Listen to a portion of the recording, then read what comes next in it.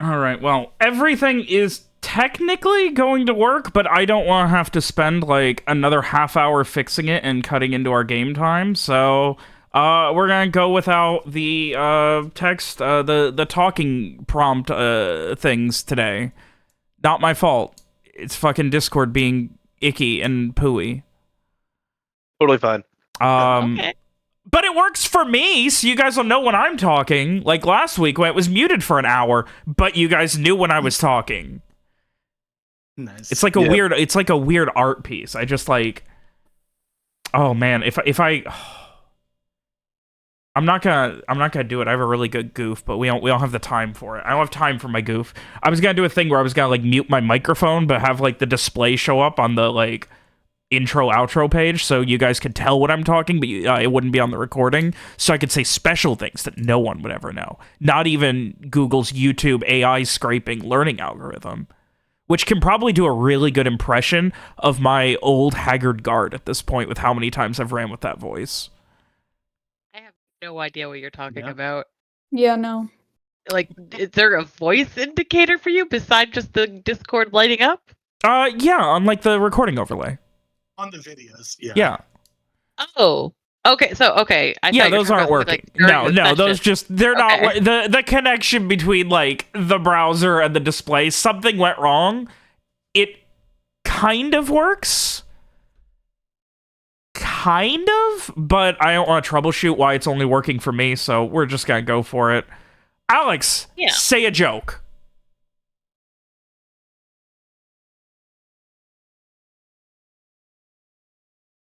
Perfect. 10 out of 10. Oh, you know what the best part is? I knew she wouldn't, so I still got to do my goof about us reacting to something that no one can hear on the recording. Oh. Okay, I'm gonna take your permissions away. No, I've been good. Yeah, you've been good. Now you're not. Now you're not. That was one extra sound.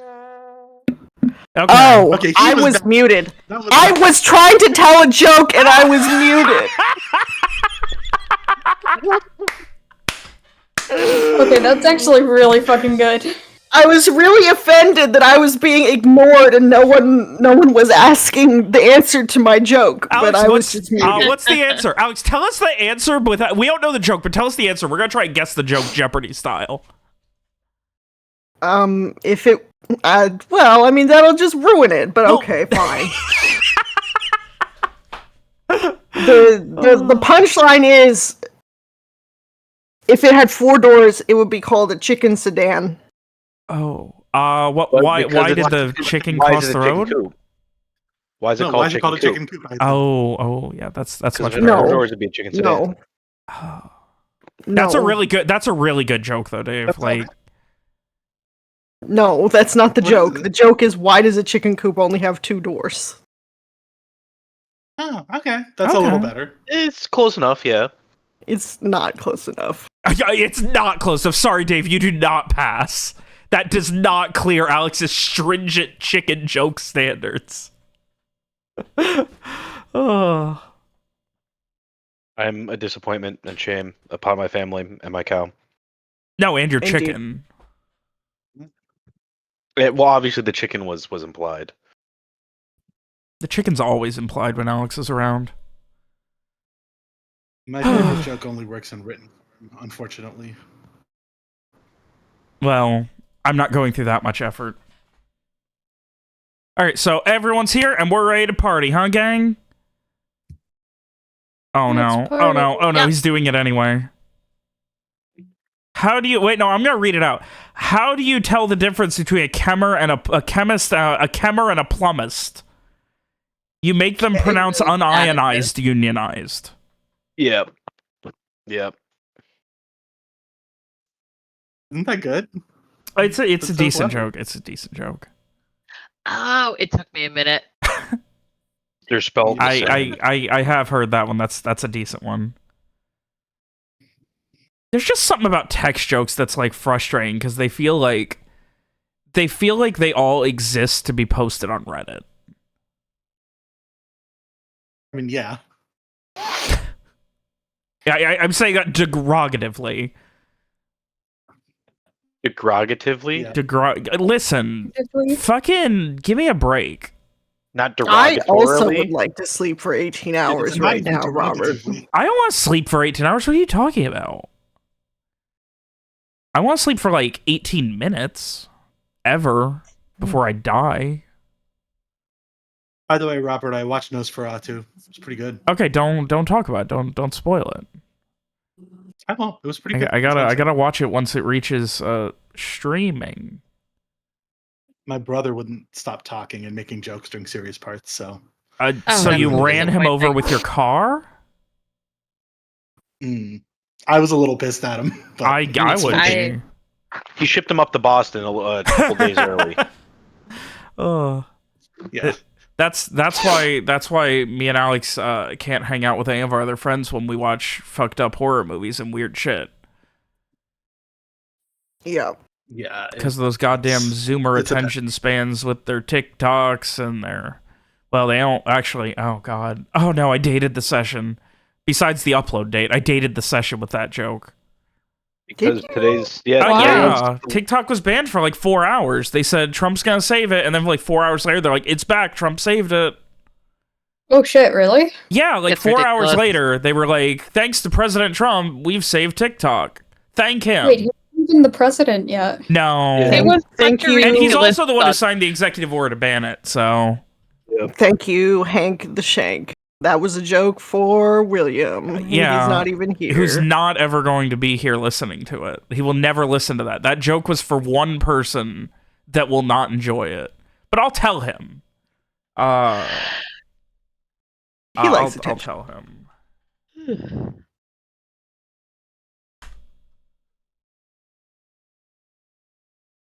Are you doing it right now? Yeah, I'm doing it right now. I let him know at the 6 minute and 5 second mark you made a joke for him. So he can listen, and I'm gonna make him predict what joke it is before I upload it, so that he can try and think about it. Anyway, we are getting a little off topic. Any last minute goofs, gaffs, gifts, or guffaws? I'm happy. It took me like 6 months to workshop that. I told 2 jokes so far. All right, well. Anyone else?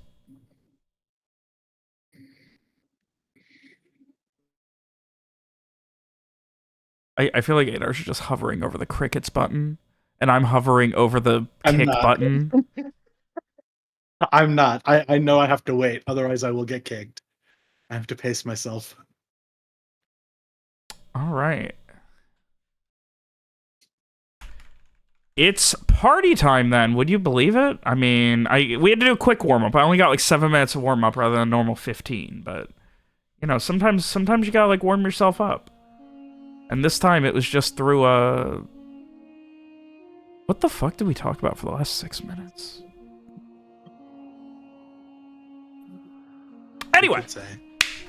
listen, if I'm not taking notes, it don't count. It's not canon. After... I haven't listened to this song in a long time. Sorry, I was vibing for a second. After... Let me just... What song? I can't hear shit. The theme. Yeah. It's right for me. Works on my Oh machine. wait, I got kicked out of Foundry. So did Alex, apparently. No, Alex is in. After... I'm in.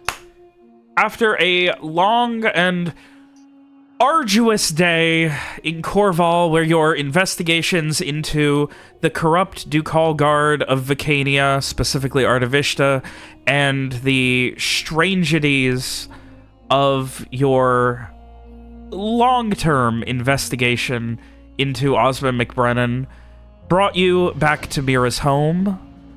The investigation into the town, who might be corrupted, who might not, and where it was safe, was long, drawn out, and stressful, but after days and days, you finally realized the answers really were at the manor, where you stood when you first walked into town, before you walked into town, even.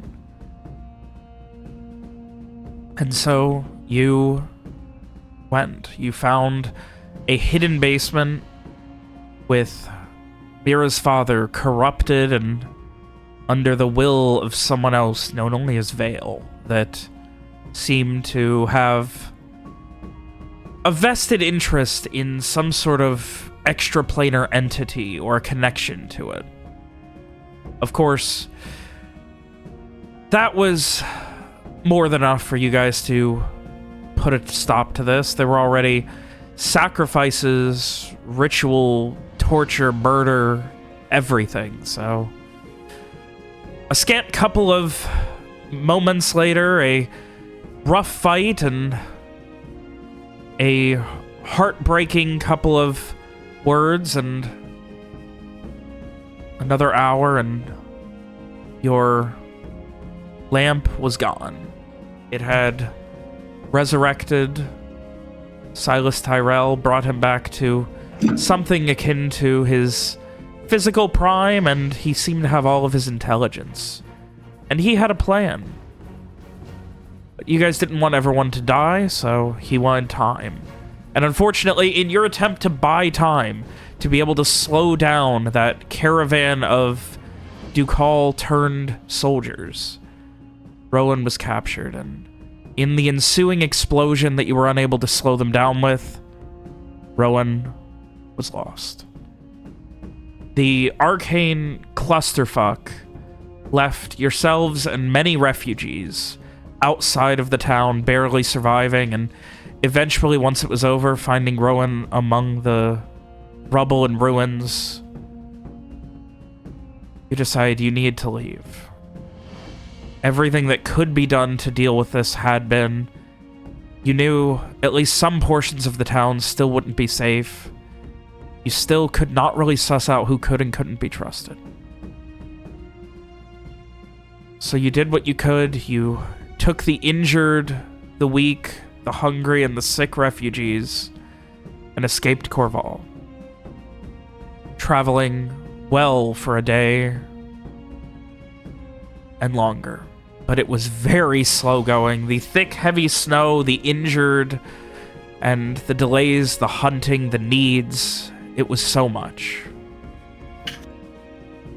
But during this time, while all of you went out hunting, Frey tried to find Rowan's spirit, but found something much darker, much more insidious, much more evil. And it seemed intent on sticking around, at least for a while. With your hunts not bearing an incredible amount of fruit, you eventually returned and had to deal with what was going on with Frey. It was forced to become your top priority. His mind putting a level of danger upon the entire party, the likes of which you weren't expecting. But as the afternoon grows long, knowing that you have a journey ahead of you, knowing that there are still days in the snow with weak and injured refugees before Ardavishte, I ask unto you all, with nothing but hope for help on the horizon. Mira, Garrett, Frey, and Strieg, what are you guys doing? And I would like to point out that I screwed up something on the overlay, and it is Mira, Garrett, Frey, and Garrett. Love it. I'm gonna go ahead and go. get that That's okay. fixed.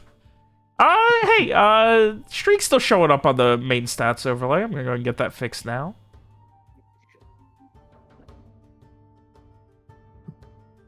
Anyway, so what are you guys doing? Well, I believe Where when we exactly? left off, we were confronting a tied-up, insane Frey. Frey.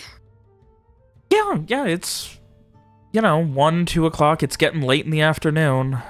The simple couple of hours of hunting has turned into much more stress, so it's up to you guys how you want to handle this.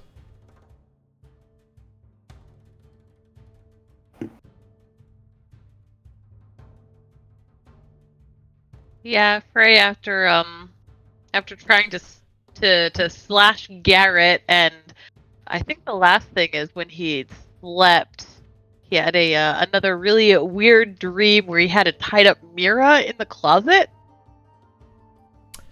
Yes. Out of curiosity, Oh yeah, I'm Does sorry. Yeah, if he was Frey- sleeping through that, then if Frey is currently possessed, do I still get my HP healing from resting? Yeah. Okay, cool. Thank Yeah. you. I feel like Frey should just be getting 8 hours worth of sleep every 8 hours because they're not doing anything. that's definitely You physically just get to- sustainable. You should just get to heal every 8 hours.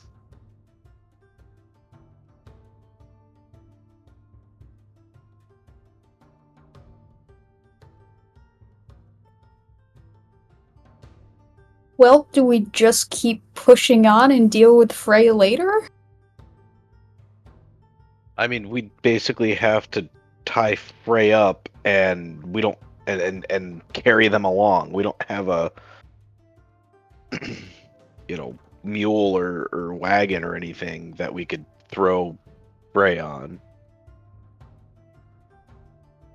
And I'm worried that the longer this thing's in possession of him, the worse and harder it'll be to get rid of it.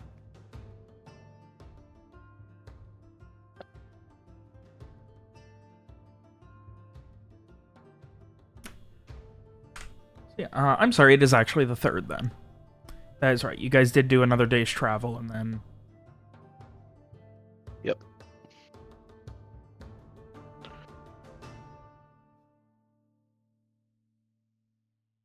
I don't know why that didn't update initially, but there we go. So yeah, it's... It is another morning then, I apologize. Yeah.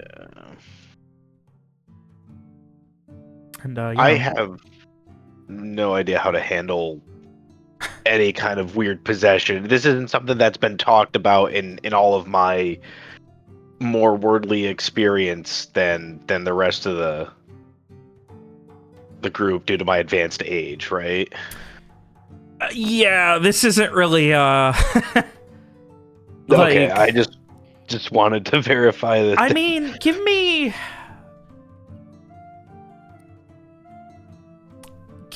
a int prey.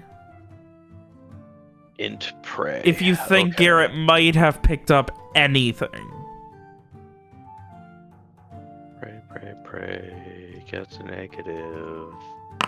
That's a 4. Garrett's got nothing. No, it's... You're sure there's probably somebody in the 4th that would know something, but... That's way beyond anything you ever handled. Right. Like, there's probably some sort of umbral possession thing out there, and you've probably heard vaguely about it, but nothing beyond. It's a thing that might have happened once to somebody who knew somebody's cousin. Right. It's one of those things.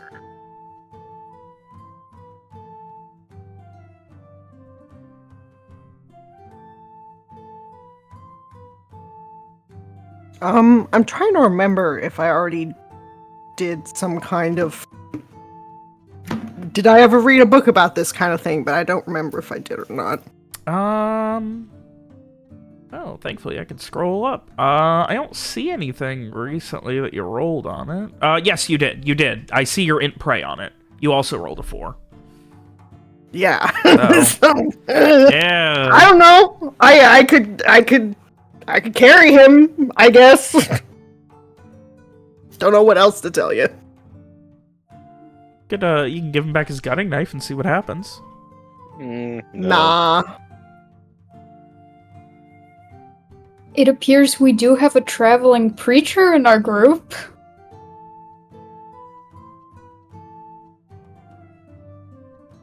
We could ask them about this. That would be a good idea. Yes, I completely forgot that they were a preacher.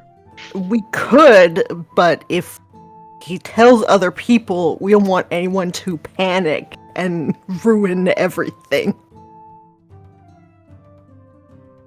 That is a fair point. I will say, like, general rule of thumb, you guys are referring to, Maggie? Maggie. Yeah. Yeah, general rule of thumb is, like, the church isn't, like, someone who is either a vokai or, in her words, a traveling preacher, which is kind of weird already, like... Yeah, okay. Generally, like, just because you worship doesn't mean you would really know anything about, like, the supernatural, because there are a lot of just traditional mundane teachings about espection, and specifically, in this case, Maggie constantly talking about Bector, who is the Saint of Darkness, so it's a lot of, like, a lot of that would be about, like, wanting to be brave and, you know, going other places, like traveling. So, I mean, like if you would expect someone who's focusing on the teachings of Bector to be a preacher, that tracks, but in general, like, especially the way that you would have, like, what you have gleaned from it is she's not exactly a vokai or anything who would have a lot of traditional book learning, which even then probably, like, there's not a lot of, like, possession in the church aren't exactly a one-to-one, like, lining up like in a traditional fantasy setting. Right, okay.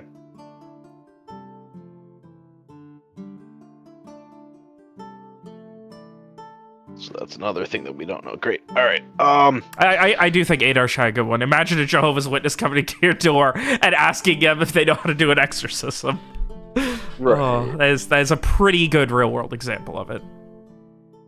And thank you guys for asking questions that let me continue to dump information about my world that you don't care about. We love a lore dump.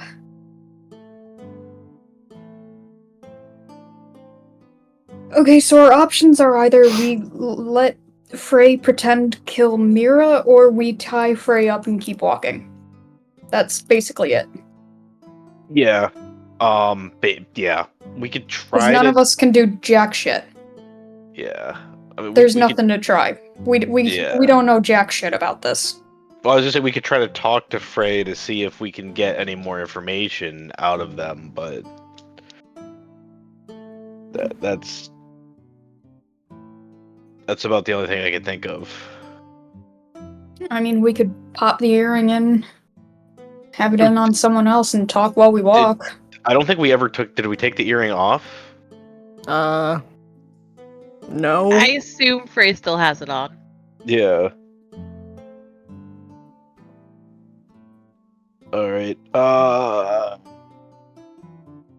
Mira's the one who's wearing the other earring right now? Last I checked. Okay. Why don't we try that? Try and have you talk things over with Frey while we keep moving, but we'll just carry Frey along, I guess, for now. Keep him tied up and keep things moving along, because otherwise we're just wasting time sitting here. Yeah.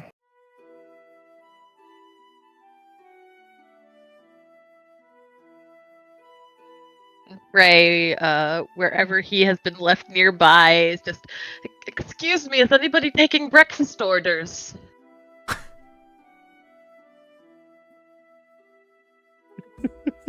Yeah, don't know how that's gonna go, everybody. I assume you guys are keeping Frey at least a little bit away from the, you know, starving refugees. Yeah. General populace. Yeah.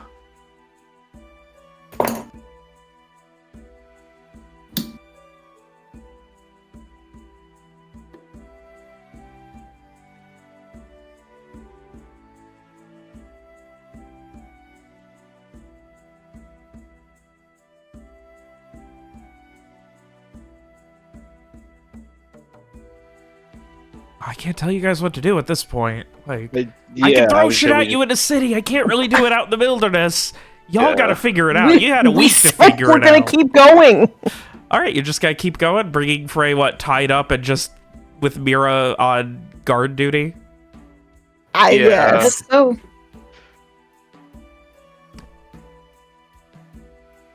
All right, it is a long and arduous day. There is Garrett, I assume, wayfinding as usual. Mhm. All right. The only other thing is if you would like to try and find any kind of food, during the journey, you essentially, if someone wants to try and hunt during the travels, they can, but obviously whoever is going to be leading the group probably shouldn't also be the hunter who is going to be abandoning the path if anything happens. I guess I can try hunting again. All right. Yeah, I think Roland would definitely be willing to help. So let's see if you can get a +1 to that. Wait a second. Okay, he is not gonna be able to help you. Darn. He's trying his best. All right. Go ahead and give me a wisdom survive.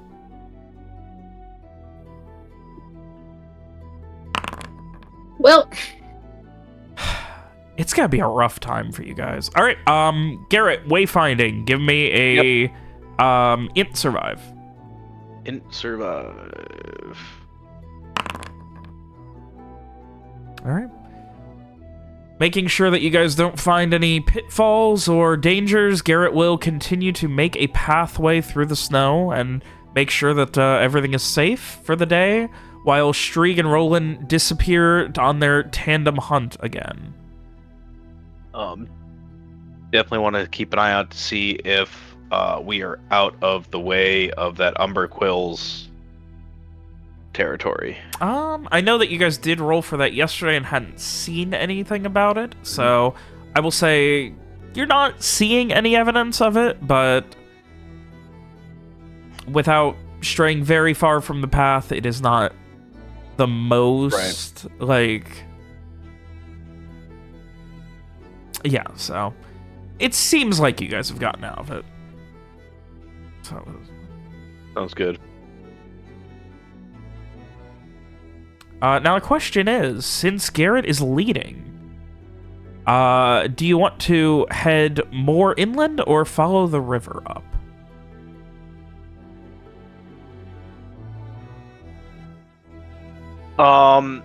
Let's see.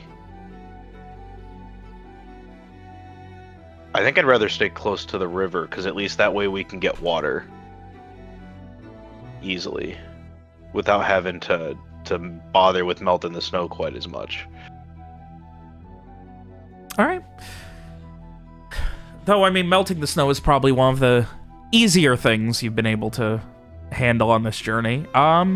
Yeah, you head over, and the edges of the river are frozen, but the middle is still running. There's probably a few feet on each side that are frozen over and just iced. But you definitely could get water. Not a problem. But as you guys continue upwards, eventually Garrett leads you guys. You can hear moving water.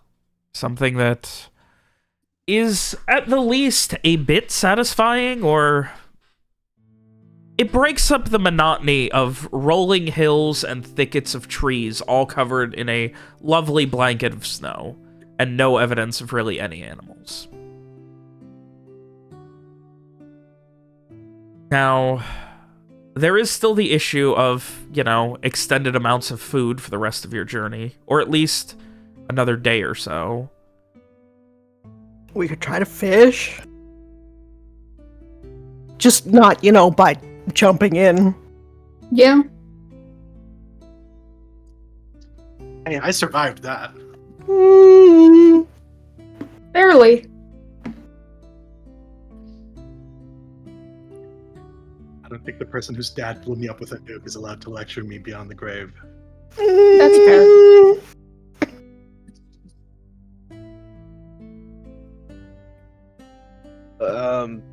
Yeah, I mean, I guess we can do some fishing. I'd be willing to try a hand at that. Look for freshwater clams. I don't know. I'm grasping at straws. Find some crawdads. Some lovely... Yeah. I love my winter crawdads. They gotta go somewhere, Somewhere right? in the winter.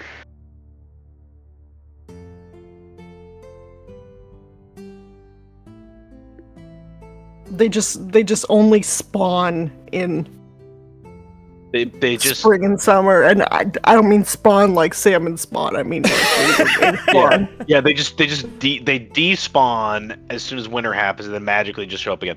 Apparently they burrow into mud and become inactive to survive the cold. They're not true hibernators, but their activity levels slowed down significantly.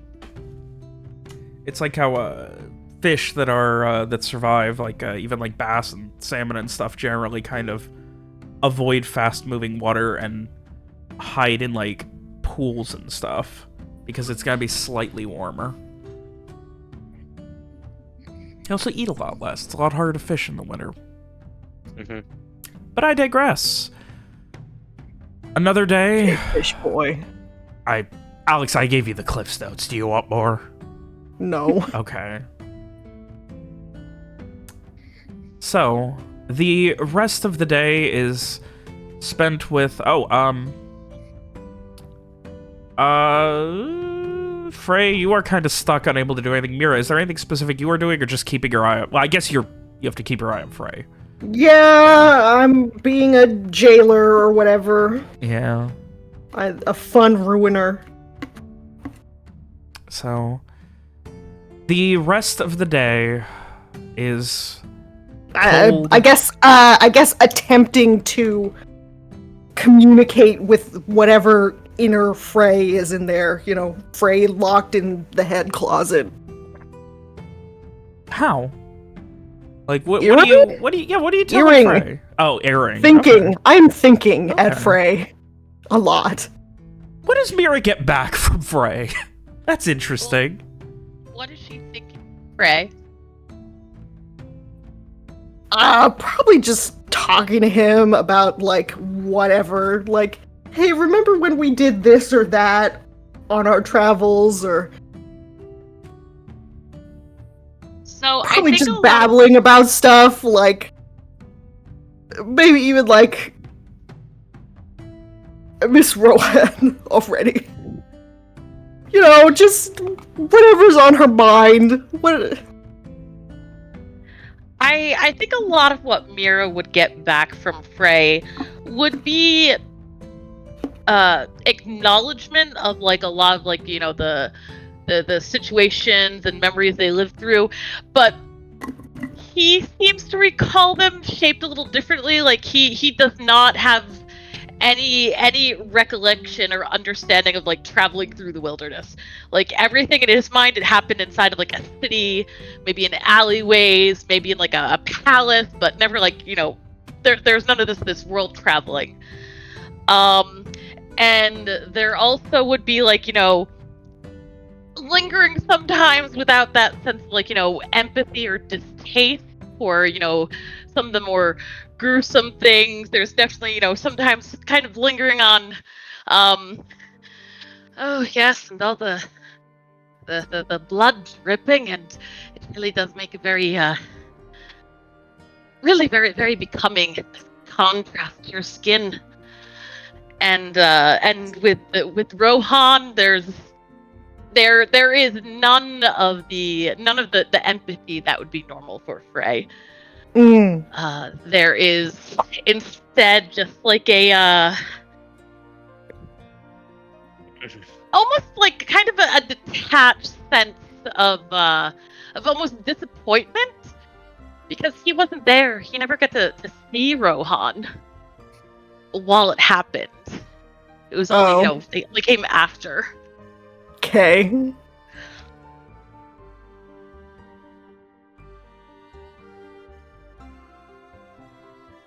Well, she's trying.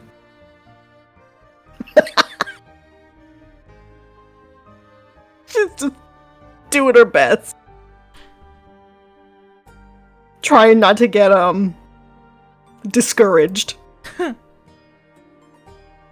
Frey, at one point, like I think he says this out loud, like every so often Mira will probably just catch him kind of like looking at her, staring at her. And just like one time he just says, "Really are moving quite well. Perhaps we should cut deeper next time." Just kind of like this thoughtful observation.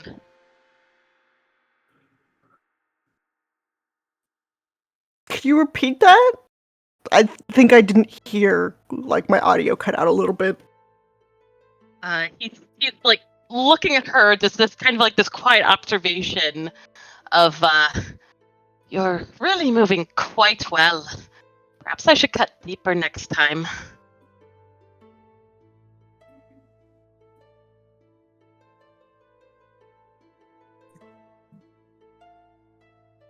She kind of just, like, stare at him like, what the fuck are you talking about, my guy? And he just smiles. Okay. His normal charming smile. Okay, this is normal. She's just gonna try to not let it get under her skin. You know, such as it is.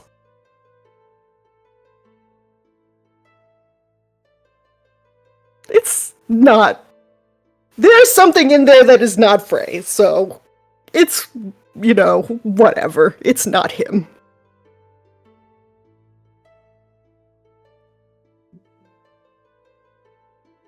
I would say follow up on that. Like, be like, you didn't stab me. What do you mean you stabbed me or cut me? That's what I would. I don't know if that would occur to her. She'd probably just think that he's talking crazy right now. Fair enough. So,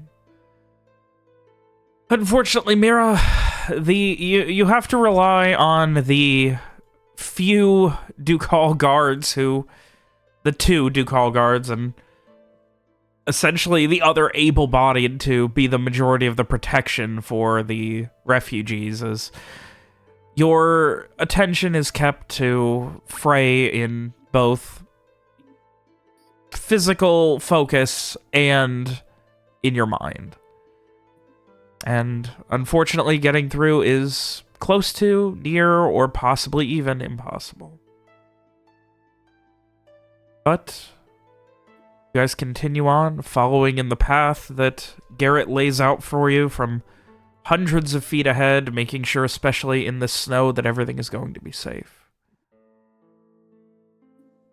And eventually, the day turns to evening. The exhaustion of the refugees sets in, and you guys need to set up a camp. At least one easy thing, the banks of the river are relatively dry and easy to set up a fire on compared to the heavy amounts of snow further inland.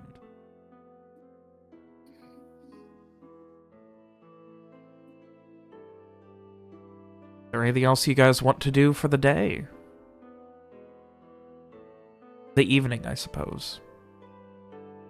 I'd see if maybe catch some fish somehow, or if there was any other game trails or anything to try and augment the food that I that little grouse that I brought back that everyone ate already. But Yeah, it otherwise, didn't make it long. yeah.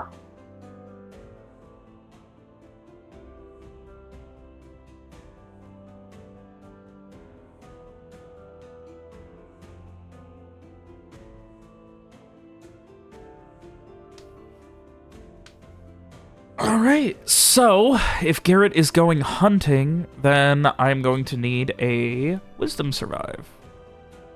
Wisdom survive. We can certainly do that. All right. Yeah. So I was going to bring up fishing, but I don't believe anyone has any fishing tools. No, I don't. That's right. With survival, I would know how to make probably a fishing. I have rope. I would know how to make a fish hook, but yeah, we could just ignore that and just go hunting. on top of that, rope is really not gonna. You need something a lot thinner than rope. That's true. Spearfishing. I mean, Noodling. technically, yeah. I'm not noodling in below freezing water. What's that, I Mira? could. You volunteer? I could, but I'm babysitting Hannibal Lecter or whatever. I mean, I can take over babysitting duty if we think Mira will be better at getting some food. I don't have to breathe, at least. I don't know. I don't know if the river's that deep. Now, Robert, I have a question for you. Uh-oh. Did they take the Moonflower bracelet from my corpse? No, we established that they didn't. I don't think we even found Damn. that part of the body. No, yeah, Ron's whole body was there. Yeah, no, his whole body was there. That's right. No, like, yeah. he was far enough that, like, his body wasn't destroyed or anything. There was just debris that blasted his leg off, and he quickly bled out. Okay, that's right. That's right. Yeah. For some reason, I thought it was the arm that got taken off, but it was the leg. Yeah. Yeah. Sorry. So they can't do the kind of spearfishing I tried to do.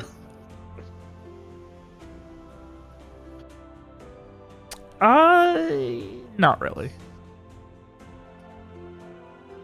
Yeah.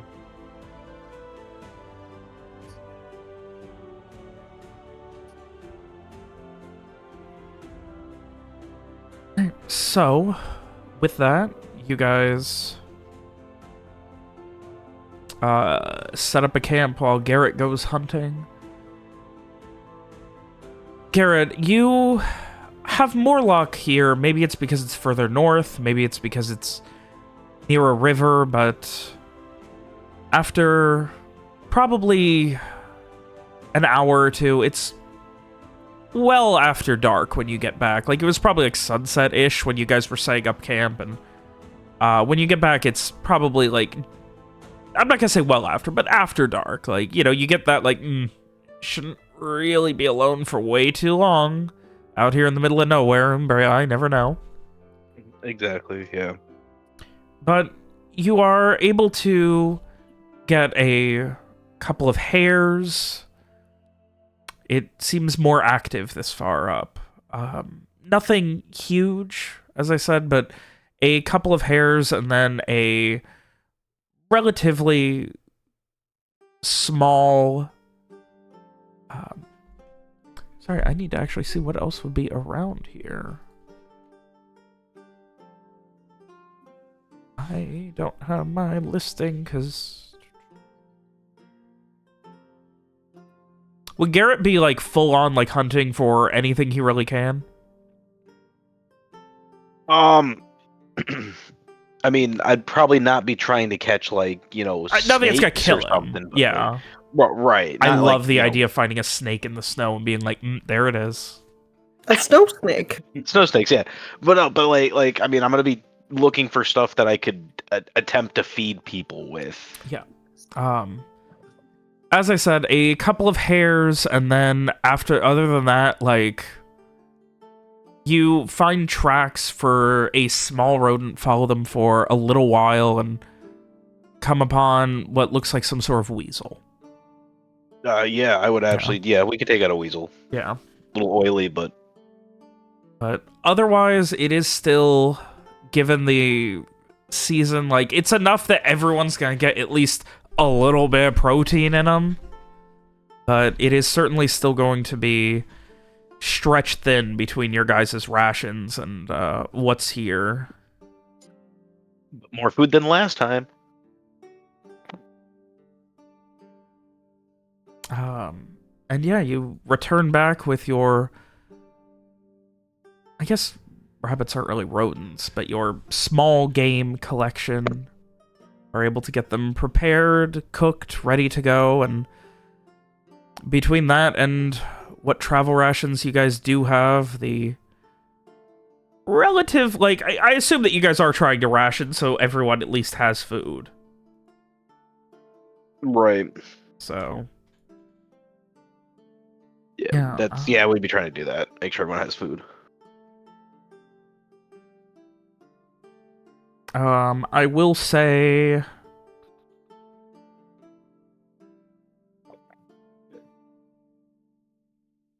at this point, you guys will not be able to recover system strain. Because while you are eating, it is not enough in order to, keep everyone alive because of how much you have to ration. Right.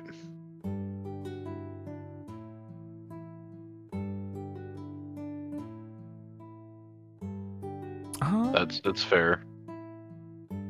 Yeah, otherwise, you can always try in the morning and see how the foraging and hunting goes again.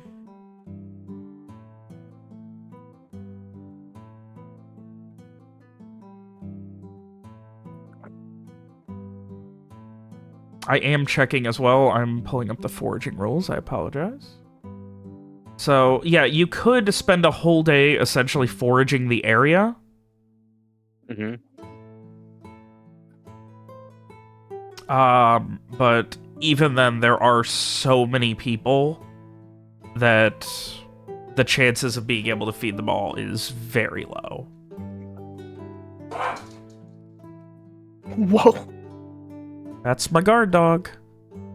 So, I mean, it's something that, Garrett, you would know is possible, but, like, even spending a whole day, like, sure, it could help keep a group of 5 or 6 alive until help comes or something like that, but Right. keeping, 18, 20 people alive is a big ask. Right. It's a lot more than it would be. Like, yeah, it would be either a whole bunch of people doing this task to feed for everyone, or especially in the winter. Yeah. So, yeah, with that, yeah, if there's anything else you guys want to do, you're going to be heading to bed. After a day of at least some hunting.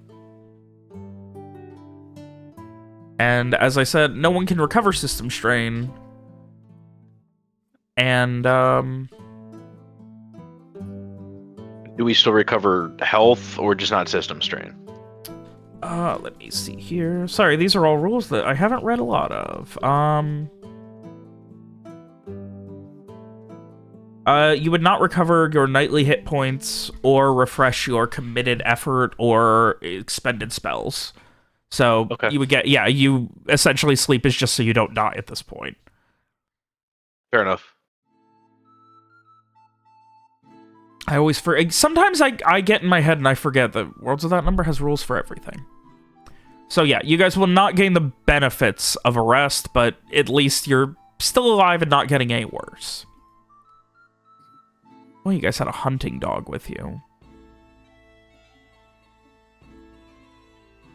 Just gonna let that sit there while I stare at Julius's NPC sheet. I mean, he was at the Viacord estate. We couldn't do anything about that. I know, I'm goofing. Anyway, so, you guys continue. Call me a bad dog owner. Anything else you want to do over the course of the night?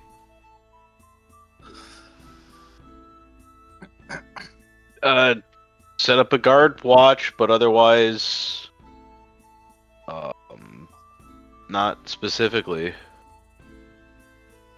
Yeah, make sure Frey doesn't escape and stab someone.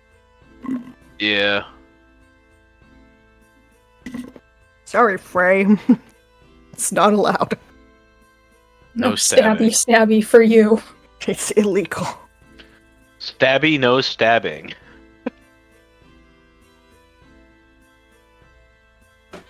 Swiper, no swiping. So Frey, anything specific you're doing, or just eating whatever they give you and being annoyed that you have the world's least threatening but strongest jailer near you? Yeah, Frey is just going along with things. I think at one point he kind of like, shuffle his wrists a little, and look at Mira and think you could help me loosen these just a little bit. It feels a bit tight. No. Sorry.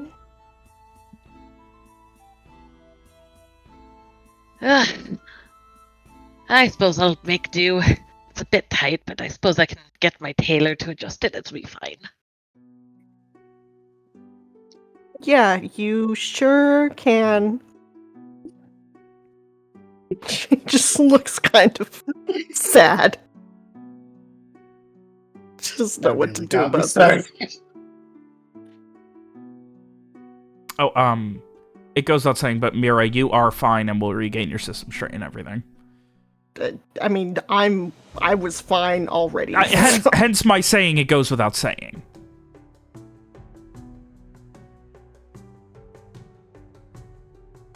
So.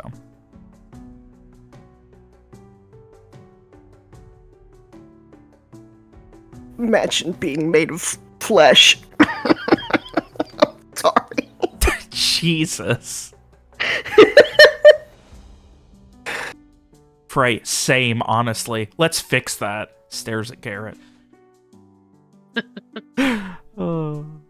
So, though inconvenienced and Mira being stuck on jailer duty all night, it is another night. It is another horrid, miserable night. There is a group of people who are not quite at starvation, but certainly look like it. Your friends are obviously getting hungry and have been forced to ration their rations to help keep the nearly starved and hungry prisoners that you've rescued alive. And on top of that, you have the ever-constant worry of Frey waking up, trying to escape, or God knows what kind of little stab he'll do in the middle of the night.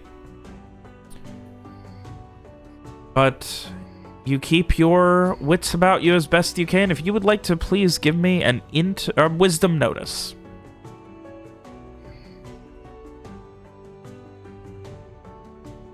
Ooh. Mira.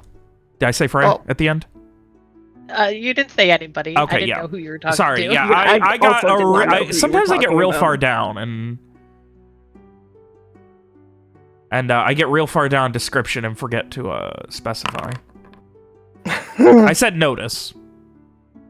Oh. So you get a reroll. I'm putting my foot up. I heard half of that. Okay. I'm gonna put my foot down now, by the way. Just oh boy. Love it. I am gonna put my foot down now as far as like rolls. So at the 53-minute and at the 54-minute mark of whichever session this is, 57 or whatever, you guys can always reference this as the time I put my foot down. If you roll wrong, I'm gonna delete it and we're gonna re-roll. We're not gonna reuse same rolls. I always flip-flop back and forth on that, and I'm putting my foot down right now.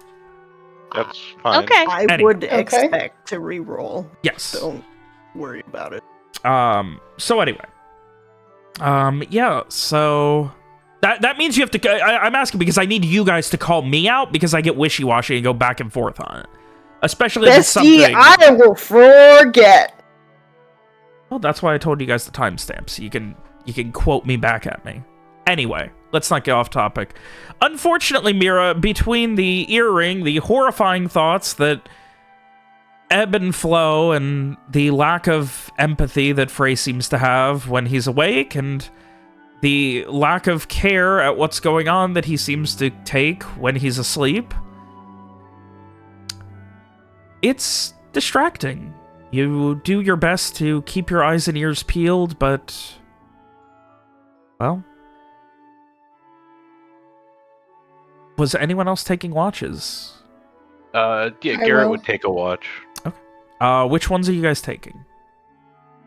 I'll take second watch. If Krieg, you want to take third watch? Sounds good. All right, so middle of the deep night watches. The early and late ones will be just Mira.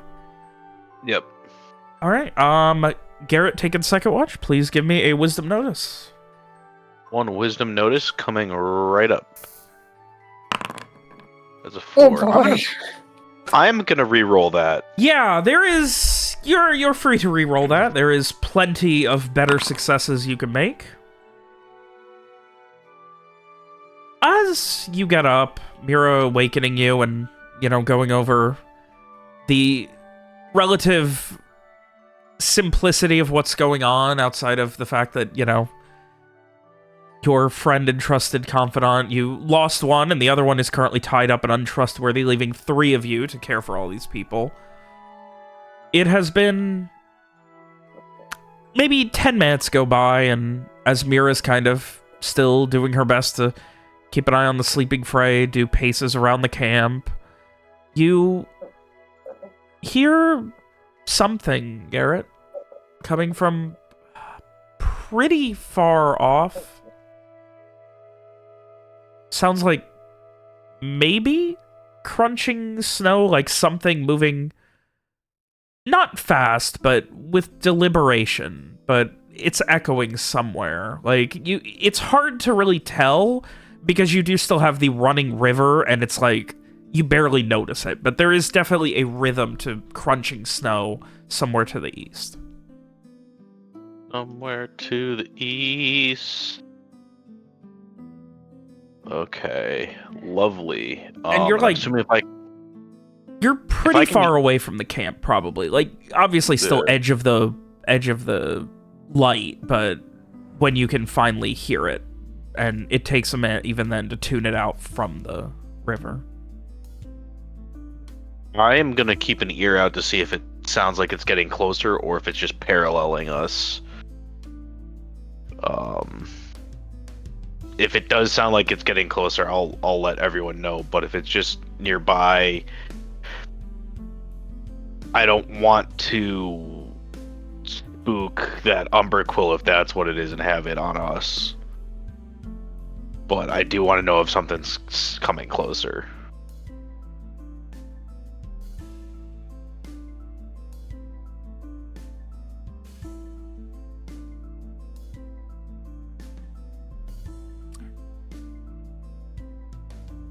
A little while later, maybe 20 minutes, it ebbs and flows. Like, sometimes you can hear it okay, sometimes you can't. And after maybe 20 minutes, half an hour, just, it goes away. Don't hear it anymore. Alright, works for me. I will definitely let Strieg know about it when he wakes up, though. Oh, before you awaken him, though, about another half hour, 45 minutes, give or take. Mhm. You hear a very recognizable wolf howling in the distance further to the east. Alright, that's a wolf. And then a Him's second. Good eating. And then a third. All to the east? Yes. Though you can't make out exactly where, just essentially like not in the direction of the river is the best you can really do. Yep. They are echoing. Alright, that's great. We've got wolves. Wolves would probably leave a group our size alone, though. I would think, unless they're super, super, super hungry. They do like to gang up on people. So like, a couple of people would be prime for a wolf pack, but this many people plus the fire, probably too many people is what Garrett would think.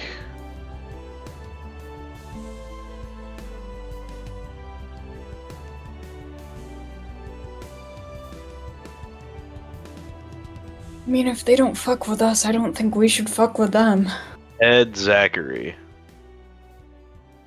Who's Definitely that? don't want to. He's like my friend, like Good old Ed Zachary. Jesus. Yeah, he's like Jesus. Okay. Alright. So you let Strieg know about the howling, which was intermittent. And then Strieg, your watch starts.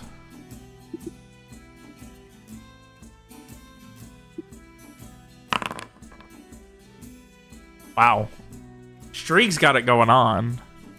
I am paranoid. Listening, scanning the horizon, keeping your eyes and ears peeled. The horizon, the relative horizon. You hear an occasional howl. They are deep and obviously echoing, especially more than compared to what Garrett had heard. And you kind of look and scan, and, crossbow in hand, not quite raised, but always ready to be. And you then hear more crunching snow, and coming over a ridge, you see what looks like a figure. They are being quiet and careful, staying low to the ground, but you distinctly, for a couple of seconds, against the backdrop of the sky, see a figure moving towards you. Kind of like as they get over the crest of the hill, they kind of roll and you lose them in the darkness again. Well, I will go nudge Approaching in our your direction, by resident. the way. I will go nudge our resident sentinel with night vision and point in that direction. I will look. That You have to get a little bit closer because, like, again, it's like a hill, and in order to get, you'll have to get not a decent bit, but like probably 30 or 40 feet, so you can see down the kind of ridge that they kind of disappeared behind from one to another. So you have to climb, about a 10-foot hill, about 30, 40 feet away, and then you'd be able to see beyond it. Sure, as long as Strieg is gonna babysit Frey. I mean, he's probably conked out, but yeah. Just in case. As you make your way, you get to the top and you see someone who... You see an obvious trail of blood behind them. And beyond that, you can see that they rolled down the hill and now are crawling up. And as you start to kind of get a look at them, this person, we are going to go ahead and take a quick break.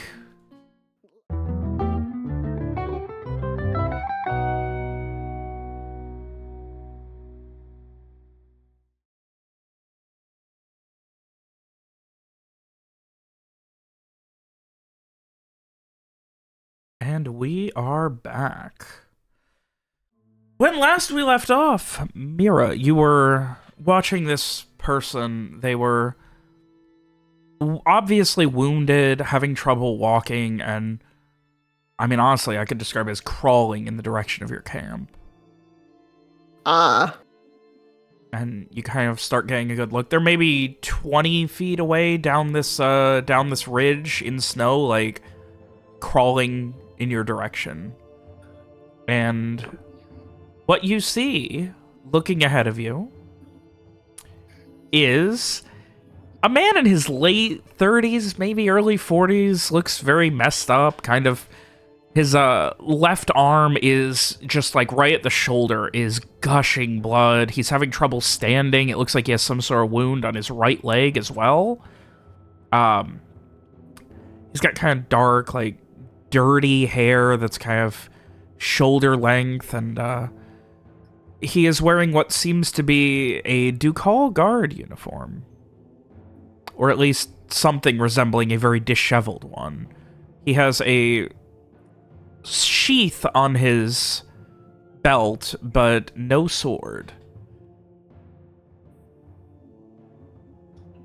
I am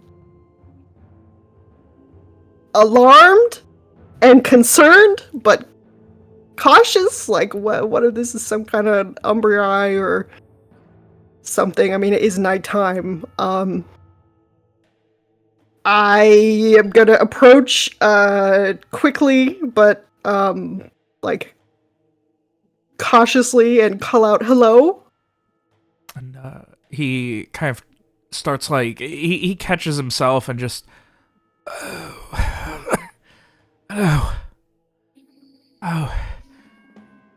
that's fine. And he keeps, like, looking behind him. It's fine, evening. And you can see he is gushing blood out of his shoulder. Like, you can see, like, it looks like he tried to, like, wrap it, but, like, his upper arm, shoulder, it is just torn up. His leg's in pretty bad shape as well, but the shoulder is the obvious one. Wouldn't happen to have a doctor or some such at your camp, would you? Well, not really, but I'm just gonna, like, pick up this man. Sling him over my shoulder. Oh! Sorry. I'll just bring him back to camp real quick. It's fine. This is normal. He's not gonna be a danger to us or anything. I shouldn't have said that. And you bring him back to the camp. Strieg, you can see out of the corner of your eye, like, I assume that you're doing a thing so you can, like, see where Mira went and still be able to watch Frey sleeping. Yeah. All right. And you see Mira kind of approach, you can see, like, her silhouette over the nearby hill, and then, you know, you can see her start to come down it, and she has a body hoisted over her shoulder.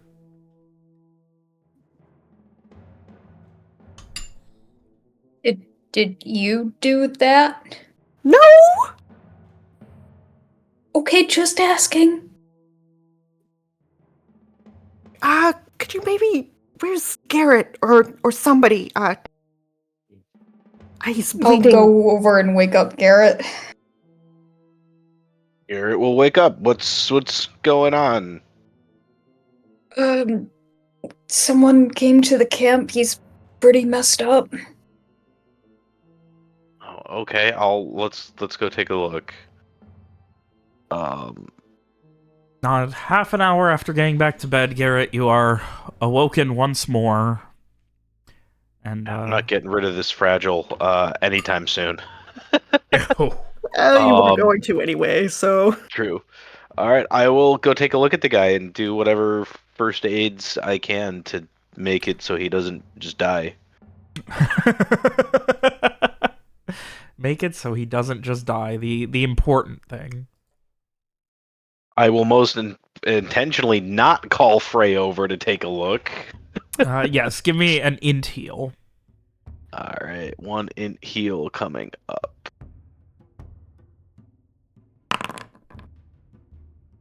You do what you can, and it looks like the leg. It looks like he was attacked by wolves. Like, the leg has a pretty bad bite, like the right leg, right, like, below the knee. But it's not, like, it's bleeding. It's not going to be fatal. If this dude didn't get medical attention soon, his arm, like, this is the kind of thing where, like, a real doctor would be like, might be time to, like, get him in and amputate if it gets worse. Because, like, his arm, you can stop the bleeding. He'll probably survive. You've seen people survive worse. His arm is fucked. like the shoulder, like all the way from like the chest to like nearly the elbow looks like it was bit, torn, and shredded. Ooh. Brian, do you get caught up by those wolves we've been hearing out there? And oh fuck, yes, me and my group. I was traveling with some others. We were helping deliver supplies to Corval, and there was this big explosion. Yeah, there was a big explosion. Yeah, we were trying to find. Apparently, some people went missing north of here. We were trying to find them. Oh, it's been a mess.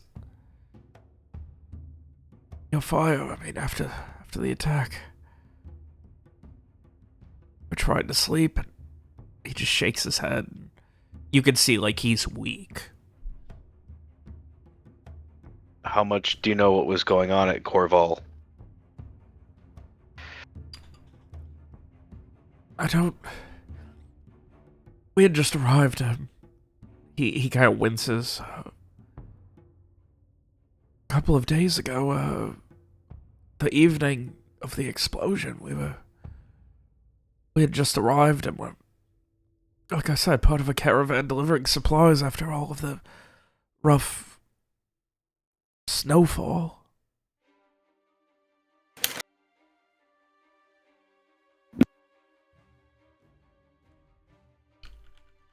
And he just kind of shakes his head. What was happening there? A lot of people got fucked. Oh, shit. Yeah.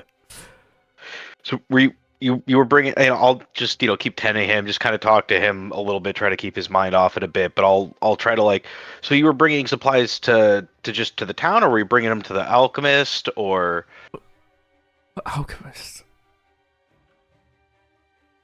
Oh, you didn't know about the alchemist? No. The one who was up at the old Tyrell Manor? He just kind of like winces in pain and kind of like briefly shakes his head. Oh, I was just part of a group that was... We were sent on to Vishte on orders to make sure everything was okay, get some basic supplies, foodstuffs and the like, make sure everyone was going to be okay in Corval. We do that all the time during the rough seasons when things get real bad, especially the roads. Well, it was the Tyrell Manor that blew up. He just kind of narrows his eyes and shakes his head. I don't know about Toro Manor. There were some individuals who were who had kidnapped and captured a bunch of civilians. Those are the people who had gotten away. We found them while we were doing our own travel and are trying to get them away from here. Oh, yeah. Certainly appreciate the assistance here.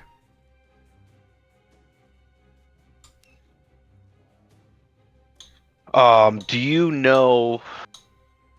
let me look up their names again real quick. Are you familiar with Anric or Lorraine? Lorraine? He kind of narrows his eyes and shakes his head. Afraid not. Okay, no, just another couple of guardsmen that we've picked up. They were injured in the explosion as well. Okay. I appreciate all of this. Wish I could offer something in return, but... Well... Perhaps when we get to civilization, I can, God can repay you for this. And he is definitely losing consciousness at this point. That's fine. I'll let him go at that point.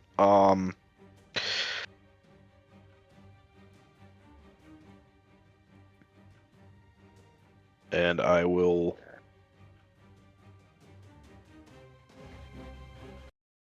Yeah, do my best to make sure he's comfortable, and I'll let Frey, or not Frey, I'll let Mira and Strig know that he is a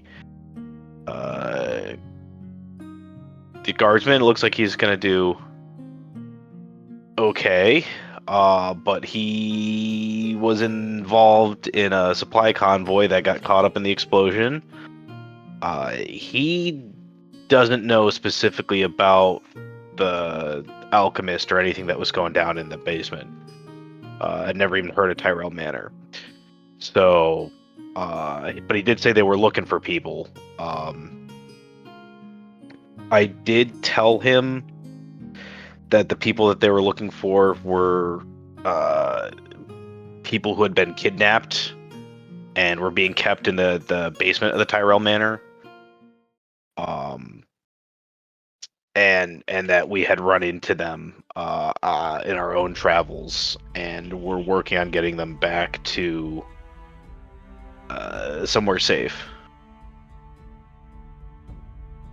I mean, I don't think that was the worst idea, but I trusted the Bright, and well, look where that got us. But I think he's really just another guardsman. He had no idea, and he was in enough pain that he wasn't hiding anything consciously, what he did or didn't know.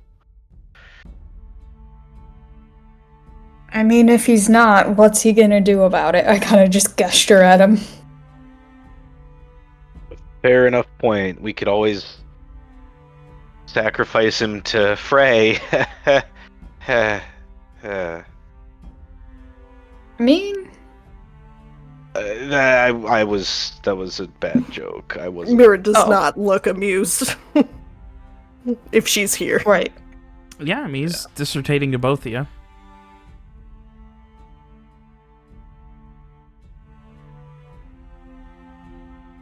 I mean, yeah. Sorry for waking you. No, it's fine. He needed help. Needed someone to patch him up. Otherwise, he'd be even worse off. So, thank you for waking me up to help him out.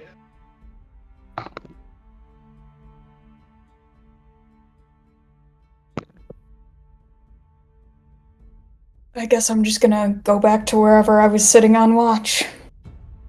Yeah, maybe keep a close ear out for those wolves to make sure that they don't come after him because he was wounded. Will do. And you guys head back to bed. Strieg, the rest of your watch is mundane, leaving just Mira, the jailer of your once friend Frey. He's still our friend. Not in this moment. Friends let friends have knives. Food. No.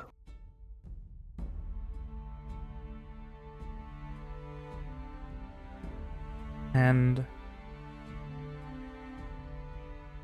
Mira, it is about hour or two before you would normally be waking everyone up. Strieg's passed out. Yeah, probably about an hour. And you see the Ducal guard kind of shuffling back and forth where he's laying, and he's just kind of wrapped up in his own tattered cloak, and he bolts himself awake and just looks around and starts scanning. Like he has this heavy breathing and just and then just like starts scanning around him, seeing all of the survivors and getting a moment where he kind of like seems to be remembering what's going on. Are you all right, sir?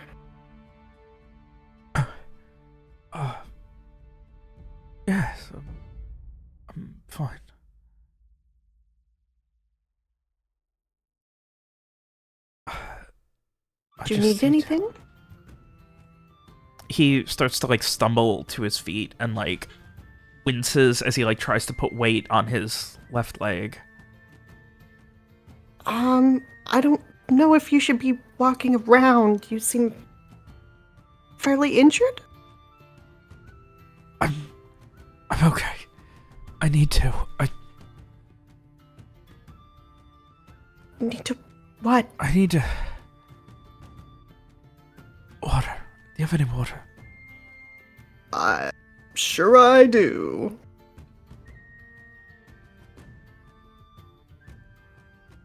I will get the dude some water.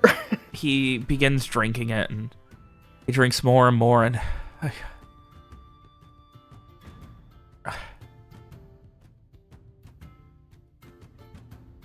I need a moment. And he stands up and, like, starts to head in a roughly southeastern direction away from the camp, just kind of, like, carefully, like, towards a thicket of maybe 10 or 15 trees. I gotta get somebody up to watch Frey. I guess... I don't know, is his streak close? Streak is a light sleeper. He would probably wake up if you guys were talking. Hey, could you watch Frey for a moment? That guy is being weird. Yeah, I got it. I'll let you know if something happens. Now, if I'll just, like... he attacks, I guess. Follow the guy, I guess. He kind of, like, I don't know, turns. I can see in the dark, and presumably he can't. Yeah, he turns and just... Coming to watch poor cripple piss? No, I just I'm okay. don't want the wolves to finish you off or anything. I'm not going that far. Made a mistake. Whatever was supposed to be keeping watch, keeping the fire going, didn't, and they attacked us in our sleep, that's all.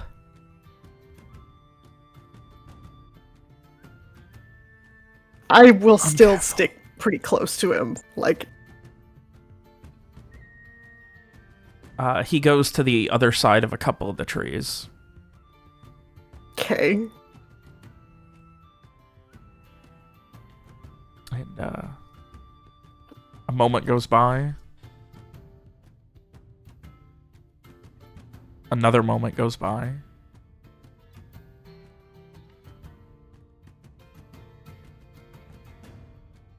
Nothing.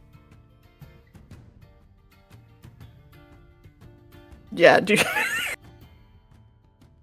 Give me a wisdom notice to hear piss. Oh.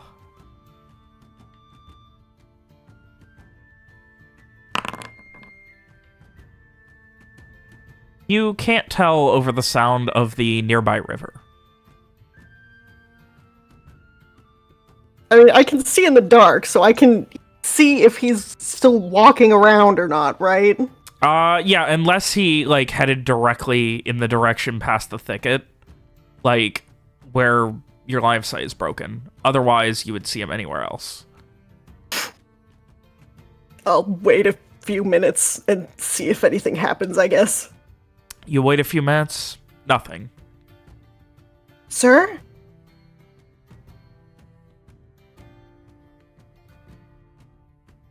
I go look. There is a set of tracks moving pretty much directly opposite you over at least one ridge. And yeah, it looks like he stood by the tree for maybe 3 seconds. I could catch up to this guy. He's being weird. You go running out into the darkness to catch up to him. And he kind of like stumbles a little bit, and like you can see he's climbing up another ridge, maybe 150, 200 feet away. up the next hill, and like he's stumbling up it. What's the matter with you? Look, I need to go back and see if they're okay. Lost them.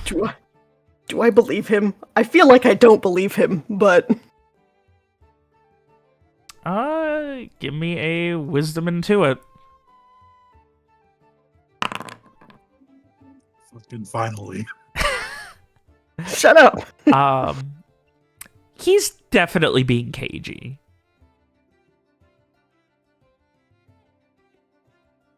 Look, if you really need to do something like that, it can wait until morning when more people can go with you. No, I need to go now. What if they're dying?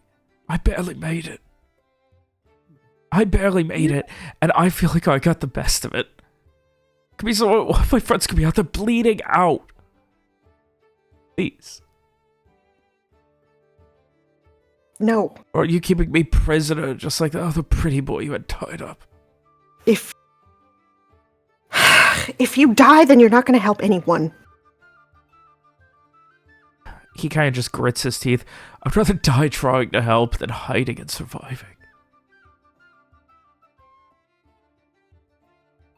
Well, too bad. No one is going to die around here anymore. Not from me. I'm going to try to fucking grab his ass. You know what I... Not grab his ass. You know what I fucking mean. No one's dying here for me. Slap his ass as he falls over and rolls back down into a snowball. Oh. Give me To a sexually assault him. give me a I was imagining it more like when you like need a cow to hurry up. Give me a strength punch to grab it, or yeah, strength punch to grab him. All right. I'm gonna hear her say "hiya" as she does it. He struggles momentarily, but he is in no position to be able to fight against it. He has one arm and half a leg, essentially. And yeah, I'm not even gonna roll against that. I don't think it's possible for him to beat a 9 in his current scenario. So yeah, he just kind of like... I'm sorry. How do I know they're not all prisoners? What if they're all prisoners? What if you're some fucking... What if you caused that? And his eyes just kind of go wide, and he just tries to struggle for a second. No. No. You took them all. Didn't you? No, of course I didn't. It's gonna like... carry him back to camp if I need to. You kind of struggle, and like you eventually get it to where like his one good arm is kind of like wrapped around his body, and you like just hoist him up and just awkwardly like carry him down over your side all the way back. Where really sorry about this. I just... Captors, you lot! Murderers! And he is now screaming this, waking everyone up. You can talk to the people who we've captured if it's that much of a problem. I'm just gonna say, you can ask them yourself. Because you're not gonna run out into the wilderness and die. So sunrise, can I go back at sunrise? Please? Yes, yes! And at this point, he kind of relents, and after you let go of him properly, he just kind of falls onto the ground near the fire. Fine. Fine. Morning. Hit the sun rises. I will leave, and I will take any help, any bandages, medical, anything you can give me, but I am not being stopped. Absolutely. Grits his teeth, and while he obviously can't get back to sleep, yeah, the next hour or so goes by, and people start to stir awake properly. It is quiet, and there was a lot of not confusion, but it's taking people a while to get up. And yeah, you guys eventually, as you are organizing the camp, the sun breaks over the eastern hills, and he calls out to you again. Am I free to leave? Please. Please. You can leave, but before you go, just take a minute and talk to these two over here. And I point to the other two guardsmen. Just know that we're not kidnapping these people. I understand. We're rescuing them. I understand that you're not taking them. You're not capturing them. I may be losing people. I need to go help them. If you have any bandages, any salves, anything you can offer, please. I'll offer up some bandages and stuff that I can spare. I probably don't have a lot in the way of salves, but I'll probably have, like, I'll get some cloth or something, or bandages or whatever to together for him. We're not gonna let him go alone, are we? Who can we send with them? They'd be going back into whatever that is. How far? Addressing the guy. I don't remember. I don't remember at all. At least probably a day back. I don't want to slow you down. I appreciate everything you've done. I will be okay. I'm still suspicious. I can get my supplies. I can get things back at our camp. I don't think wolves are going to be stealing any blades or crossbows.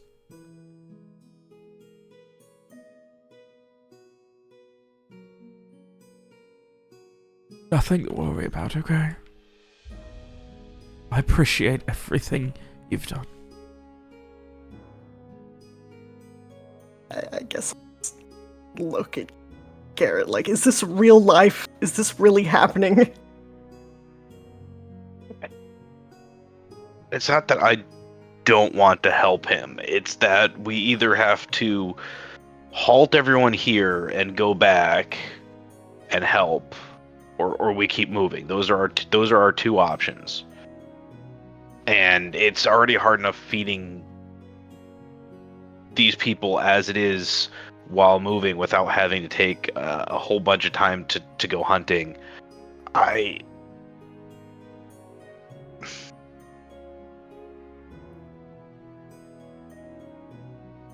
She'll take him aside for a minute. I just mean... Can we even trust to call cards at all right now?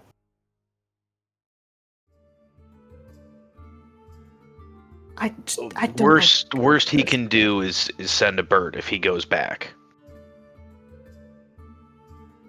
because they're a day away. We could try to stay a day ahead of them. They'll have to send a lot of people. He got injured. The rest of his people are. I mean, you saw him. This isn't something that he costumed up. And I don't. The only other option is to bring him along forcibly with us, or Gary just kind of shrugs and which that's not really on the table, I don't think. I just don't. Something feels wrong.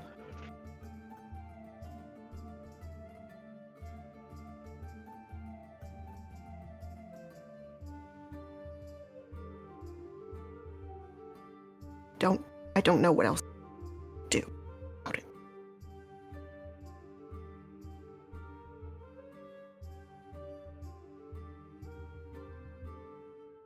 At this I point, think- he has... Oh, I'm sorry. Go ahead.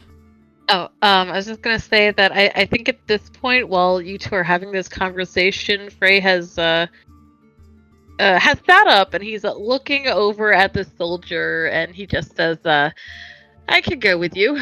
You look like you need a helping hand." No, Frey. You need to stay here. You're not in your right mind right now. Well, that's a rude thing to say. You tried to stab me yesterday. Did I? Yes. At this point, the mixed signals of we're not kidnapping people to you tried to stab me are scaring this poor Ducal guard who is finishing getting what supplies were given to him onto the one bag that he has on his belt still, and he is seemingly trying his best to get out of here. Whatever. Well, if you let me go join this fellow, you won't have to have any more odd dreams about me.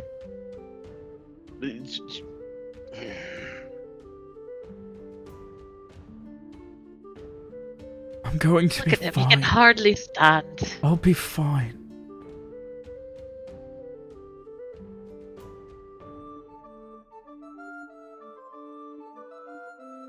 I don't need anyone. I don't want to inconvenience anyone here. You've already done more than I ever could have asked for. So let me go, please. I'm just... At this point, he takes a slight bow and winces in pain. I appreciate everything you've done for me. I need to get to my comrades immediately. And he turns and starts to walk.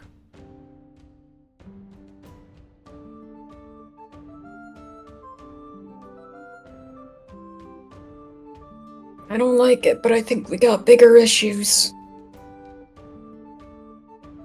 You're not wrong.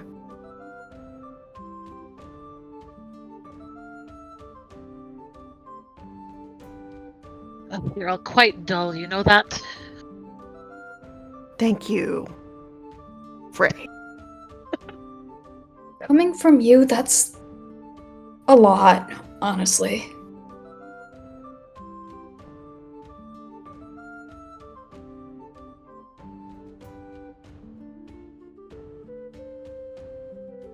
Well then, what's the itinerary for today? Same as yesterday. Will we go see the show then?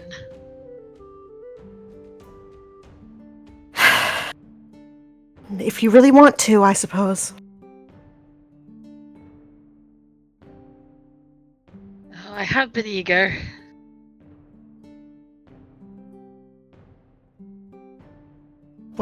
What play would you like to see?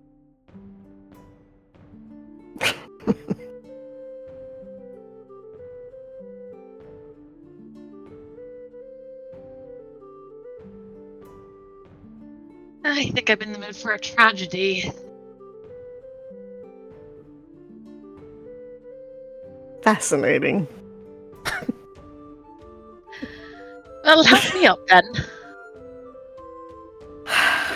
Very well. I'll just...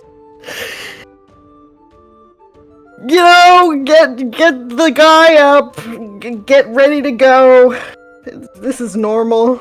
This is great.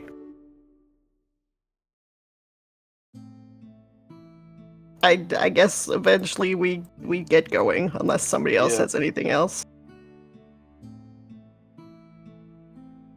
All right. No one has anything else. You get going. Yep, I'll keep up with the wayfinding again.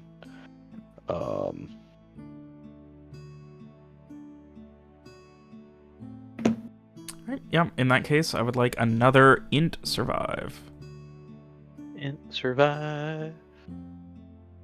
Gotta change that to int and roll.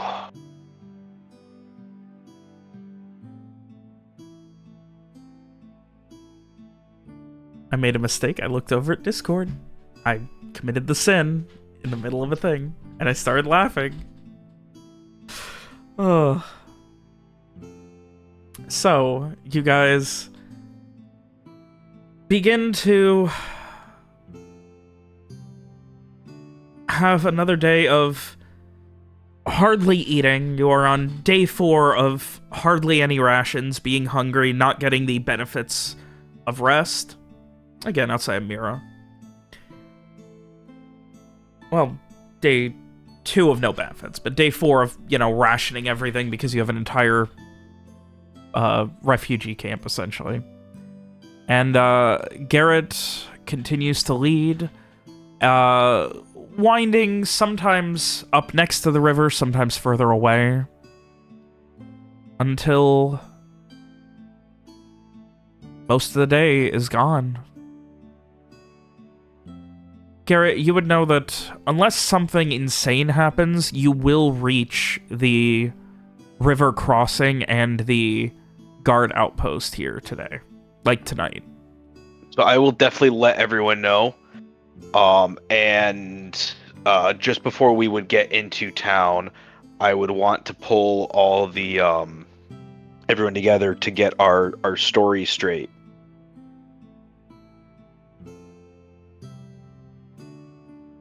Okay. Okay, what's our story? Well, this also would include all the civilians too, so that they all know.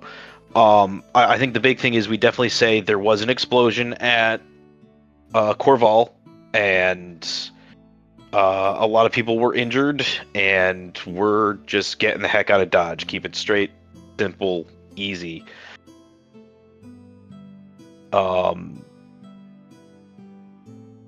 you including Frey in this briefing? Yeah.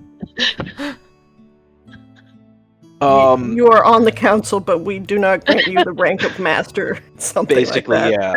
Also, if anyone asks about Frey, they got hit on the head. And is And are a acting little- like a maniac. Yeah. I will definitely talk to Anric and Lorraine as well. Like, we're gonna be going through a guard post here at the crossing. Are either you familiar with that posting? At this point, it is... Go ahead and... It would be, Enrique, who just kind of... I mean, I've spoke with people there, but they come and go fast.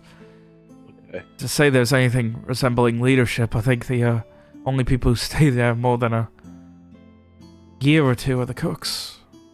They get paid very handsomely to do so, but for the sake of... He pauses for a moment. For the sake of sanity. No one wants to be out there cooped up with a bunch of other assholes in the middle of nowhere for years on end. I think for the sake of our story, would you feel comfortable saying that you're leading us out of Corval? Seeing as how you're the senior guard. He kind of motions to himself. He is not wearing a full guard uniform. He's wearing little more than rags. That is a good point, yeah. He is obviously malnourished. He is bruised. There is no evidence he is a guard. That's, yeah, you know what? I didn't even think about that. I figured there might be some password or something. No, that's a good point. I should have thought of that. My mistake. Alright, then never mind. We'll move on from that then. It might not be a bad idea to not have any of us be leading the group.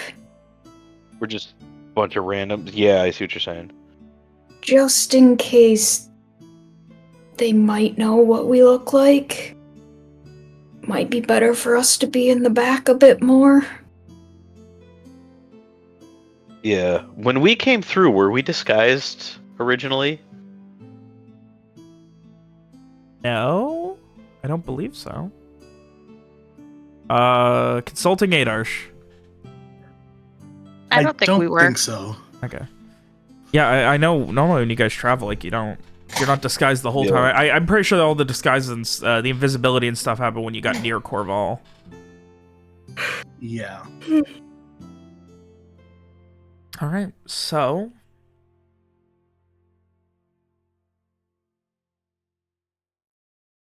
any last minute conversations as your day is winding to a close? Yes. So, Frey, are the others, like, trying to keep him separated from the other, like, survivors? Probably. Like, how short of a leash is he on? Short.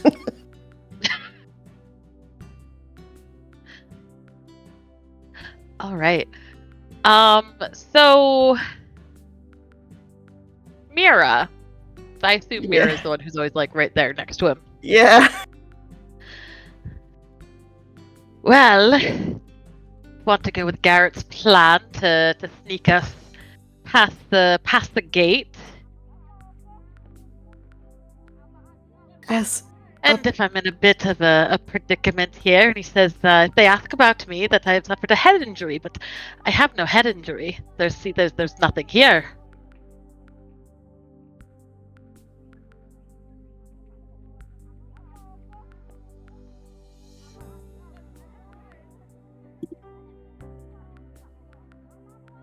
I suppose not. Well, clearly, we Mira- can remedy this.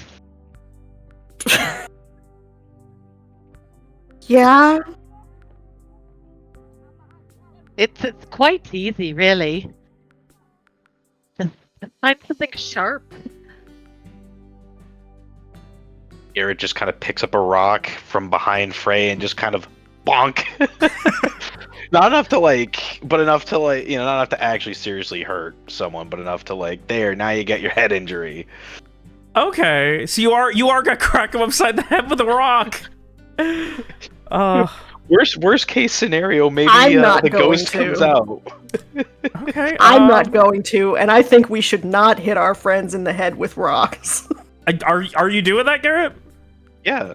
All right. I would Look, like this isn't the first time I've hit a friend in the head with a rock. All right? I would like Remember, I grew up on the farm. Mira, are you going to try and warn Frey while he's talking to you about this? I mean, do I see it coming, or is it a surprise? It's a surprise, but I'll allow you a. So Garrett, I would like you to give me a Dex punch. Yeah, Dex punch. All right. Mira, I would say a Wisdom notice to see how quick to see if you're able to react quick enough. That's me a whiff. All right, you have time to react. What are you doing?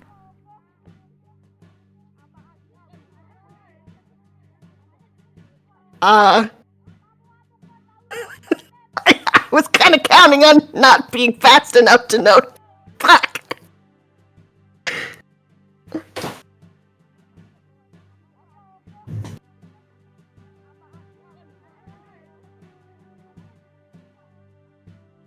Oh.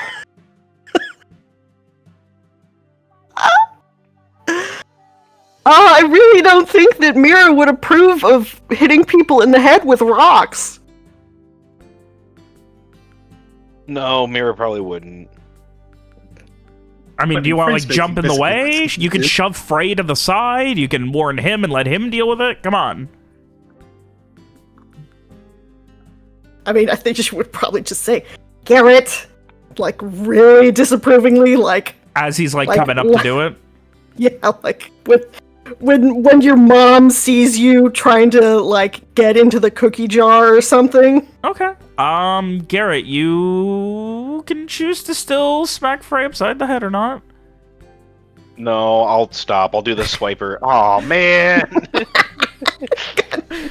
Why is this Mira's life right now? Because she's the only one here who doesn't need to eat and is in 100% mental faculties while everyone else is starving to save people. One of your friends is dead and the other one's possessed by a psychopathic serial killer? Yeah. Fair. No, don't stop now. Don't let her scare you away from it. No, she's right. We shouldn't be hitting each other or stabbing each other. But how else are you going to tell your story? What does that We're mean? not gonna actually let anyone examine you. We're just gonna you're loopy. You're loopy, and everyone's gonna stay away from you.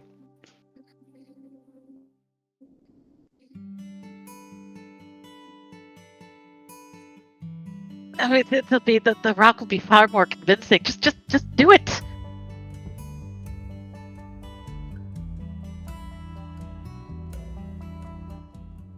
It'll be over in a flash. And then even if somebody does look closely, they have all the evidence right there. It's fine. It's fine. We'll figure it out. We'll wrap some cloth around your head, make it look like you're bandaged. Oh, no. That's not good enough.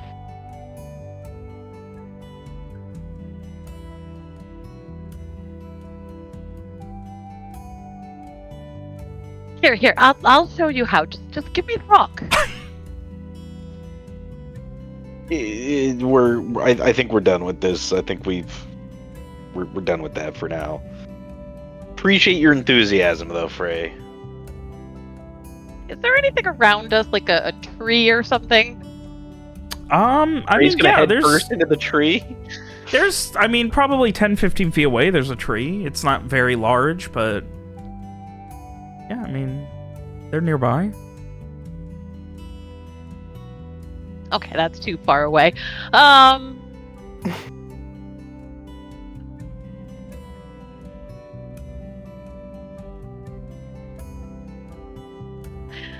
Well, what about one of the others here? Maybe one of them won't shy away from a little blood. What about you, Streeg? What about me?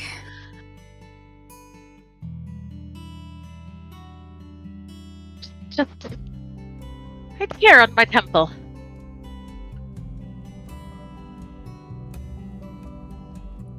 You want me to hit you in the head? Oh, yes. Or maybe you could hit Garrett in the head. He's clearly not What? thinking straight as it is.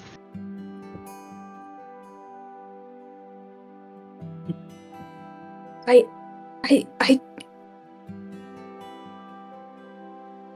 No? Question mark.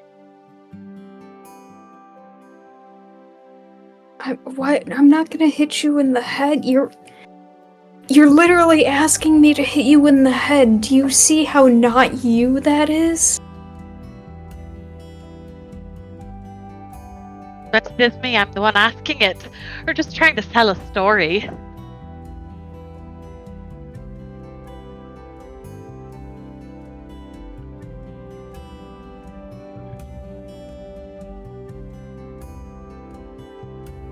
Well, fine. If you won't, I'll just have to do all the work myself. Fine.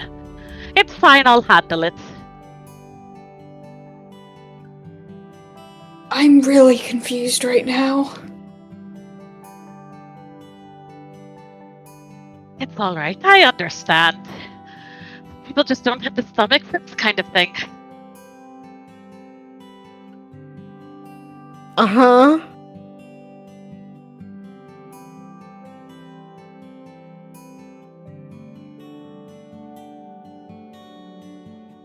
Oh, come on. We should be off now. Else we'll miss the show. Yeah. I think Mira is like disassociating a little bit right now. just all right, let's get going. This is taking too long. We got stuff to do. This is like a dream or something, right?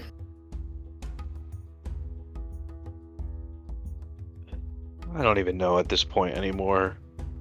This is so weird.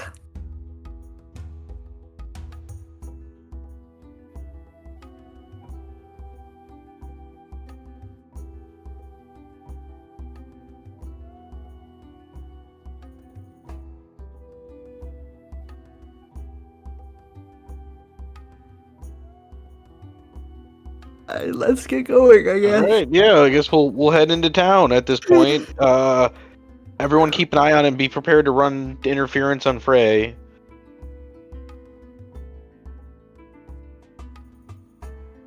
Alrighty. Well, the next roughly hour and a half, you continue to travel more and more northwards until finally you hear the sounds of something. You can't exactly make it out, and then, Garrett, you recognize it as Hammer on Anvil. And a little bit further up, you see a lantern signifying the Westriver Crossing Bridge. And on the other side of it, the Ducal, technically Bastion, but I don't think anyone would really call it that, but the Ducal outpost that is really the gateway to the rest of the northern reaches of Vacania.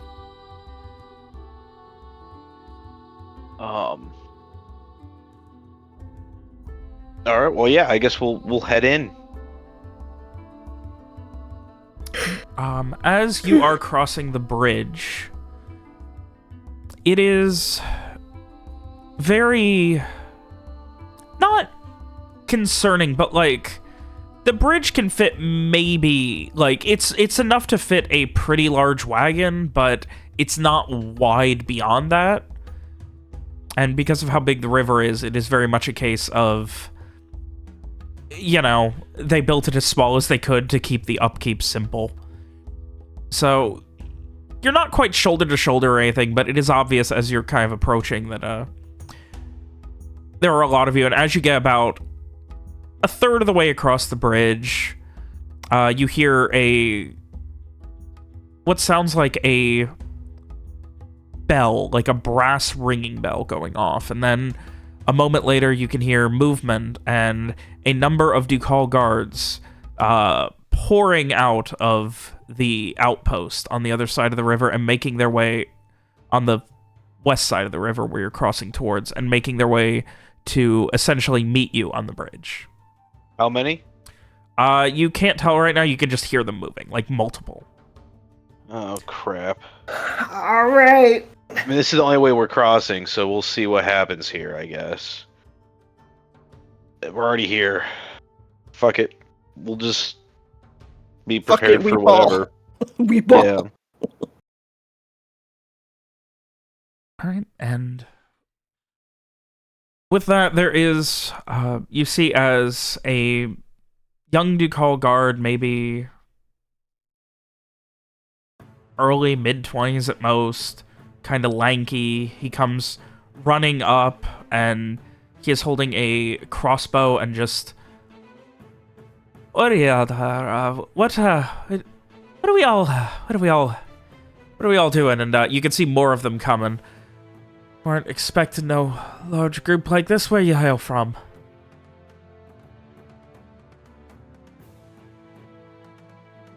Who's in the front? It's a good question. Presumably, I'm the back with Frey. I was probably up front. Well, could we have put the Ducal guards up front? Because we had talked about that. Yeah, like but us they're not just... being up front. Yeah. It doesn't need to be the Ducal guards. It just needs to be someone who's not us. That's a good point. Yeah, maybe would have put we still would have put like Onric up front, but said like, don't play it off as being a guard. Play it off as a refugee from the explosion, I guess. Or, maybe a couple people who we felt could handle that. Onric kind of makes his way up and... My name is Onric. Senior guard of many years. We were caught in an explosion in Kuval. There were a lot of people lost and... Well, all of us here... I'm part of a group that's helping escort these who really needed the medical attention that they weren't really going to find in Kuval, but... Things have been rough, to say the least. The kid just kind of... That's so, And this was your plan. You were bringing the wounded through the wilderness up here. At this point, like... He's starting to second guess as things start to get a little...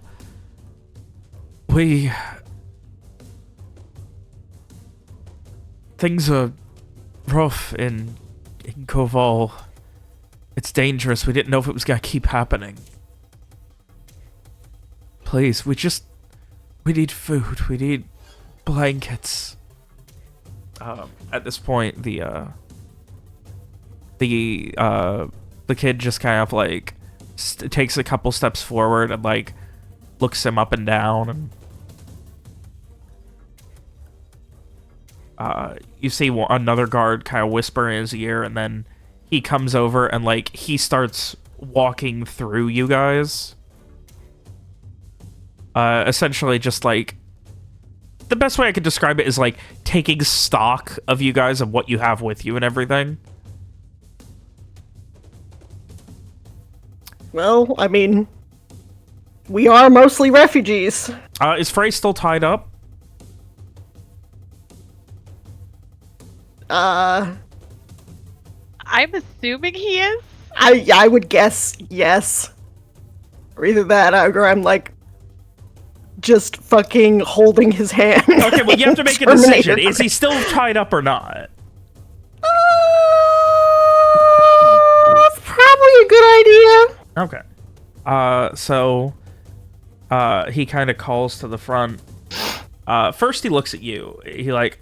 He starts to like call loudly, and then like noticing that you're obviously like in charge of Frey, he just kind of like starts with, so what's Frey is going to interrupt him. I'm gonna interrupt Frey. Putting on his best like panicked face. He's just gonna like kind of like, jerking forward, hands tied behind, just help me. What do you mean? I'm sorry. This is my friend. He was hit by falling debris, and he hasn't been acting normally. All right, I need you both to give me charisma convince. I feel like this is not gonna go well for me. I wonder who's gonna. It will be so funny if Mira wins this. Oh! Oh my god. We have a. Oh. That is the You were so funniest close, possible. Mira. Oh.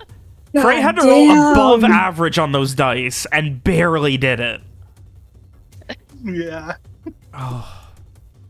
God, there's a nat 1 in that roll for Frey. And he kind of like motions you back, Mira. At this point, like he doesn't have his weapon at the ready, but like you can see, like he's getting ready to draw it if things there's something weird going on. Don't let him pass quite yet. We'll let you know. And he kind of turns to you, Frey. So what are you saying here? What? They've gone mad. They tied me up. There was another man, another guard, another of wearing your uniform, and he was missing an arm, and he was bleeding, and and there was just blood in the snow, and you got to help me. Please get me away from them. Well, all right, come on. And at this point, he grabs a dagger and cuts the rope releasing you. I mean, I guess I gotta let him. I don't want no weapons drawn right now. Come inside with us. Get warm. Thank you. We can figure out what's going on with you. And Thank you. he motions you back to one of the other guards, and this big, wide, like, woman's like short, like maybe 5'3", but she is built like a fucking refrigerator. Her arms look like they could like crush your head. And There she's got was another. I'm interrupting. Please finish, and then I'll say what I was gonna say. and she's got like her hair kind of like tied in like this loose, messy bun, and she's got like a dirty, very dirty apron on over her guard uniform, and she like puts the arm around you, Frey, and she's like, "Hey, there, we're gonna get you taken care of. Come on, we're gonna get you all taken care of." And she escorts you inside. Get you some nice Frey has, stew like- and figure out what's going on here. And Frey has like tears like brimming in his eyes. Ugh. Streak is gonna lean over to Garrett and go, "So we're fucked, right?" Mira is just like trying to say there was another guard, but he didn't have his arm off or anything. She's just like trying to explain, look, like, look, you know, we're gonna- he we're gonna- went back. we're gonna- He wanted to go back stop. for his people or something. We didn't want him to. We've got procedures. If we're gonna talk about this now, what were you saying? That he got hit with some debris, your friend there. Is that it? Yes, he's been acting insane. He tried to stab our other friend over there. She points at Garrett. And well, if that's the truth, I'm sure our medic, our doctor's gonna be able to get him taken care of, make sure he's okay. All right.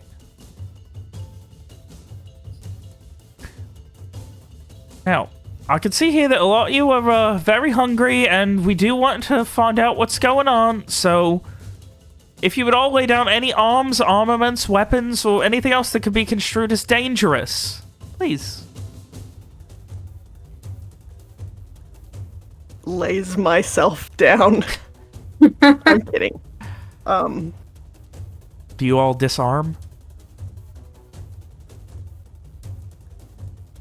I'm looking at Streak and trying my best to do the mental, like, we could just walk away. We got the people to the place. There is an option to leave. Just kind of see, like, is this what we want to do? Do we want to just put because if we put the weapons down, we've got nothing to stop them from capturing us. Of course, Yeah, but admittedly, they we were- probably don't have anything to... I kind of just like tilt my head towards where they took Frey and kind of just like shrug. Like, Uh, they kind took of- Frey. What kind of thoughts is Frey having right now? Frey I could think choose to Frey... take the earring off as well. He's got his own hands. Oh, no. Yeah, I guess. Would he? As soon as his hands are free, he's taking the earring out. Okay. Aw. Does he put it in his pocket or throw it on the ground or what? He's just gonna drop it on the ground. Oh. Alright.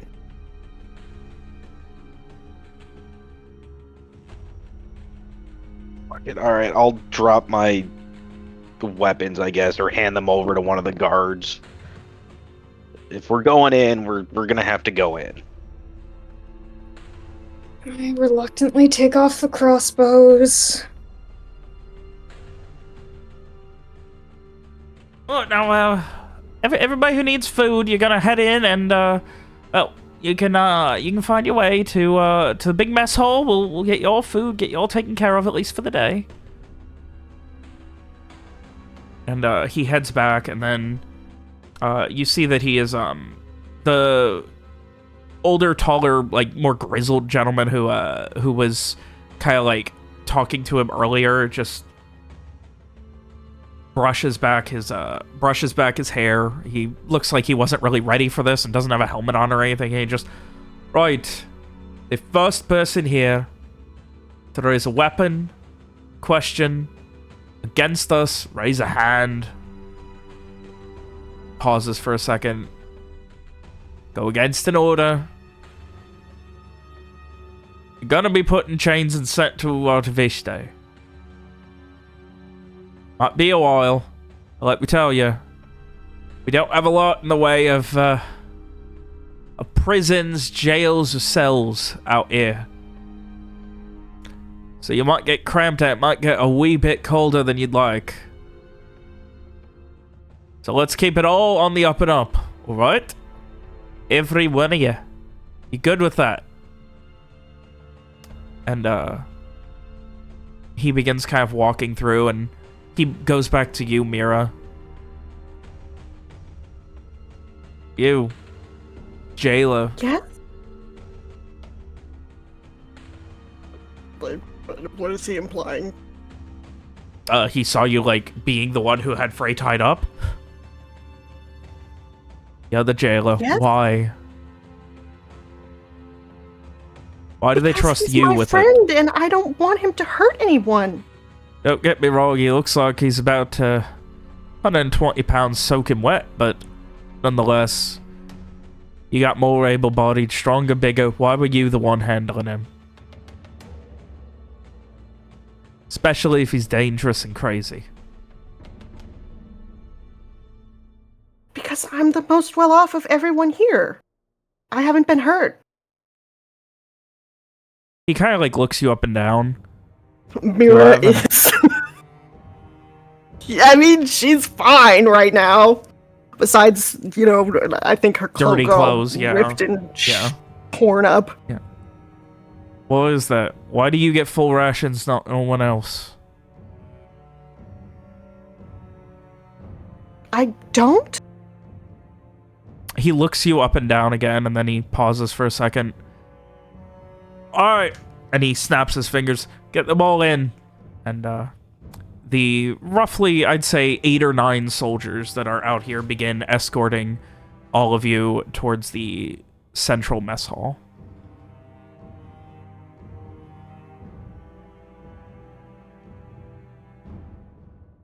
Then why are you in so much better shape than everyone else?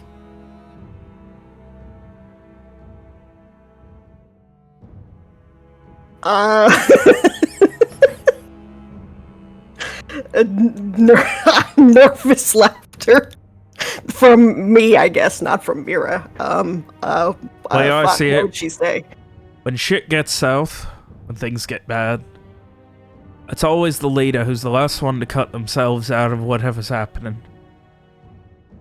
Given you're in the best shape, staying in the back, trying to avoid things, and you're the one trusted to deal with the crazy man, either something strange is going on or you're lying to me. And make an answer. Make it quick.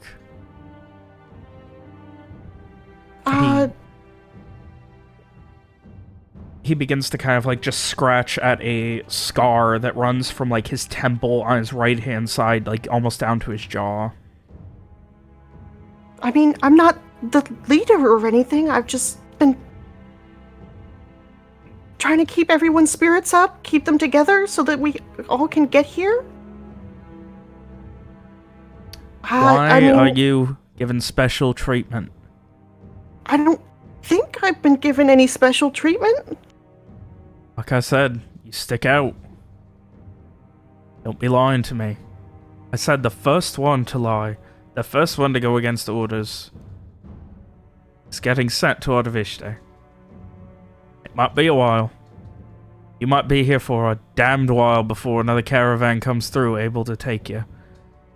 So I suggest you start explaining.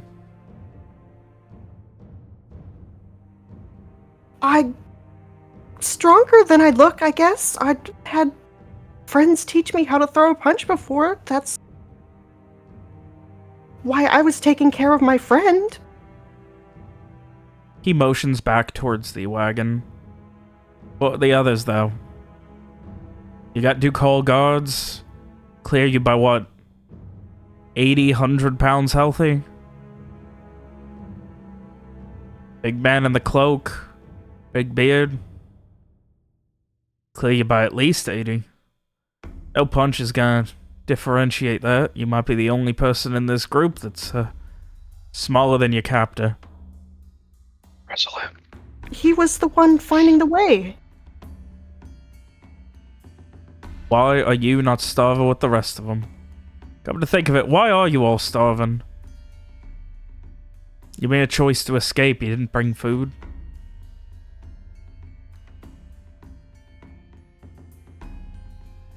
We're getting reports, but they are weird and strange. We have not gotten... It was a magical explosion. What were we supposed to do? Stick around?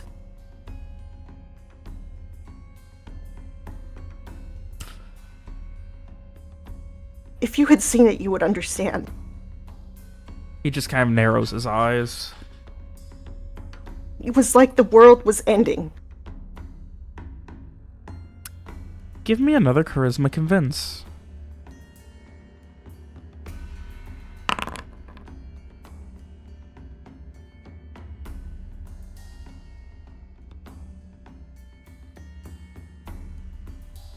He just gives a slow nod, and after a moment turns, has you follow him. Why you? It's obvious everyone else is on cut rations. They look like shit.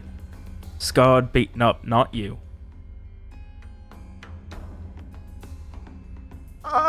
You're in charge of all this.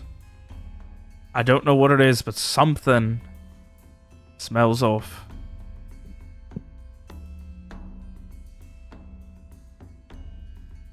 I don't know what else to say.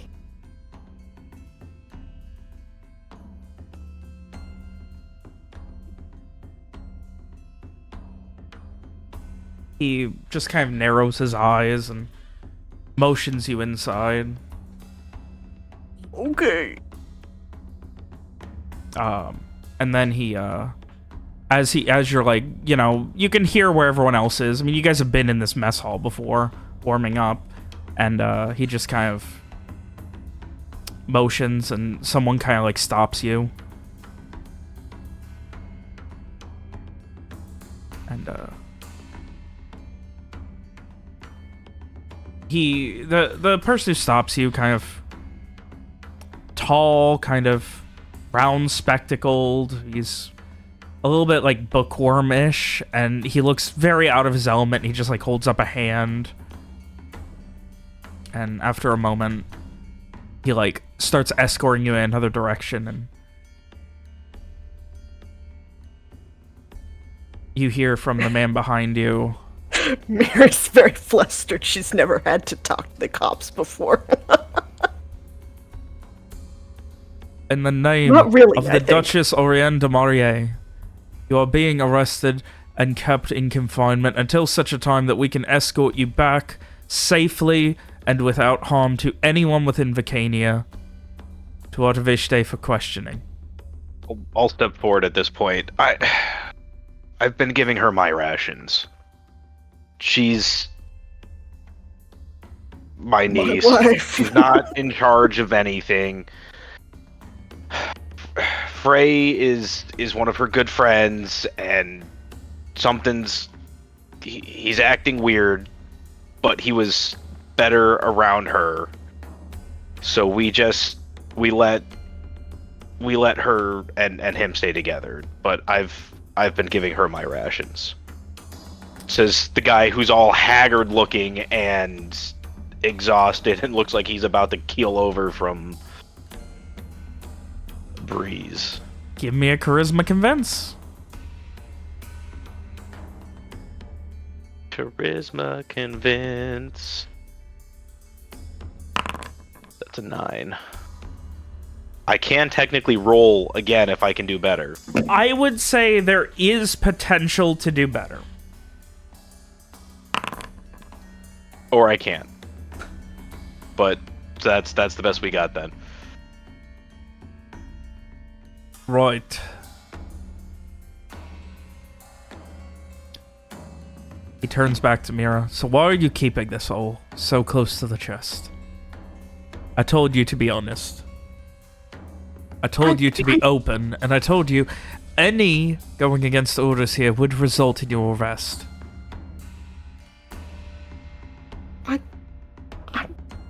He was my friend. I don't know what else. I'm sorry. I've never been in trouble before. She just like looks like she's about to. She can't actually. She physically can't. But she looks like she's about to.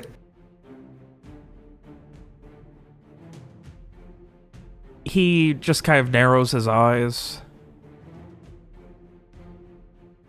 So you're in charge then. And he turns to Garrett. For the best you could call being in charge, I guess. I wouldn't have considered it. I mostly just lead the way to get people here. Get everyone rounded up and moving, but everyone's kind of... There's no formal in charge, I guess, but yeah. Right. That's what I said, that he was the one finding the way. He just kind of narrows his eyes and... I don't know for sure what's going to happen, but... we'll see what happens with your captor and what they have to say.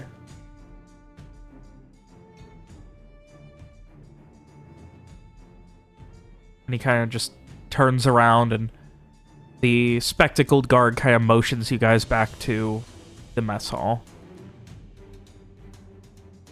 Meanwhile, Frey... you are taken to private quarters with some fresh baked bread and what seems like some nice stew that's probably from this afternoon. The large woman with the massive hands that look like they could crush your skull is kind of just like sitting across from you, and she just kind of... So what was the problem? You said they had captured you. They did, and it's been a harrowing experience. All of them? We're all in on it? No, not all of them. I think some of them we barely know, but Mira and Garrett, those were the two most involved. Mira and Garrett. And she gets you to describe them, and after a moment she kind of writes down some things. And why did they do this to you? Poor thing. At this point, she's got like a hand on your shoulder. She looks like she's about to cry while you're eating.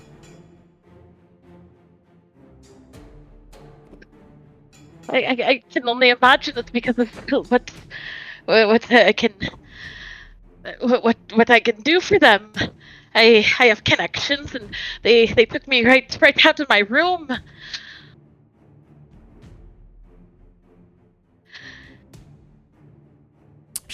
I can get people things. I can get them things they want.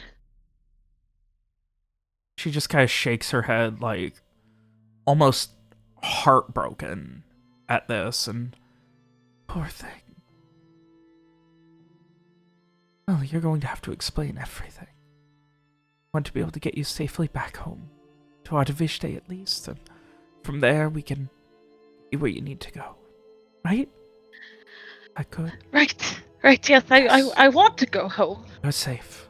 You're safe. Now, going to need some information. At this point, she, like, takes a large bread knife and begins slicing you another slice of fresh baked bread and puts it down, and she turns her attention away from you and just begins listening while you explain, and she begins writing things. And in the back of your head, there's that voice. There's a knife right there. He's not paying any attention. She already trusts you.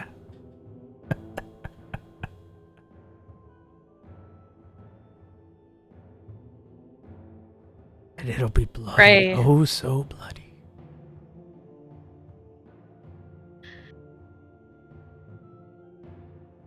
Frey takes a bite of the bread, starting to talk, starting to explain things, but in his warped sense.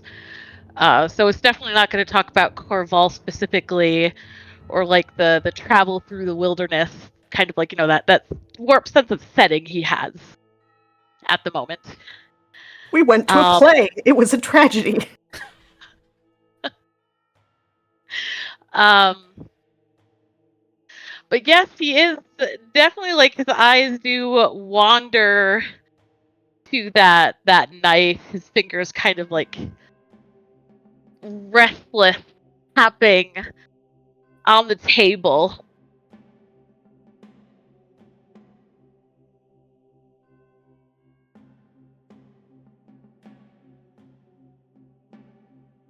Oh God, am I really going to do this?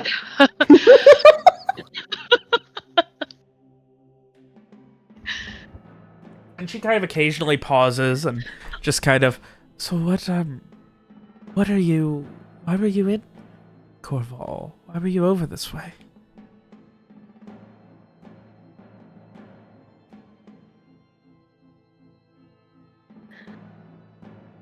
I don't know. I don't know why they took me anywhere. I don't know any Corval or even where I am now. Oh. I am going to make sure that Miss LaRoche can get in here and take a look at you. Said that you got hit on the head a couple of times. She kind of pats you on the shoulder and kind of leans back over and begins writing in her journal again, trying to get any more information she can.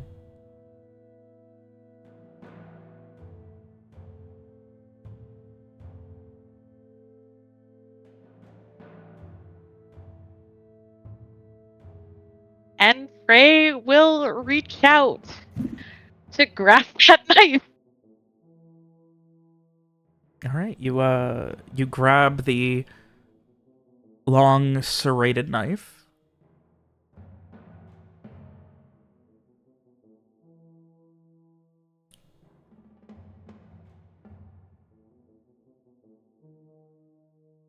And she kind of like turns a page and she just kind of pauses and, oh, I'm sorry, what did you say your name was again? My name. My name. And that makes him pause a moment. Hand drawn away from the knife. And as you say that, she kind of like turns to you.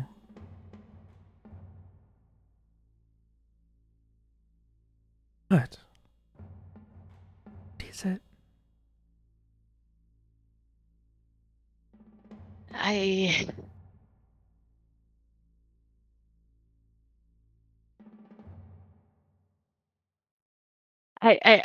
feel it's there, right on the tip of my tongue.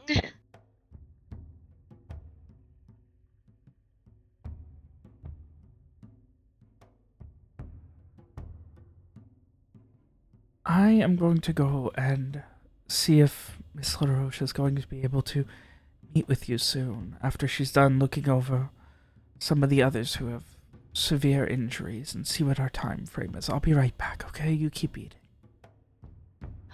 Oh, okay, thank you. And she takes your hand and just kind of squeezes it. It's going to be okay.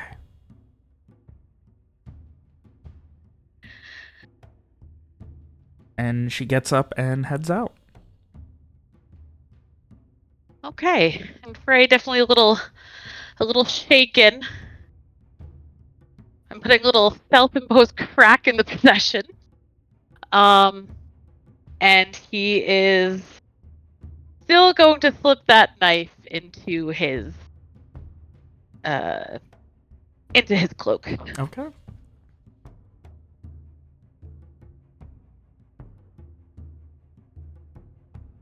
About... during this time, they would have asked you guys for, specifically Mira, would you have given them Frey's name and everything? I don't remember if you did before. I wasn't sure if you said the name Frey. I know you said, like, he's my friend. Garrett said, like, he's her friend, blah, blah, blah. I think I said my friend Frey, but that's I'm what not I thought. I just didn't want... Yeah, okay. Sure. All right. So, Frey, about 3 or 4 minutes go by, and then you see as this woman comes in. She's kind of middle-aged. She's got like long blonde hair in a messy bun, which seems to be the hairstyle of the outpost here, at least for every single person who has long hair. It's got some gray in it, but she seems very put together. She's got on these small round spectacles that barely look like they're about to fall off the end of her nose. And she just kind of comes in and sits across from you at the chair. And hello there, good sir. How are you doing? You seem to have an appetite. That is good.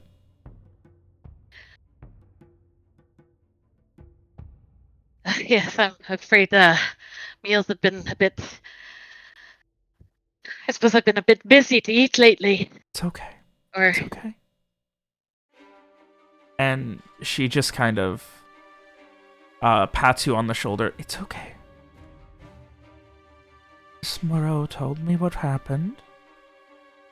She told me everything, so we're gonna get you taken care of.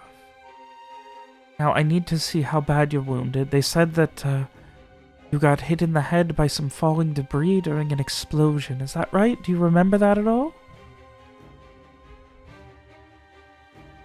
no, I don't think that there's anything. And he's kind of like, feeling his own head, his forehead.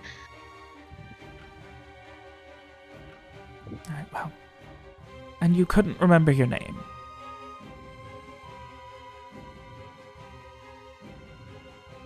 No, I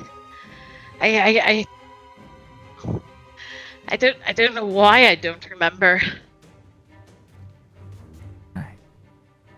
And at this point, she kind of holds up a journal where it looks like the same journal that that was being written in before, and she flips open through a few pages. And all right, I am going to say a few names, and just tell me if any of them mean anything to you. Trevor. All right. He gives a shake of his head. Waymar. Another shake of his head. Lancier. Seer? Lancier, yes. I thought maybe a mount, but no, I don't think so. Frey. Yes, that sounds right. That sounds familiar. All right. Terrence. No. Lackley. No. And she kind of starts moving her hand down the page. Rob with 2 B's.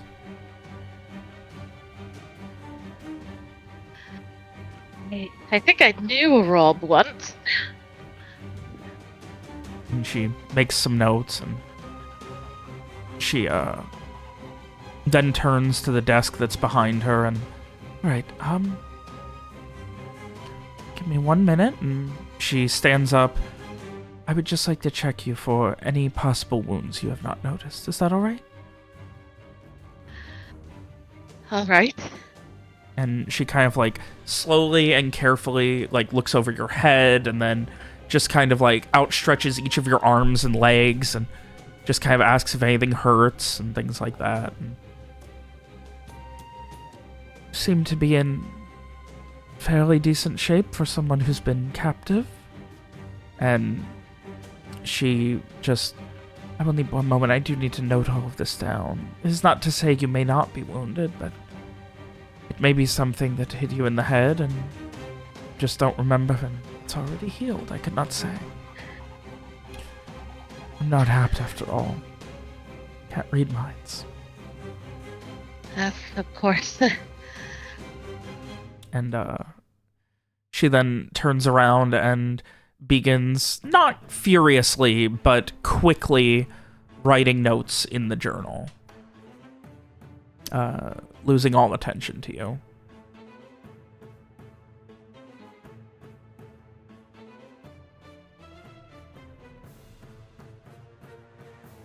think Frey is still very aware of that knife he has in his cloak.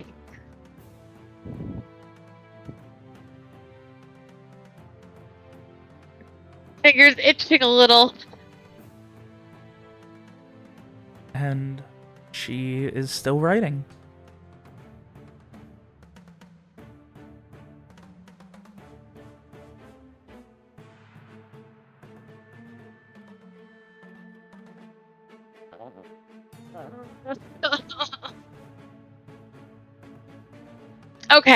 Okay.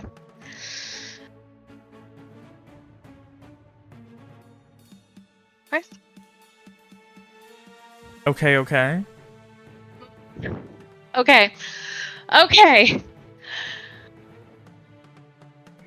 Okay, we're just gonna go there. Frey is going to suddenly just like this almost like panicked look in his eyes, and he is going to pull out that blade and throw himself across the table at this woman. It's not cross, like her, like you're like sitting like on a bed with a tray, and then she's like our back to you. Like, yeah. Like the desk is like at a corner. All right. Okay. Yep, he's going to throw himself at this woman, knife in hand, going for her neck. All right. I can't believe it. I swear to God, if he gets killed. All right, I need a, let's see here.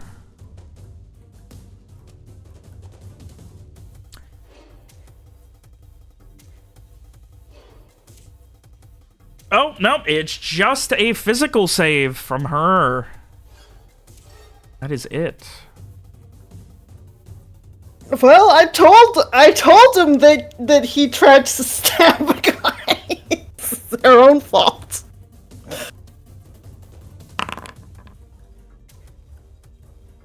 And as you come over there, the serrated blade, it doesn't go in cleanly. It makes this horrifying, almost tearing, squelching sound as it goes into her neck. Uh-oh. And you just kind of like have to saw a little bit as it goes in, and before she's able to scream, it is just severed. And she falls and just begins grasping at her neck as blood covers the journal, the table, your hands, Frey, and just begins pooling and dripping all over. A few seconds later, she stops grasping. A couple final gasps you hear coming through the now torn hole in her neck. Okay. And as you do, you feel this relief. And from the lantern, the reflection of this haggard, old, bearded man starts to dissipate, and you feel almost a pat on your shoulder, and he just, well done, kid. Well done. And, promise is a promise, I haven't seen your friend. And everything fades, his spirit gone. Okay. Important question. Yeah. Well, I guess I'll just see if this works. All right. Frey, just like that sudden realization, back to himself fully, dropping the bloodied knife, dropping down to his knees, kind of like, beside her body, just the blood everywhere. Just no, you can't, you're not dead. And I would like to please cast, please. I would like to cast Prudentially Transient Abnegation of Life. If this will work. And targets either a caster or a willing visible target. It can only be used in immediate response to an injury. It reduces the target to 0 hit points. Are dead to... Oh, my...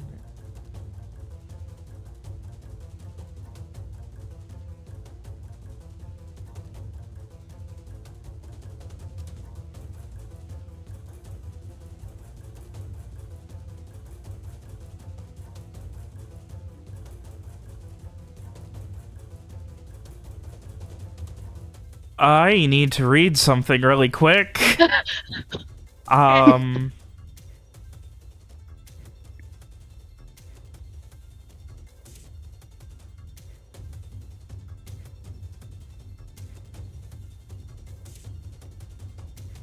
need to read the definition of mortally wounded to determine whether this is going to work.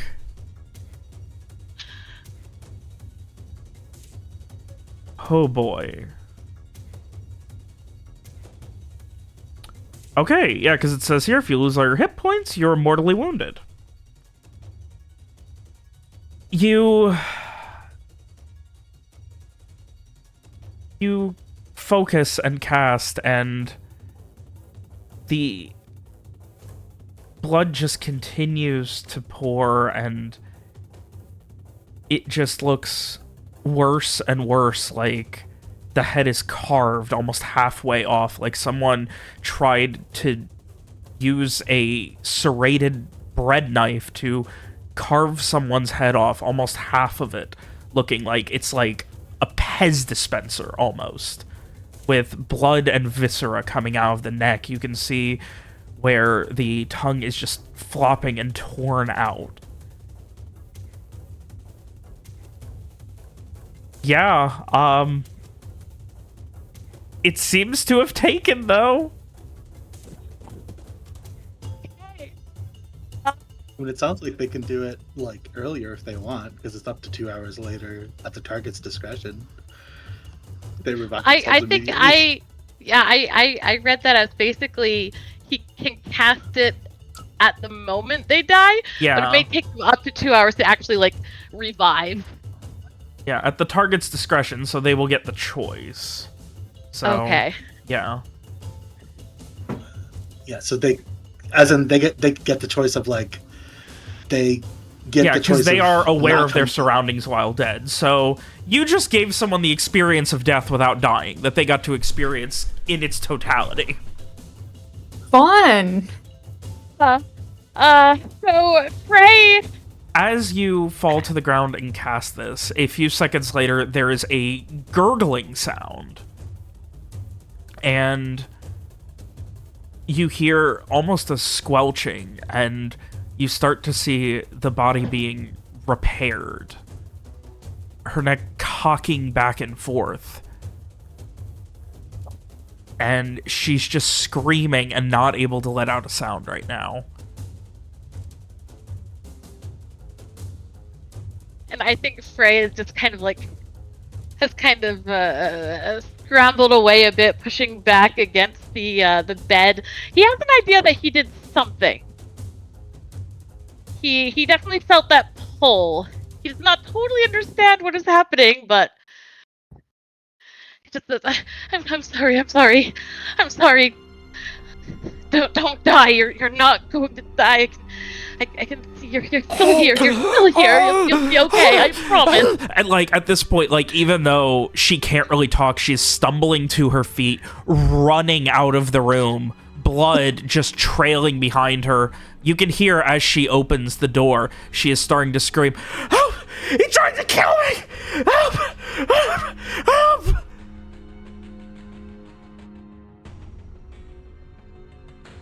And she is just screaming, and you guys in the mess hall hear this, and immediately about a half-dozen guards have their weapons drawn, while a few others are running in that direction.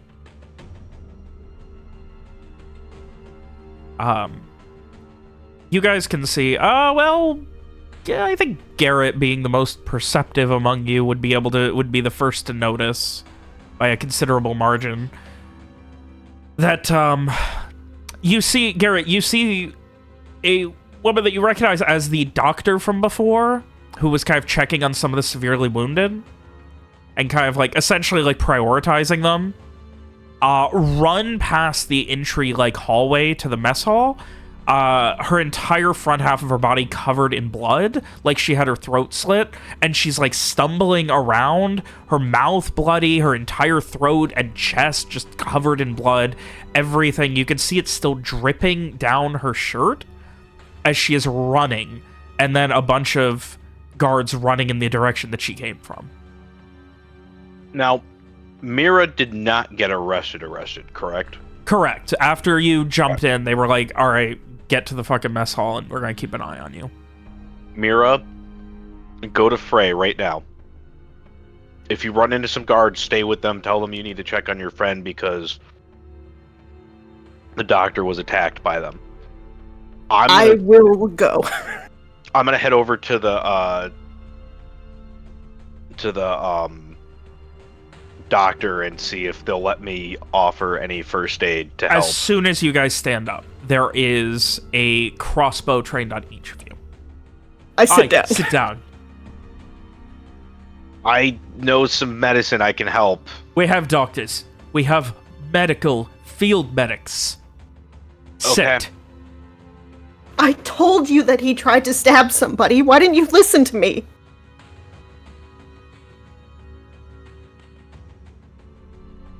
But I will sit down.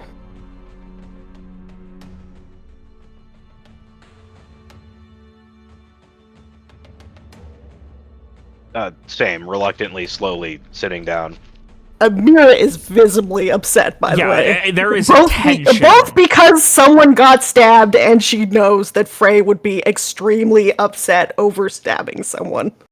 And we told them that we had Frey on a leash so that they didn't stab someone.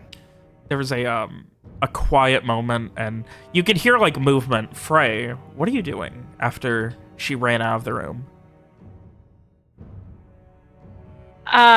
So first thing Frey's gonna do is he's going to toss that knife away. Just letting it, like, skitter across the floor. And then he is going to stumble to his feet. And I guess go for the door. All Don't right. get shot. Please don't get shot. You get out the door, you open the door, like, it was, like, kind of, like, half open, and you, like, finish opening it. You can feel, like, your boots sticky and slippery at the same time as you're walking through this pool of blood that you drew, like, 30 seconds ago. And you come to the hall, and one end is a frosted-over window. The other end goes back to the majority of the outpost.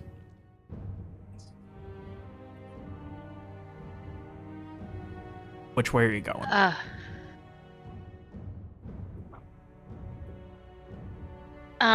He is going to...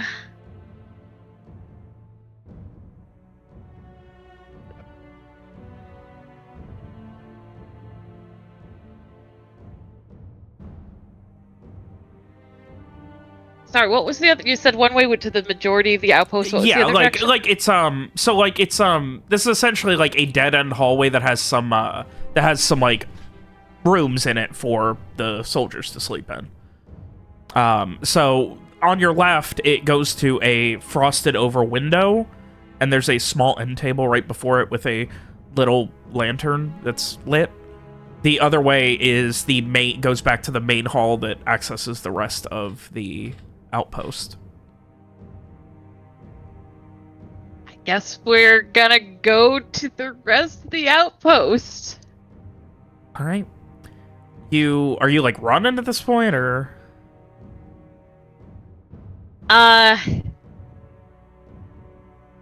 Yeah. All right. You run full tilt. You can still feel the sliding and almost sticky feeling of your boots as you are both leaving your own bloody tracks and following the ones that were left by the doctor that you just slit the throat of a moment ago. You can also see where there are bloody, streaked handprints on the wall where she stumbled. And just blood everywhere. It is horrifying. And you get to an intersection, and you see, coming from the direction that she went, there are 3 guards, one of them with a blade drawn, 2 others running right behind them in your direction. The other ways lead to, based on smell, the kitchen, and you don't know. So, like, left is where the guards are coming from, where she went. Straight seems to lead to the kitchen. You don't know what right is.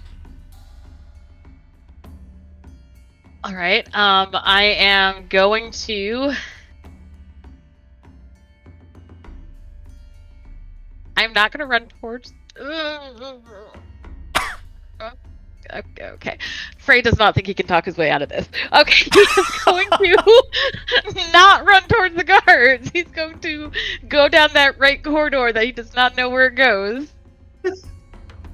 All right. Remember that situation where we were at the Tyrell Manor and you were like, oh man, I wanted to talk myself out of a really bad situation. Here you are. Robert was like, I hear you. Let me fulfill your wish list.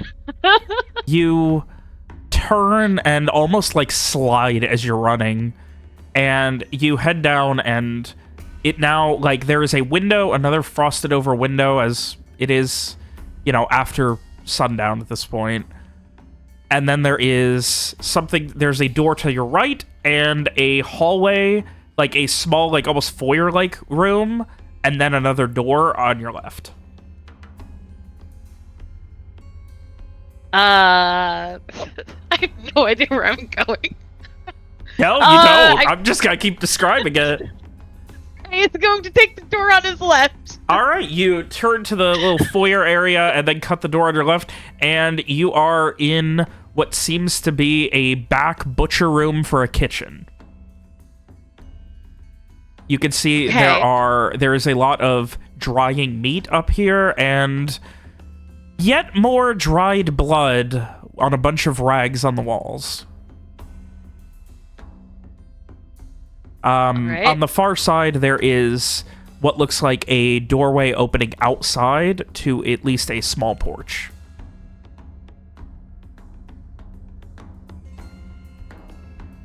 He is going to try that door to outside. You open the door, and you are outside in the cold at night now. There's a small porch and a single lantern, along with what looks like 2 rocking chairs on the porch.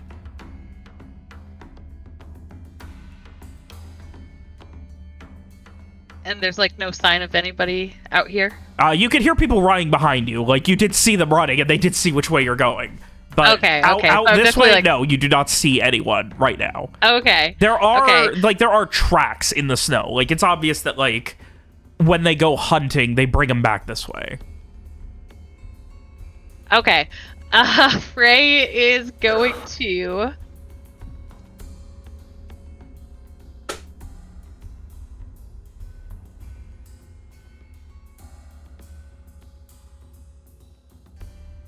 Frey's going to run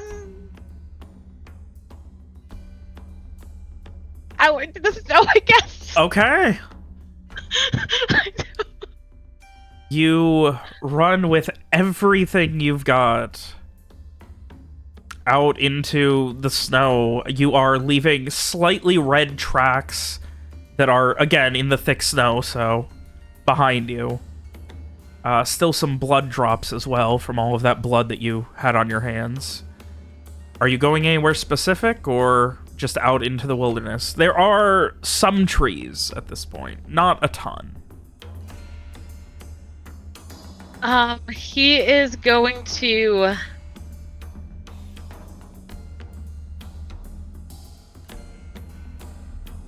He would like to try his best to circle around the building.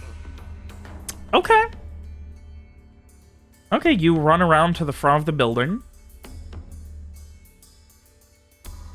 Like, if you can get a glimpse of, like, anybody else. So you take a left and kind of, like, start circling around to the front of the building. As you get to, like, essentially the roadside of it, you can see that the young man who was initially doing the interviews is currently climbing back up to a small lookout tower that is accessible from the outside. He is the only person that you see. He does not seem to notice you.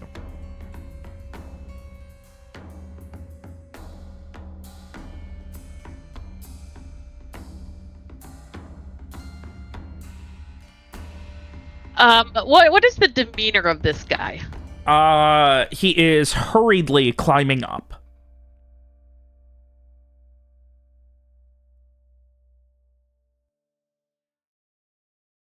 Okay.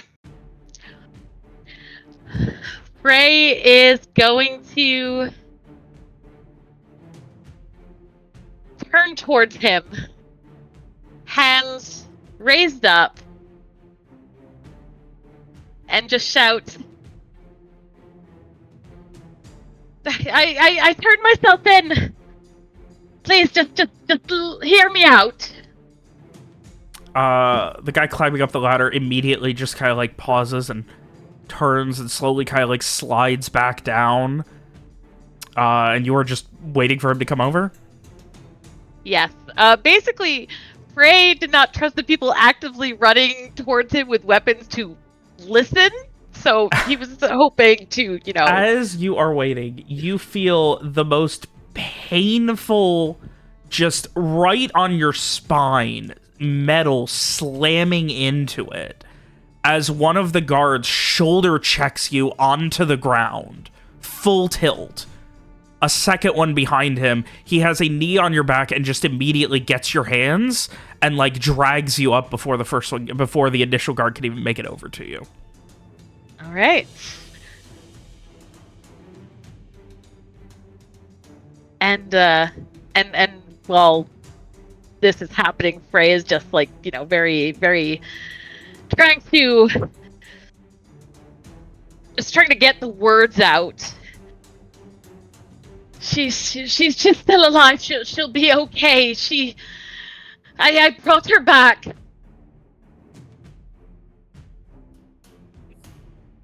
At this point, there are 3 guards, like, the 3 that were chasing you, the one who had the weapon drawn, the weapon has fallen to the wayside, as he kind of seems to have tackled you.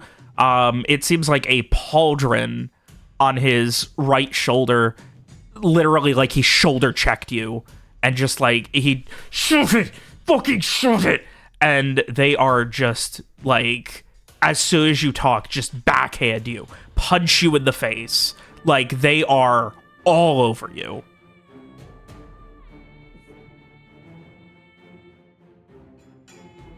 Let's actually see how much damage you take. Ooh. 1 second.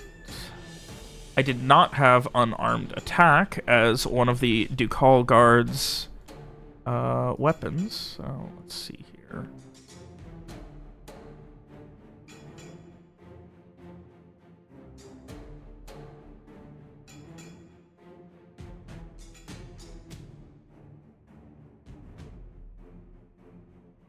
All right, there we go. So it would be... you take 8 damage as they just begin pummeling you every time you talk. Frey is just going to try and make himself as small as possible. Yeah, you feel a cut on your cheek as one of them punches you flush, and you can feel like your tooth cutting a hole into your cheek where they punch you.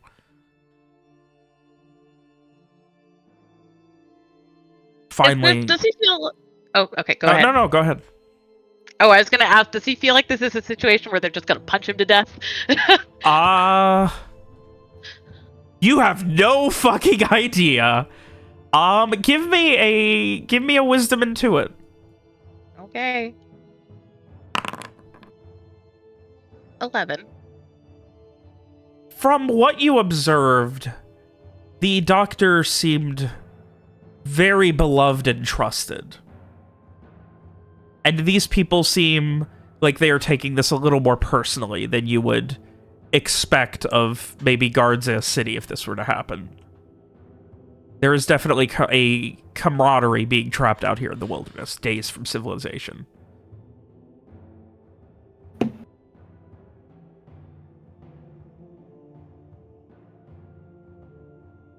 I will let you interpret that how you wish. Oh, well, Frey is just gonna try and keep himself small, and hopefully they will not beat him to death. It's not like he can fight back here. They kind of like, get him up, get him the fuck up. And the one who had the sword just immediately takes another punch directly across your jaw, and you just feel this huge cut come across it. And you take another 3 damage. Okay. What the fuck do you think you're doing? And like, as you start to fall, they like catch you, and he just immediately just knees you in the chest, bringing you back down. And with their help, you're gonna take another 4 damage. My God. As you feel all of the air in your body, panic attack, running, all of it, any adrenaline seems to give out, and you just like feel yourself get kneed to the ground. And he just, explain yourself, fucking explain yourself. Why? We're trying to fucking help you. At this point, he grabs your head and just lifts it up and slams your head onto the ground where there's no snow here on the street. And I'm gonna say that, yeah, this is it's probably gonna be a little more than an unarmed. As you take another 6. Well, that reduces me to 0, so I'm going to once again cast, this time on myself, Prudentially Transient Abnegation of Life. Okay. And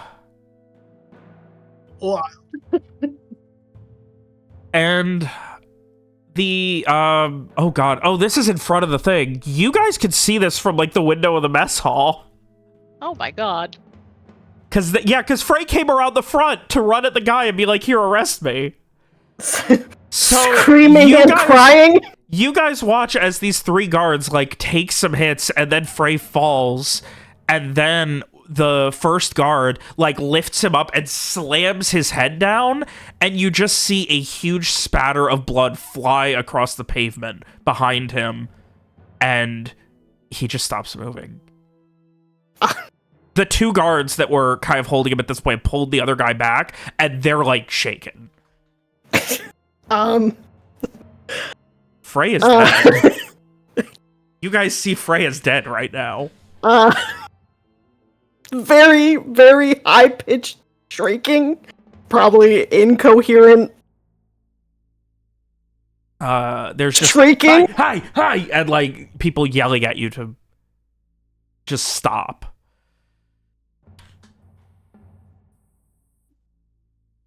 I guess she tries really hard, but... Strieg, Garrett? Whoever's sitting next to her is probably getting their arm grabbed way too hard. That would probably... Yeah, definitely Garrett. What are you 2 doing? Yeah. Jesus. Garrett's just like, what the fuck is going on out there? We told you that we had them secured so they wouldn't try to hurt someone. They hurt someone, and now you've just fucking killed our friend.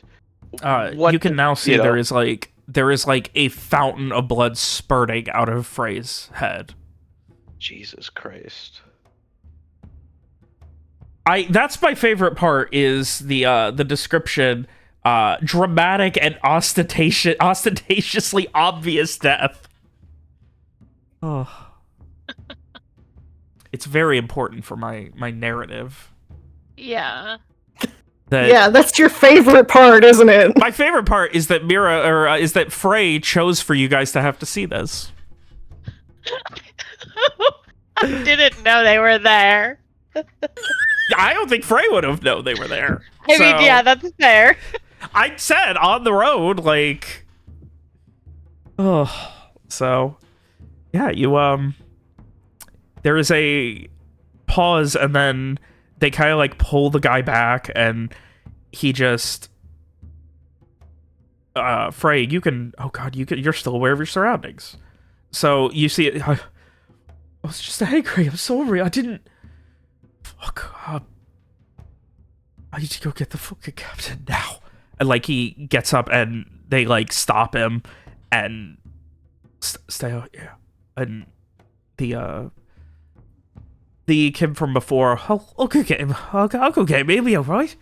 He'll be all right. He's probably okay, right? And run inside, and you guys hear just screaming and arguing over the course of the next 5 minutes, just bellowing, arguing, trying to figure out what the fuck happened.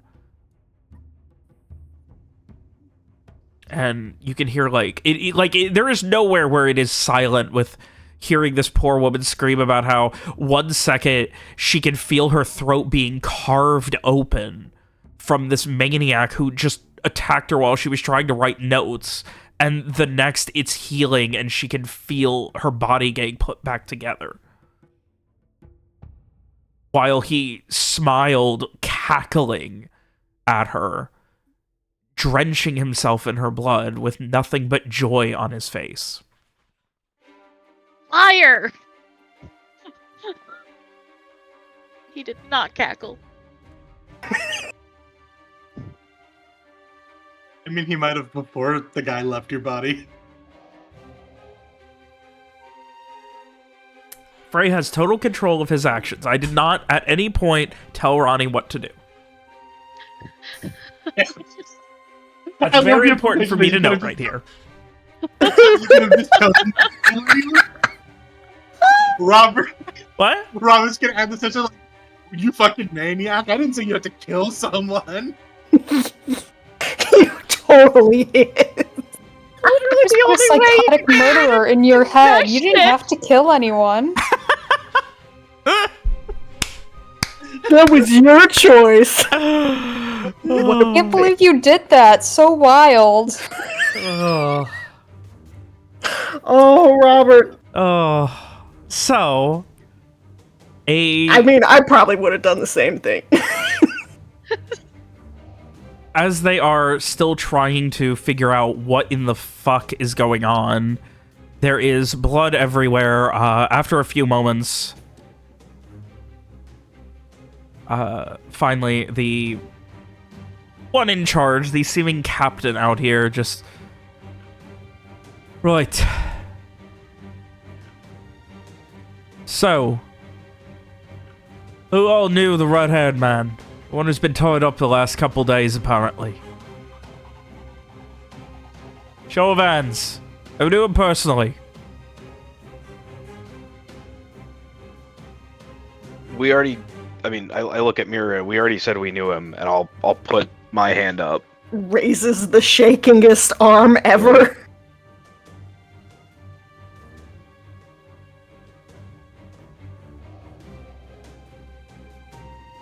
All right.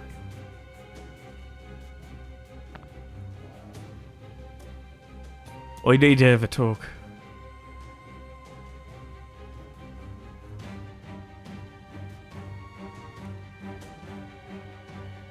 And he drags you away. He doesn't seem worried about you guys attacking him. He doesn't have any extra guards or anything with him. He just brings you to his office, where you can see, cowering in a corner, still covered in blood, holding a completely drenched towel and cloak, the doctor who had been checking on everyone. Oh. Seems your friend Mr. Frey had attacked our good doctor here. I told you he tried to stab someone before. Why didn't you believe me? She's like very obviously distressed and just barely keeping herself from like wailing. You come here, have a man in all but shackles. He weaves a very convincing story about how you've done all of these things, kept him here, prisoner. What were we supposed to believe? We were trying to find out. And the man went berserk and tried to kill one of our dearest friends, comrades, and compatriots. And he got himself killed for it.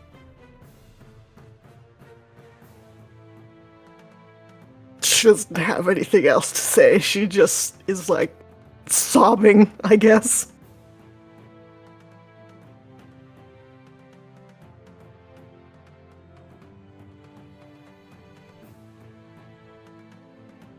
And I'm sorry that had to happen, but I'm going to stand behind every person here and their decisions to keep each other safe.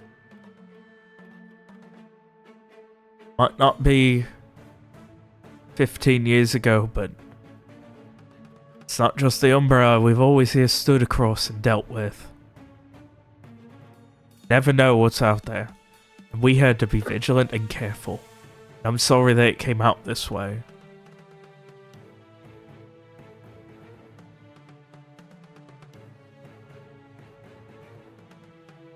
The man tried to kill a dear friend.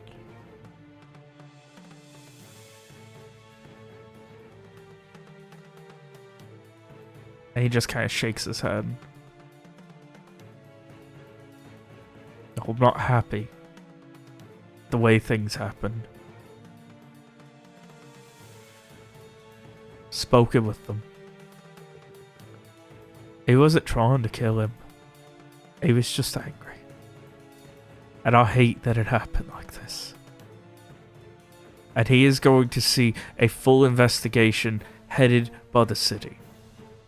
We are going to find out exactly what happened, why, and why he did not stop, because I want to see justice done just as much as anyone else. But in the end, he still tried to kill someone.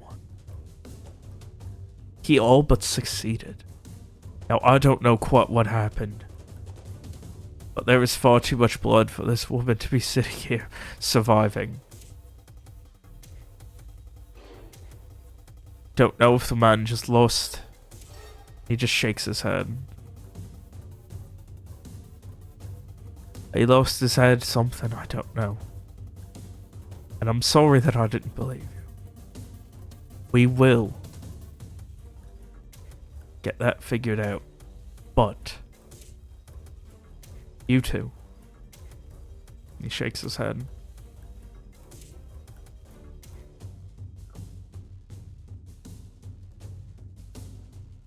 And he kind of narrows his eyes.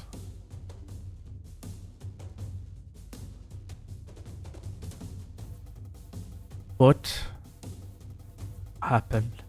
Why? He just motions. All these people live in a lot worse shape than you. You look hungry, and he motions to Garrett. But some of those people look like they haven't eaten in weeks. Barely keeping it together. I have a feeling we're gonna figure it out. I have a feeling we're gonna get answers. Now tell me the truth. Well, we are going to get a message to the city and have an entire regiment down here to haul you all back.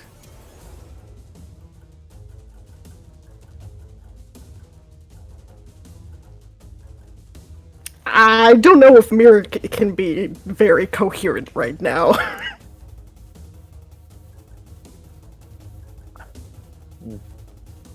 What do you know of the alchemist? What alchemist? The Arcanist. Or Arcanist, I'm sorry. I keep calling I him was the wondering Alchemist, why but I you meant kept the saying Arcanist. alchemist. I was like, I thought you were referring, like... I think I said that once, and you like mentioned like, "Oh, he's a really good alchemist," and it just stuck in all of our heads. Yeah, he is a really good alchemist. Yeah, This is his main field of study. yeah. But either way, what Arcanist? Remember, he was around. Does he actually not know, or can I get some insight if he actually knows that? Yeah. Or give not? I mean, me I feel a- like that was a much secreter thing than we think it was. I Give wouldn't be me- surprised if some random guy doesn't know. wisdom into But go it. ahead.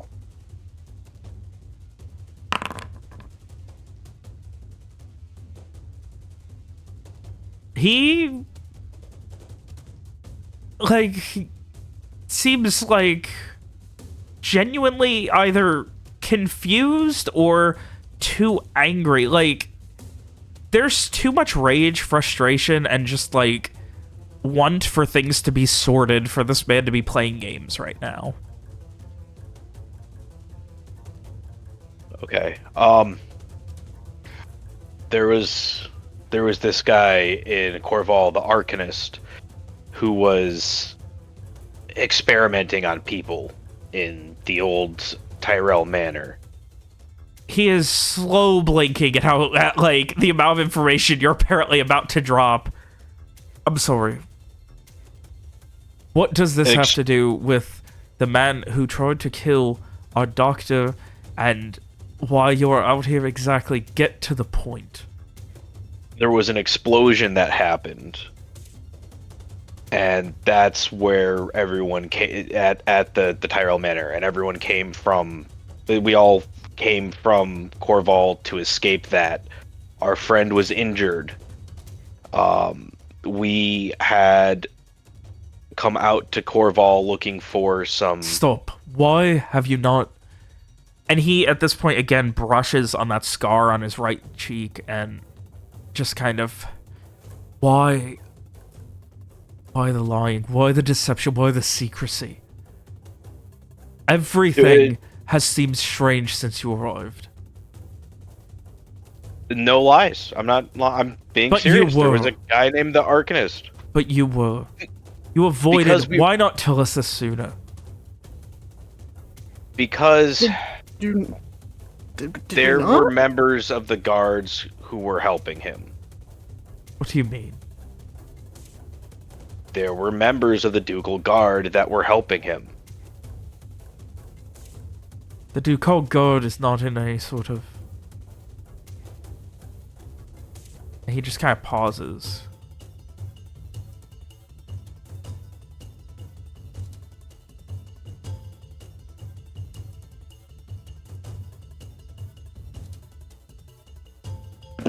I'm going to speak with some of the people who were here. They have a vague recollection of which of you had traveled here and stopped on the way. I believe it was still a blizzard at that point. Now we're going to get all this information. We're going to find out what's going on.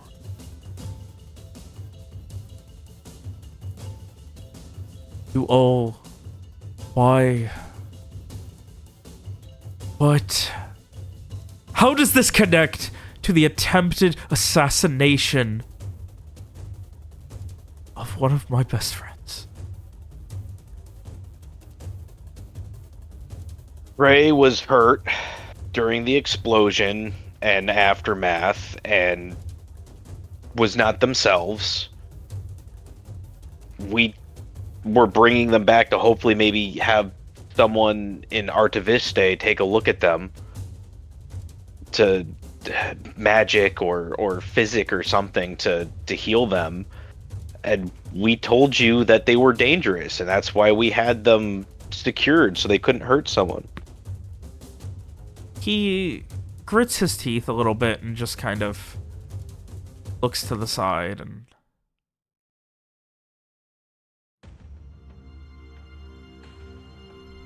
Finally, his posture slumps a little bit.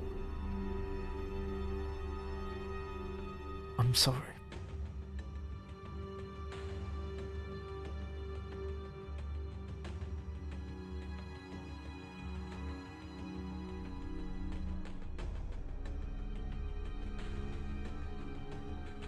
Going to get interviews from everyone here, but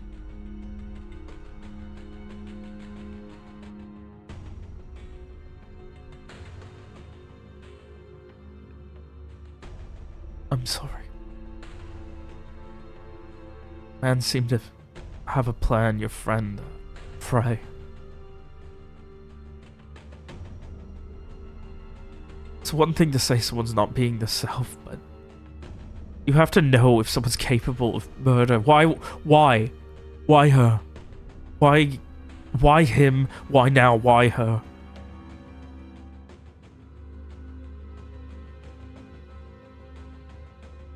I don't know.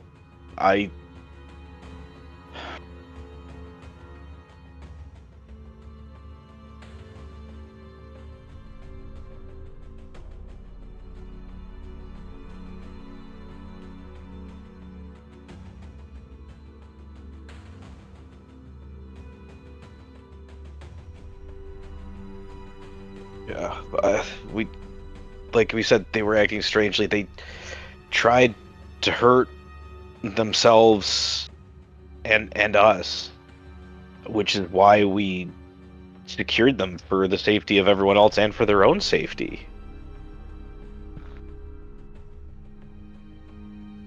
He just kind of slumps back a little bit more, his posture weakening. He looks about 20 years older the way he's now standing. I'm sorry.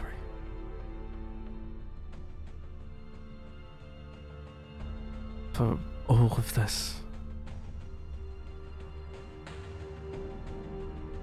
We're going to get information from the wounded, the rest of your surviving troop, caravan, I don't.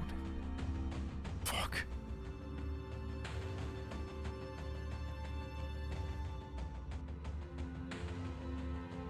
Fuck.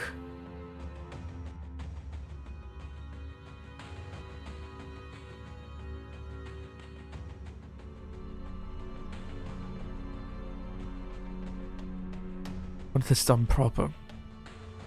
I'm going to get a message sent to Ordovishte.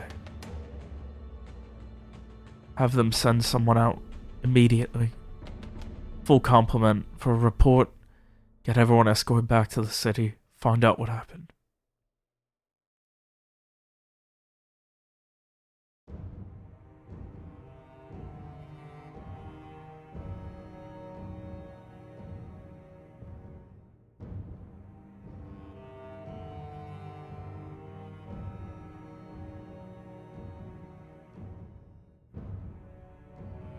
And he shakes his head again.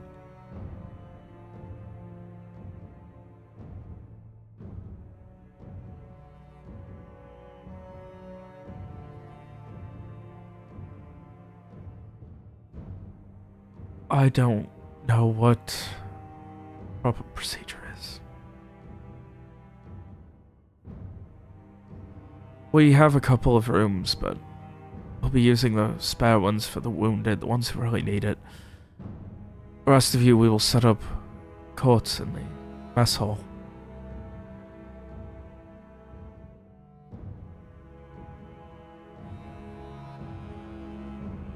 We'll have a caravan out in 2 days, maybe.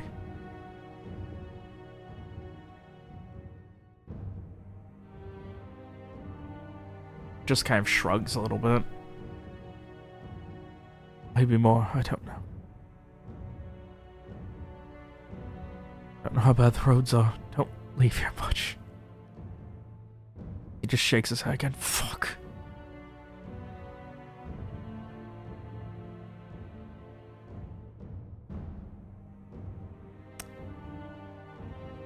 So, with that, he just motions you guys back to the mess hall where there are people beginning to kind of organize things. People are finishing eating.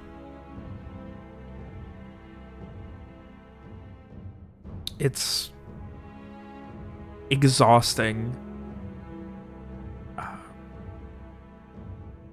Yeah, everyone looks exhausted after what happened, mentally and physically. The ones who weren't already, anyway. And Mira, Garrett, Streak, what are you guys doing? I would say before he walked off, I would have asked if we could see Frey.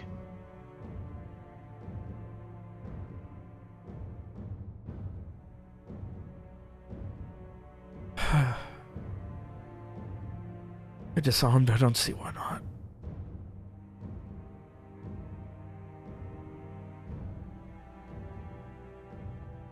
And he just calls out, "They're free to move around the compound. The whole outpost is accessible to them all. They're not going to fight us again. Hope." And he just shakes his head. Yeah. You guys are essentially pointed back to the front door.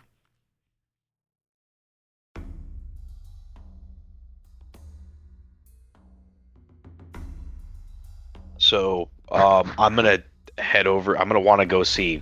Well, I guess we'll grab Strig and we'll go. I would want to go see Frey. If anyone else didn't want to, Garrett would go on his own. But Roland will be there. I guess. Fear is extremely out of it right now. Yeah, Streak was like white knuckling the table the whole time, and the minute they said that they could move, he was heading towards the door. Roland is pretty much your shadow since you guys got back together, Streak.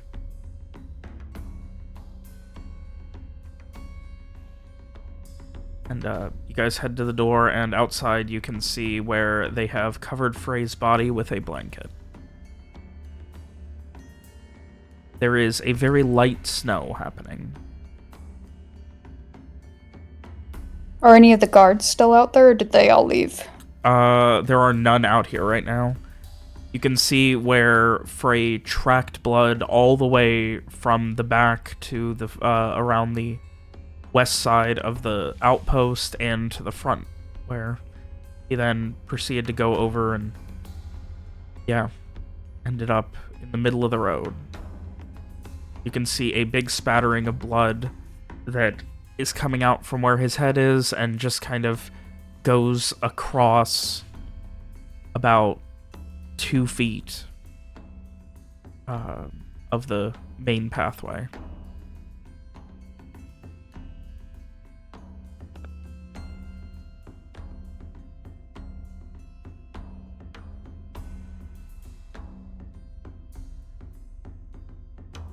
well, I would go up to Frey's body and kneel down and touch,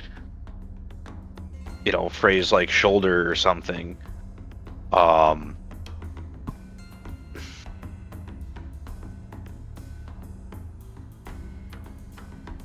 And just, I hope wherever you are, that son of a bitch that grabbed you is not bothering you anymore.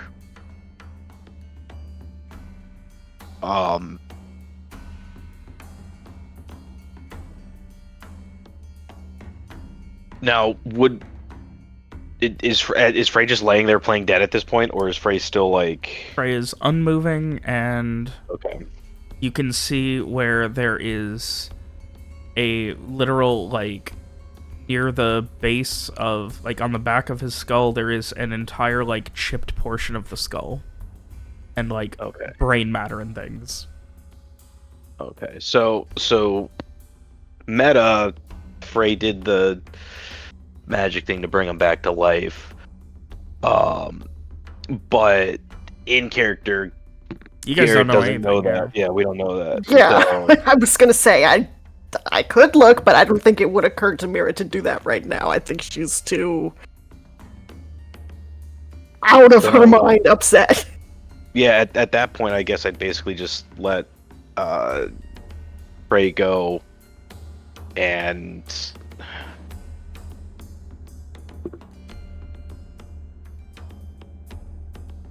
back up a little bit to give anyone else a chance to. Just kind of shaking my head. I don't have two heads.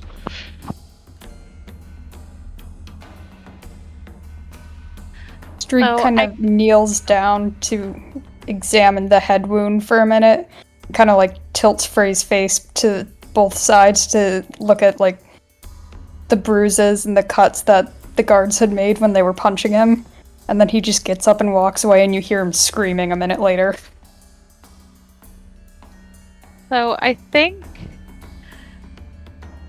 the way I'd have the spell manifest for Frey is that he is, for all intents and purposes, dead, but it is an out-of-body experience for him. Like, his spirit is like probably like, sitting up out of the body, or like, kneeling beside it or something like that, kind of, looking around, aware, very, very shaken, very, very cold.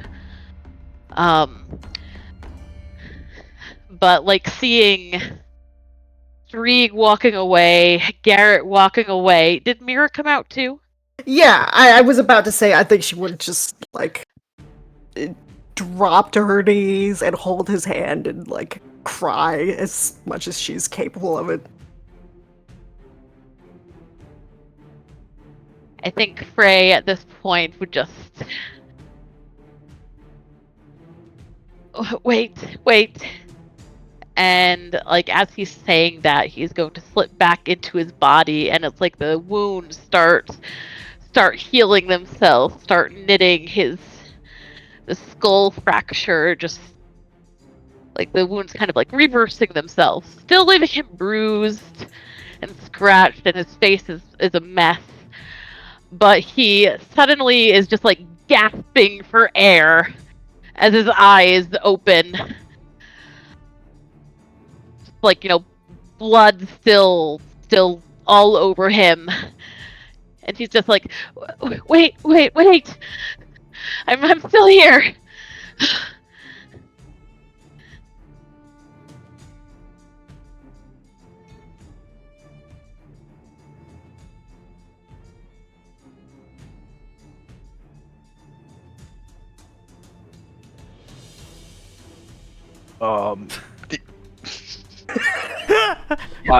Because yeah, I was trying to give you a chance to go first because Mira would have been right there still. Yeah, meanwhile, Streeg is screaming nearby and doesn't know what's happening. Yeah, you just hear like an explosion of swearing over a hill. I'm screaming close by? Okay.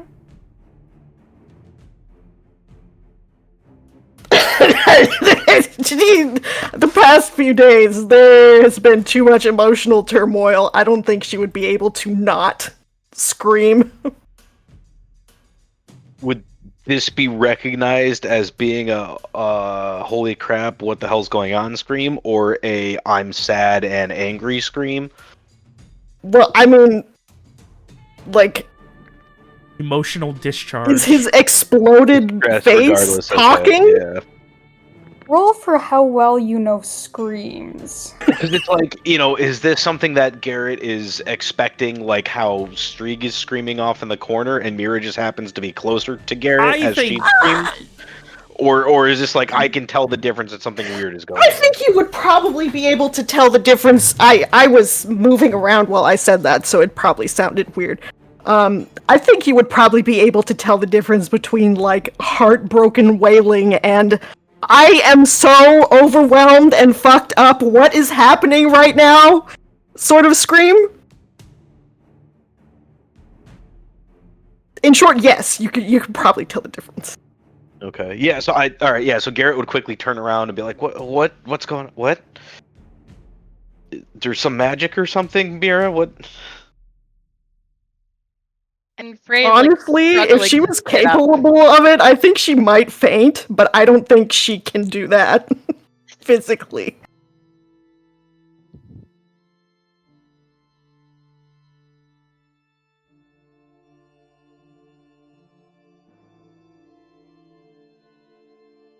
I could do that, Robert, or do you think she's not capable I of am that? leaving that completely up to you. I feel like she's not capable of that. Maybe.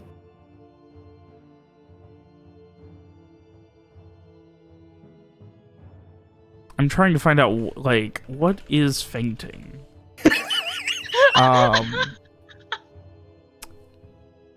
Blood flow to the brain is reduced. Nah, you're good. Hero doesn't have a brain. Have we considered, though? Sometimes the system just resets. She blue screens. She like blue Yeah, well, that's screens and screaming falls is, I over imagine. backwards. The screaming is that horrible noise when you got music playing and your computer blue screens. Yeah. She just like kind of sits back and is catatonic for a minute. That's what you get. Carry on.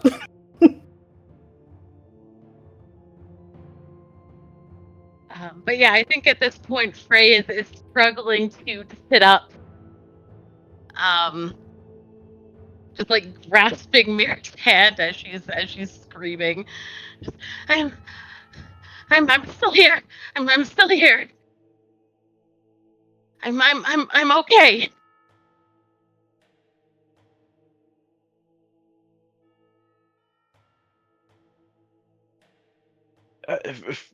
Frey, what?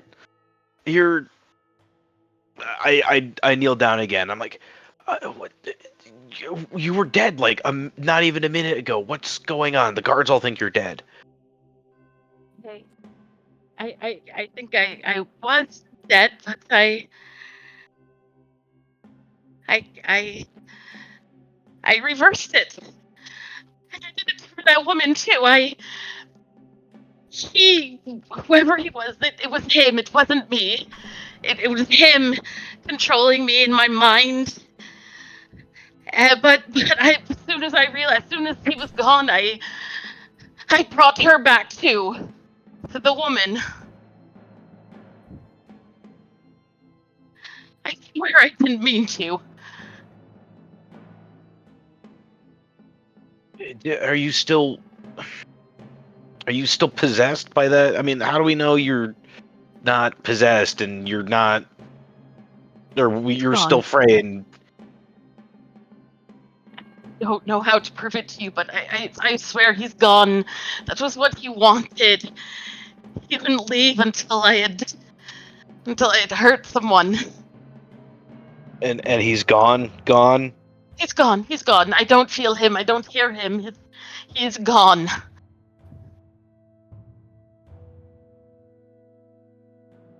Well, when possessed, we couldn't even get you to admit that there was a passenger in there. So, so I guess you actually did kill the guard. And you healed her the same way you just healed yourself.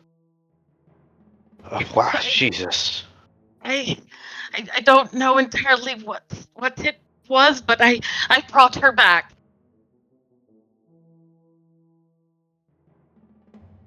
I brought her back. Okay. I think Mira EXE has like rebooted by now, and she just like throws herself on Frey and squeezes him.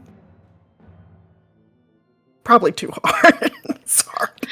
Probably, yeah. He's still very like sore and achy and bruised. Like the worst of the injuries are gone, but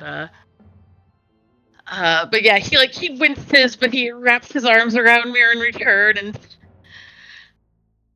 I'm sorry for anything I said, anything I did. It's all hazy. We knew it wasn't you.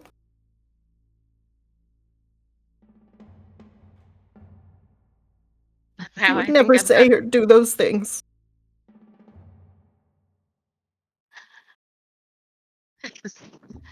It's just me now. It's just me. I'm sorry. I'm sorry we couldn't do more to get it out of you. And I'm sorry I fell into that. It was a mistake. I shouldn't have reached out like that.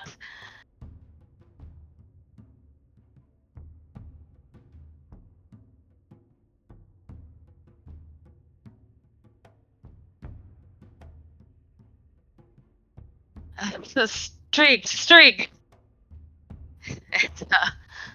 It's Streak still like screaming in the distance. No, he's quieted down. I'll probably help Frey get up.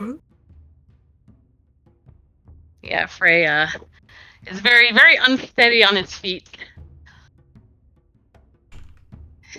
There's windows, right? I'm gonna look in the windows and see if anyone's looking at us. There are still some people eating, and yeah, like, a couple of people have noticed. The guards not yet, but a couple of people have noticed. I'll just stay here. I'll go get him. Oh, okay. I will go fetch Streak. He's just Wait, sitting did there Roland now. go with him, or he was here, right? What was that? Did Roland go with him, or Roland would have waited. Oh, okay. All right. I will just go run after Streak then.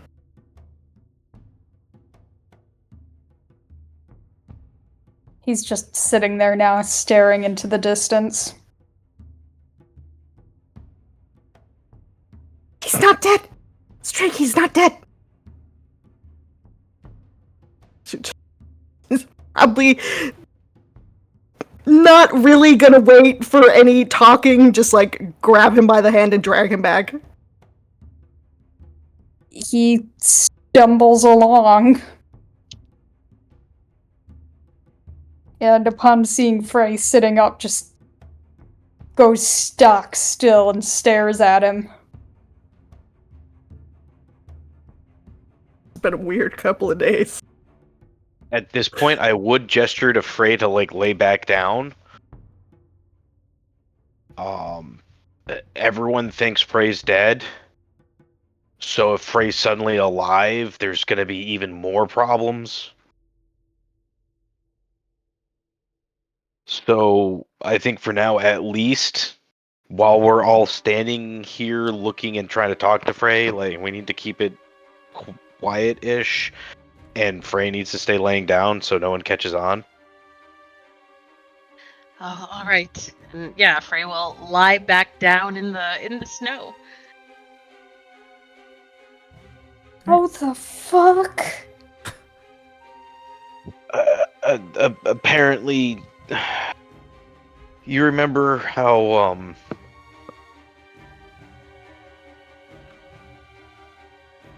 back when there was that fight with the glass monster?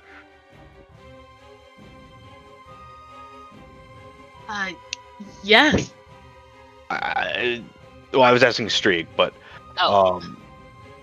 Frey, you know how Frey healed me? I think Frey did the same thing to themselves. Saw his brain. Yeah. Is there still brain matter on the ground, or does that No, that's all get gone. like sucked up? Yeah. Yeah, I think that all got sucked back into his head.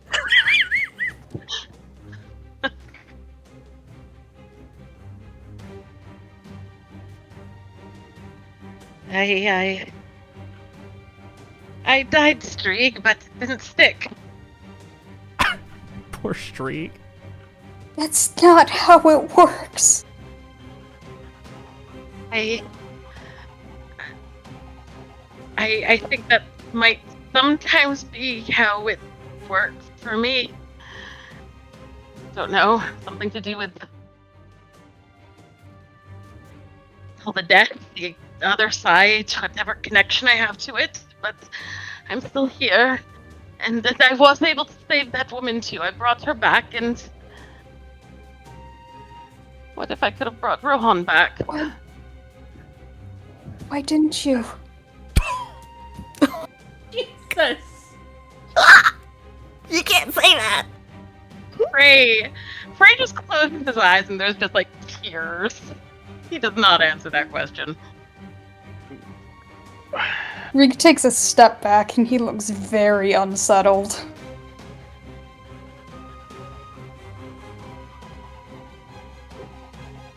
sure he would have if he could have. I don't think Frey knew how strong their connection was to that until just now. I was still dying when they brought me back. So if Frey did it while they were closer to dead, that might have been the first time they realized they could do that. But also inside, for Garrett would have a little bit of that. Why didn't you try? But he'd also try to suppress that thought because he's still on. He should have done something.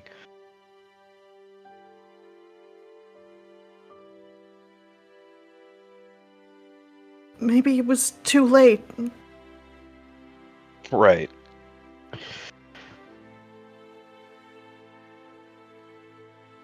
Street just stays quiet, staring at Frey, and you keep seeing his eyes like flick back to the part of his head where it was open.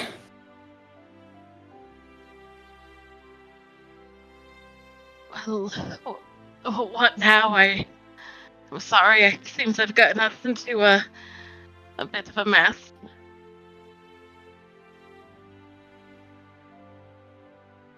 We're gonna be in a mess regardless coming through here.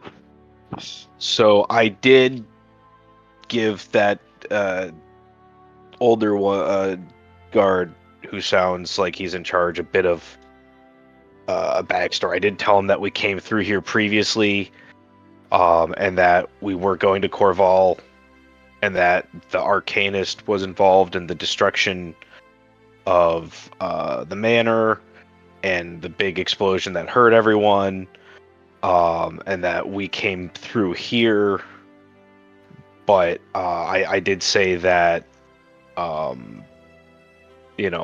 was it. There wasn't any more into it about how we know the Arcanist and we're trying to go on. I did say that there were ducal guards involved with helping the Arcanist, because he's like, well, why didn't you just tell us to begin with? And I was like, well, because we didn't know we could trust you, because members of the guard were helping this guy who was experimenting on people. So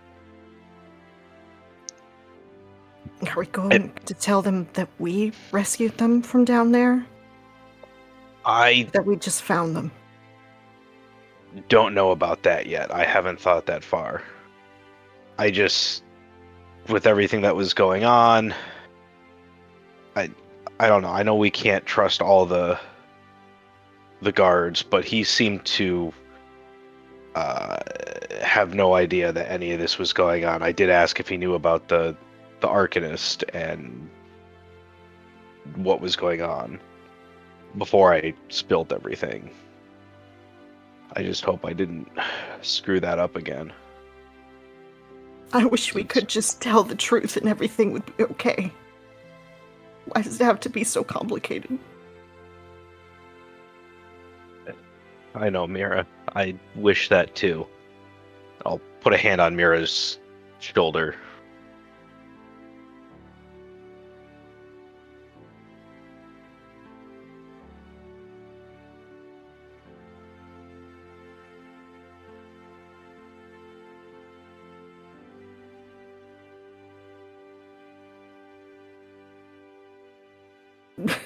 It's just kind of having a little, like, maybe humans are bad, actually.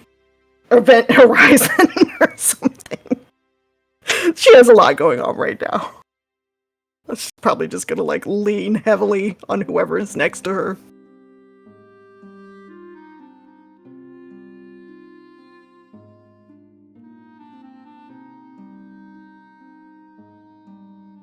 Alright.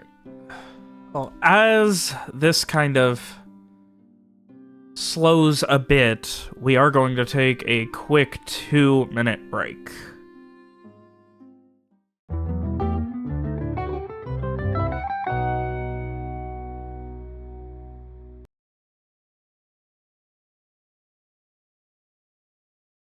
As long as I'm allowed to do memes. Righty. I'm happy. There is an option in the game Alex, to turn Alex! off being. Alex! No. Let me say it. Let me say one thing. Oh my god. There is an option in the game to turn off romance possibility between like apprentices and their former mentors. I don't know what that means, but okay, can we continue now? Right. It's like teacher-student Alex, relationship. You can turn it off. I'm trying to run my game. Anyway. You have literally, that was all like, however many -6 hours during the week that you can talk about that all you want. Anyway, that's all I had to say. So, I let thought me that try was that pretty again. cool. Because I think that's yucky. After a little while of finally understanding what's happened, you guys have... What is Frey actually gonna do now? He's back under a cloak. He just kind of threw a blanket over him before. Well, Frey is going to just... Well, we're the only ones out here. Could we just leave? I think that would make things infinitely more complicated. They also took all of our stuff.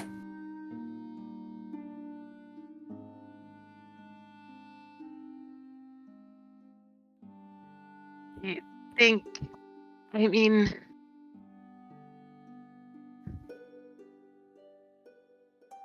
If they come for me again like that... I don't think I could do that again.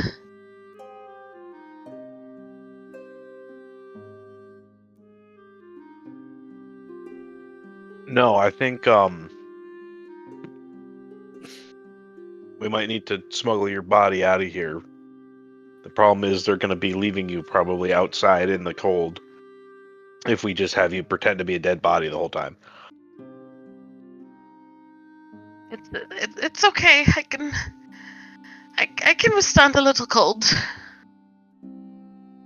If you want me to just stay out here. For how long? No, that's the thing. I don't know. They're probably not going to let us leave tomorrow. Now they have to do an investigation into your death and the fact that you almost killed a doctor involuntarily. I might add, but it still almost happened. So yeah.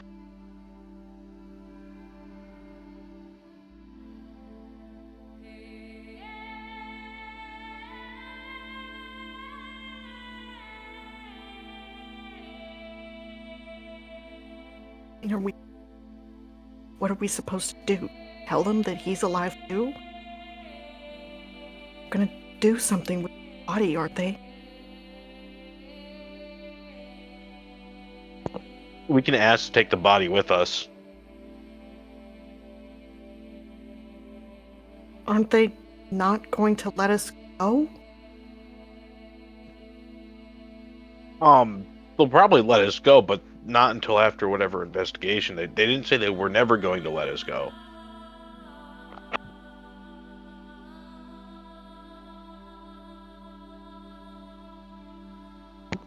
Is an investigation going to take a long time if they're going to interview everyone? Probably, I And guess. look I don't into know. Corval and everything? I don't know. Alternatively, we just give Frey an extra couple blankets, and while no one's looking, tell them to run off, because who's going to be looking for the corpse to run away?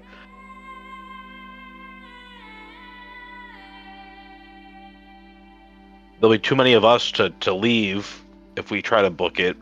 They'll see us, but someone who's supposed to be dead, they're probably not looking. So that's another option.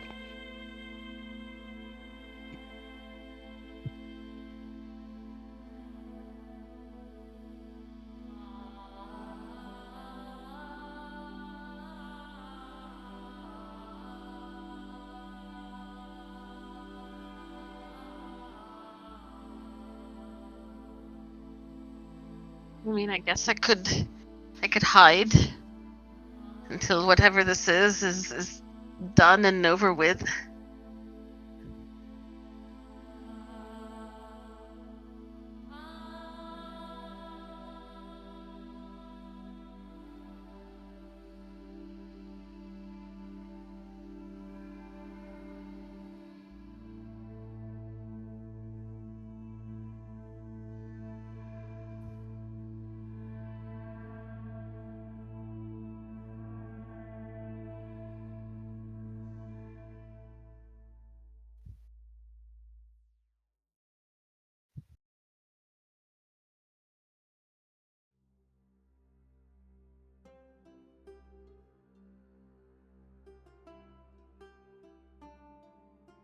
Well,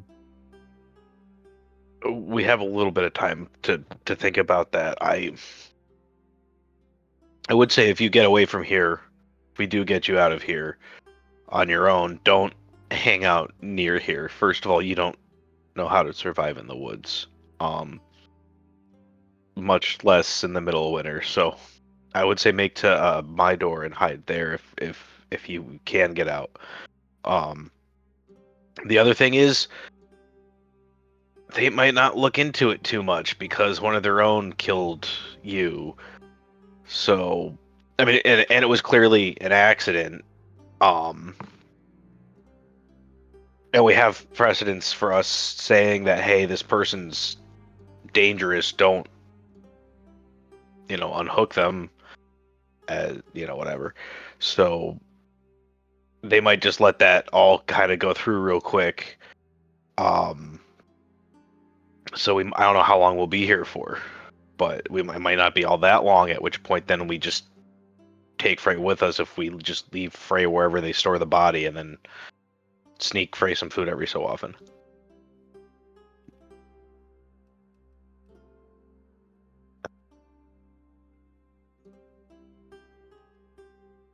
Oh, I don't like any of these ideas.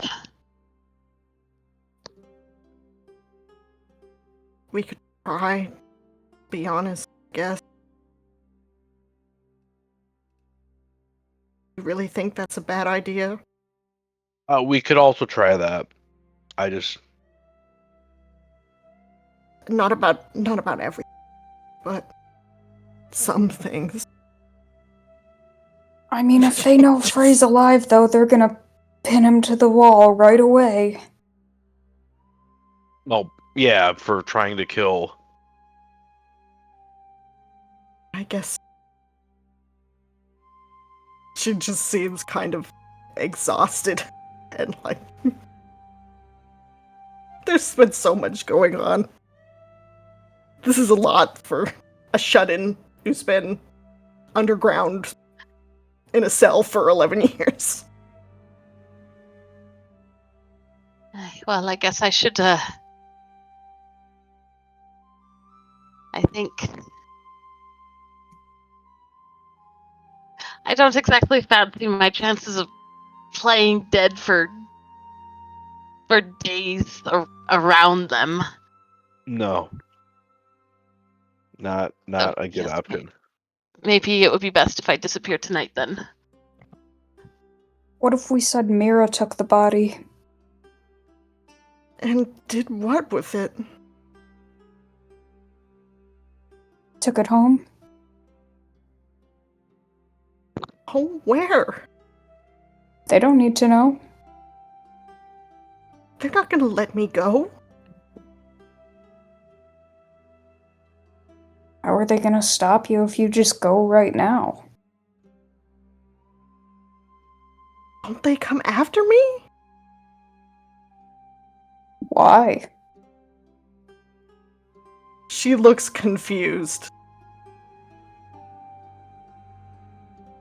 The investigation and everything?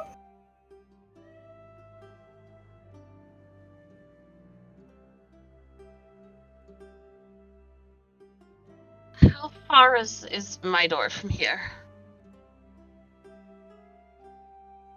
Was that out of character? That was in character. Okay. How far is my door from here?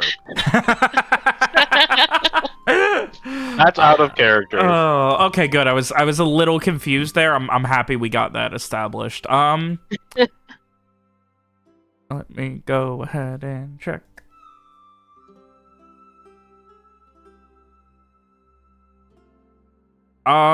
Generally it's about a day and a half, maybe. But because of the snow, you're probably looking at... Or, I'm sorry, Artavishta is about a day and a half.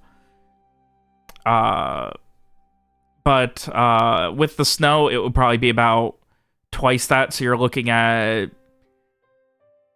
2 to 3 days to Mydor, depending on how much of the roads are cleared, how quickly you're able to go, how fast you're going.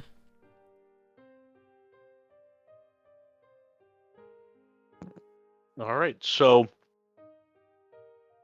the snow and everything, depending on how quickly they've cleared it, you're probably looking about 2, 3.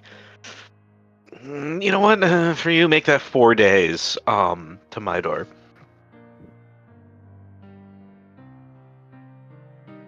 Well, that sounds unpleasant. But if it's the best option,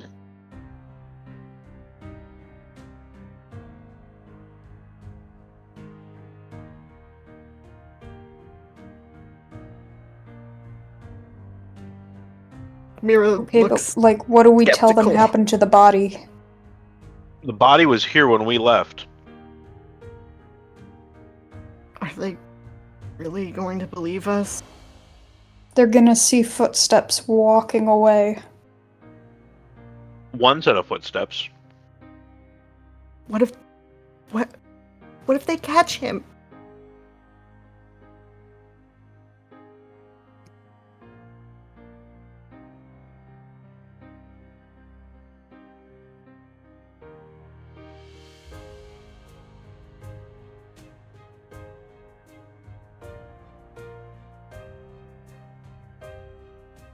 Guess I don't have any better suggestion.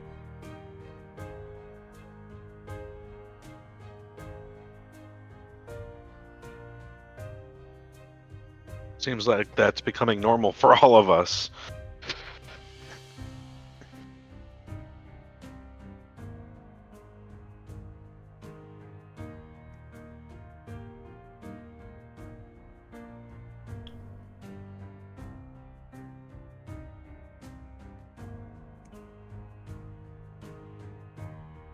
Would you take one of the earrings at least? do you guys have both earrings? I think Garrett picked the other one up. Yes.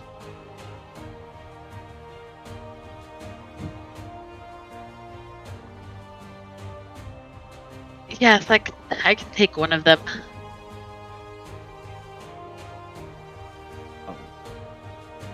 Is it okay if I have the other one, or do you prefer someone else? Oh, that's fine.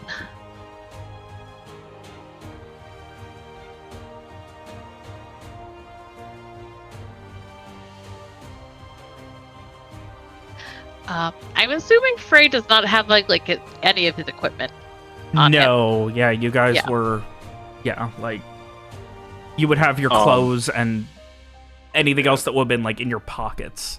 They would have only patted you down for weapons and things like that. Okay. So he'll have his divination cards because those are important. Is he gonna have warm enough clothes? What is he gonna eat? I'll give Frey my cloak. I probably would have had a spare in my bag. But I'll give Frey my cloak. I'll just be like, here, I'm just gonna lay this down on top of you, and then just stay laying down while we walk away, and then after a little bit, then make a break for it.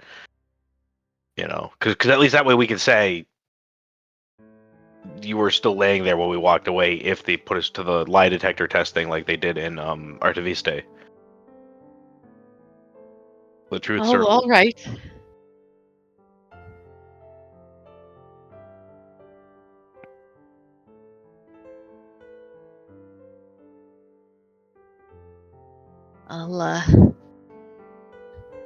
I'll wait a while then make for the woods.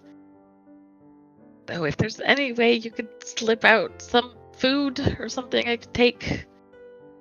I mean, do you need to go all the way to another town? Like, could you just hide out here? I mean, I could do that too. But we still don't know how long you all are going to be here. Out of character, didn't the guy say, like, 2 days for the next caravan? Yeah, he said 2 or 3 days, probably. Assuming the investigation wraps up that quick. Well, 2 to 3 days to get the caravan from Artavishta here, and then presumably, like, There's going to be the internal investigation here, and then people going back to Artavishta. Yeah.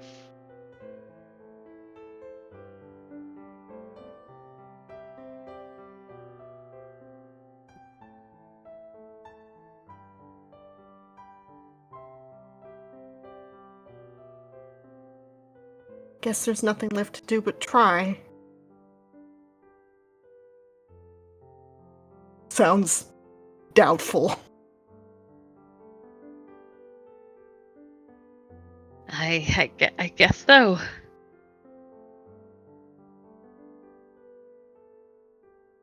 If only we could be back in Artavishta tonight.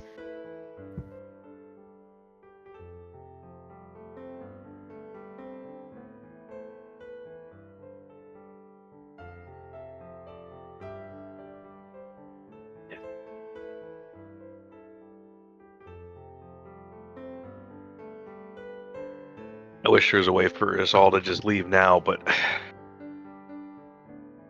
they would definitely see that, wouldn't they? You guys all leaving? Yeah. Yeah.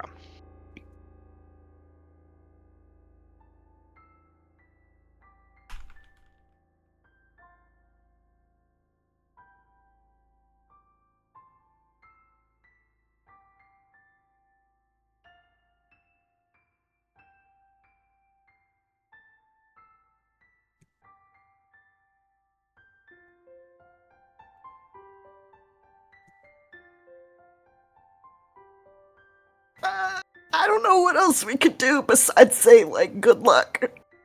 Yeah.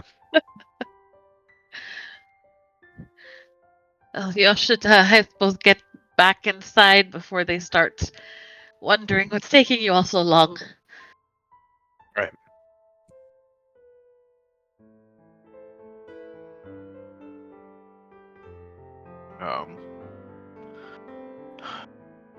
Keep in touch with Mira, and if we can get out early, we'll try to meet you as soon as we can. God, I'm just trying to think, like, no, I'm old, but I'm not that old. Never mind. I was gonna say, like, would Garrett have food on him? But no, he's not that old yet. Pocket snack. Exactly. So yeah, unfortunately, no pocket snacks. Because I'm just trying to think, like, how's Frey gonna eat for the next couple days? But we'll figure that out. I don't know. Okay, he does have this find object skill, so maybe that will actually come in handy. An object apple. Those are definitely native to the area. All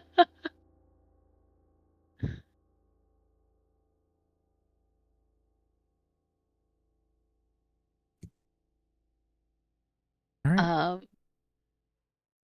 I think the choice was for Frey to go to my door, and then if they get out early, they can, like, meet up somewhere on the way, maybe. We'll find out. Unless anyone has a better idea. They said that my door is 4 days away, right? You sound like you're at the end of a hallway. Oh no. Now you're way at the end of a hallway. Yeah, no, it's not any better. There it is. Now That's better. Oh, okay. Didn't they say that my door was 4 days away? Yes. Depending on how fast Frey goes and how careful he is and how bad the weather actually is. Yeah. I mean, it's Frey, so like 6 days? No, that's why I said 4 days. He said it's 2. He said it's like 2.5. Under normal circumstances, if you gun it, you can do Artavishta to the Westriver Crossing in a day. Like, that's what you guys did when you first left Artavishta. You made it all the way here in 1 day. But like, shouldn't Frey just go to Artavishta? Isn't that where we're going anyway? I mean, you guys? I mean, I think the idea is to meet up in my door before approaching the Artavishta problem. But I mean, my door is like, it sounds like a lot further. No. My door is on the No, I said way. under normal circumstances. Like, on the map you can see that, I'm like, understanding now. yeah, Midor's, like, on the way to Artiviste. Okay, understood. Gotcha. Normal circumstances, it's a day from Artiviste to, like, the crossing. Gotcha. Okay. But anyway. Yes. All that said, you guys are heading inside and leaving Frey with an extra cloak and a good luck. And an earring. Yes, and an earring. Mira is sending thoughts of, I'm sure it'll be fine. You'll be okay. We love you. I'm glad you're not dead. But What if Frey gets attacked? Sorry. Didn't want. But it seems like she's trying to comfort both you and herself. Frey is. You're definitely getting feelings of Frey feeling very very worried about these next days. Yeah, understandable.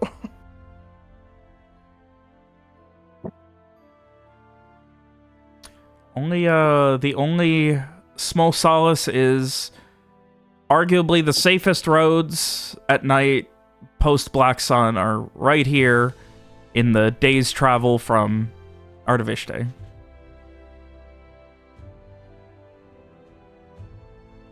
Yeah, maybe there'll be someone who takes an interest and wants to help Frey.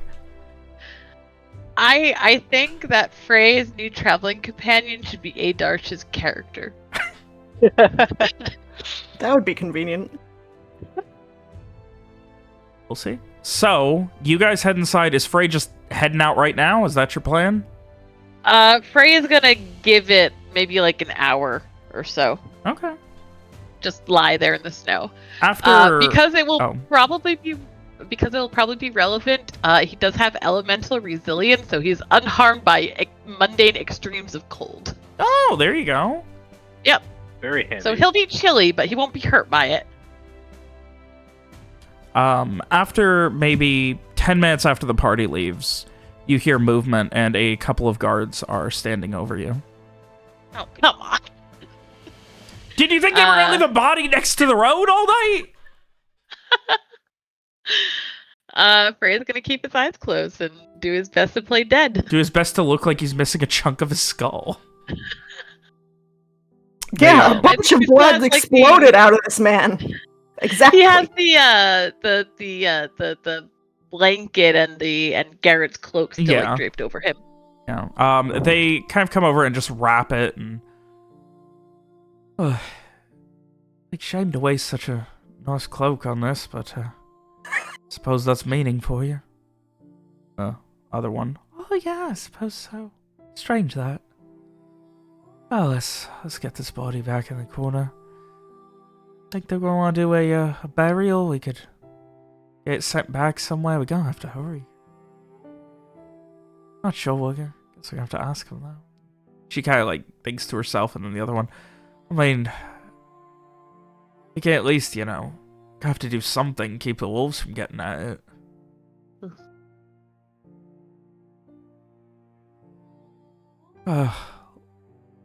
Wrap them in a closet, keep it cold, I guess. I don't know. Not really often we have bodies, is it? No, it's not. Strange that. And they lift you up, Frey, wrapping the cloak and blanket around you tighter. A lot tighter. And you are carried somewhere. And then you are dropped, and it hurts. You hear the and then of something like a door opening and slamming shut. And then again. Oh, it's good enough for now, I guess. Yeah, I mean, I'm sure the captain will have some kind of idea eventually. And that's like a and you are seemingly alone again. Yeah, I think waiting like a couple minutes to make sure that there's no surprise returns, Frey is going to like struggle his way out of the tightly wrapped um layers and see where he is. You are in a woodshed. All right. What is inside the woodshed? Is there anything useful besides wood? There is a lot of chopped wood. There is also a wood axe. Okay, I guess Frey will take the wood axe. All right. There isn't like a handy like lantern hanging out here or something, is there? No, no one's leaving a lantern inside of a shed. Okay.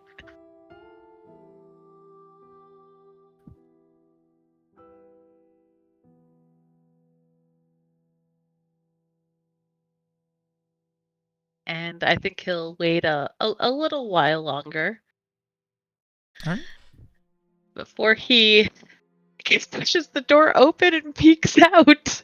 You go to push the door open. It is locked. Oh. Is there a window in this shed? No, there is not a window in this woodshed. Okay, Frey's gonna like put his shoulder against the door. Okay. Does this door feel very solid? Not particularly. I mean, you know what? Give me a strength into it. All right. I've always wanted to do one of these.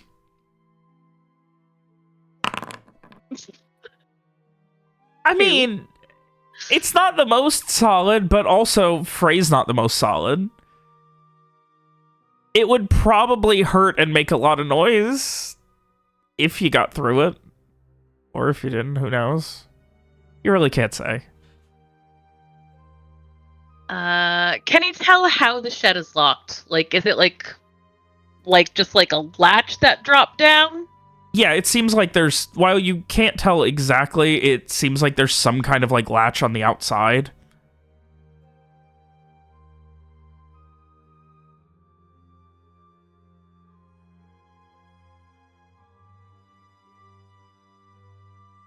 Okay. So Frey is going to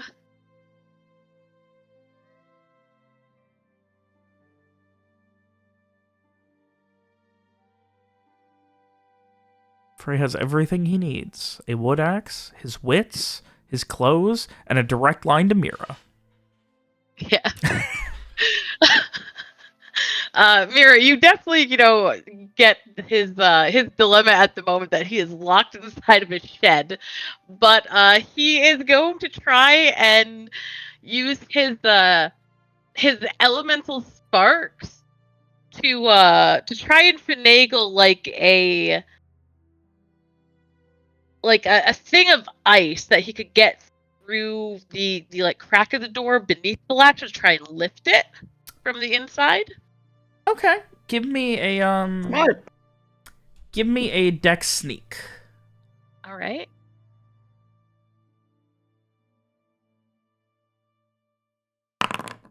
Well, You kind of, and like, it's like awkward and you have to like hit it a couple of times and like it chips and you have to like reinforce it, but after a little bit you kind of like, it breaks, and then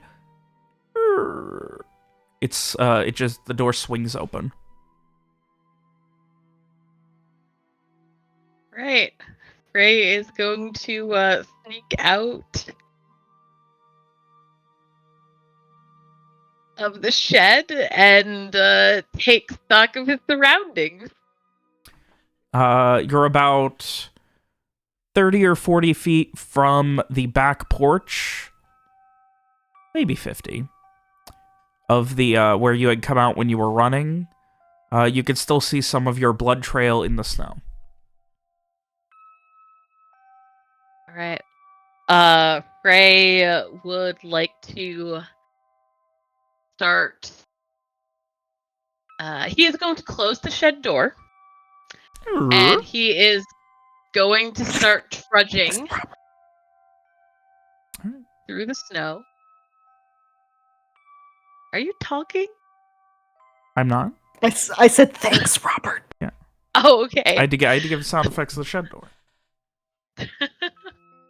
Okay. Yeah, so Frey's gonna start trudging through the snow. And he'd like to start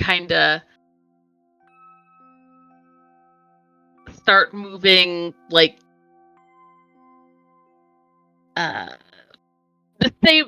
he'd like to start moving in a westward direction, like not on the road, but to the side of it until he is out of sight of the outpost. All right.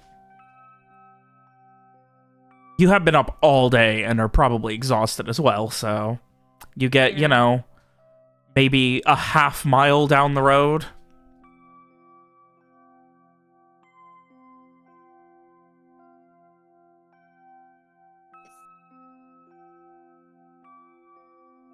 What are you doing?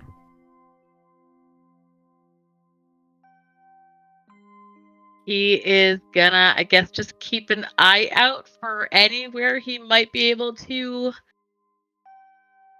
get some shelter, get some shut-eye. There is precious little in the way of shelter. The closest thing would be like sleeping under a tree.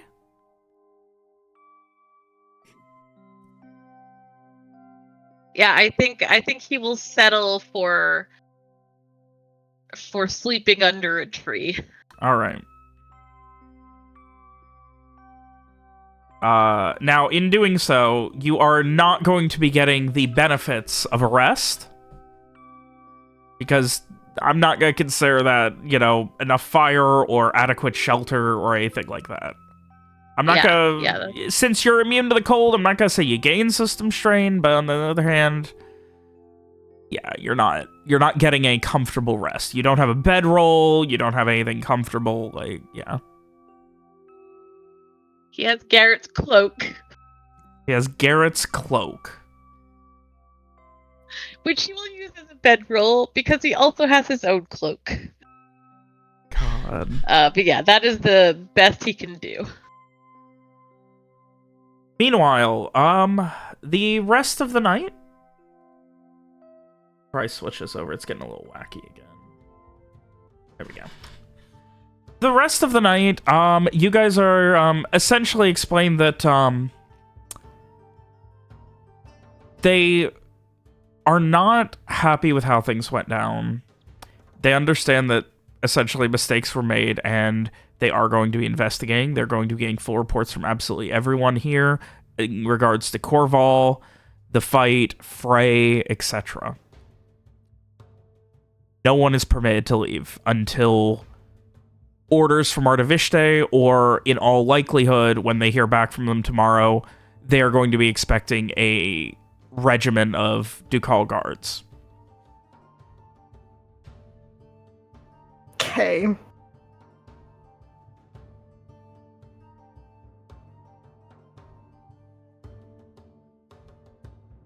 So yeah. That, anything else you guys are doing this evening?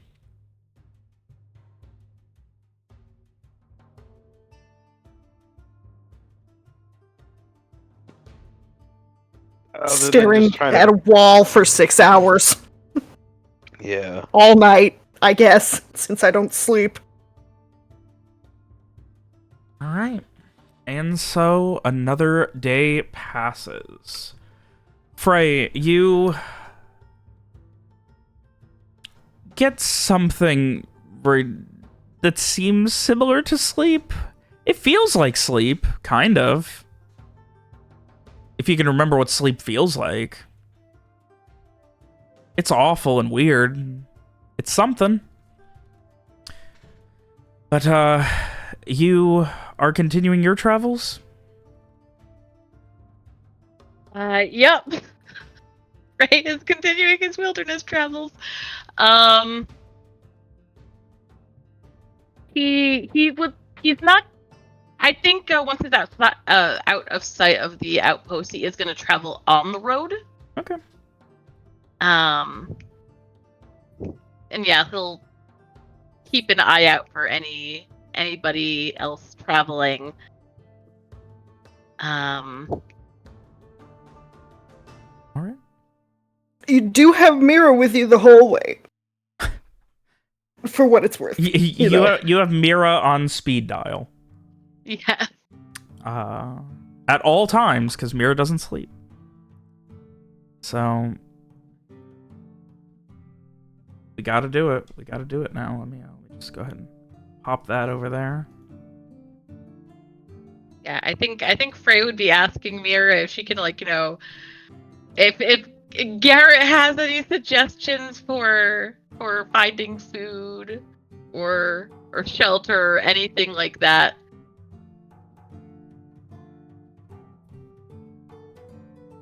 Mira will certainly relay the message. And Garrett would absolutely respond with the appropriate information. The appropriate information is there's not a lot in the way of natural shelter around Artivishte in this way, and for the most part, people travel in caravans. They set up fires, and they sleep in bedrolls and bring tents to keep the weather out. Are there, evergreen trees? I mean, yeah, probably some. Like, it is a very, coniferous area, so yeah, there'd be evergreens. Because there's, like tree wells.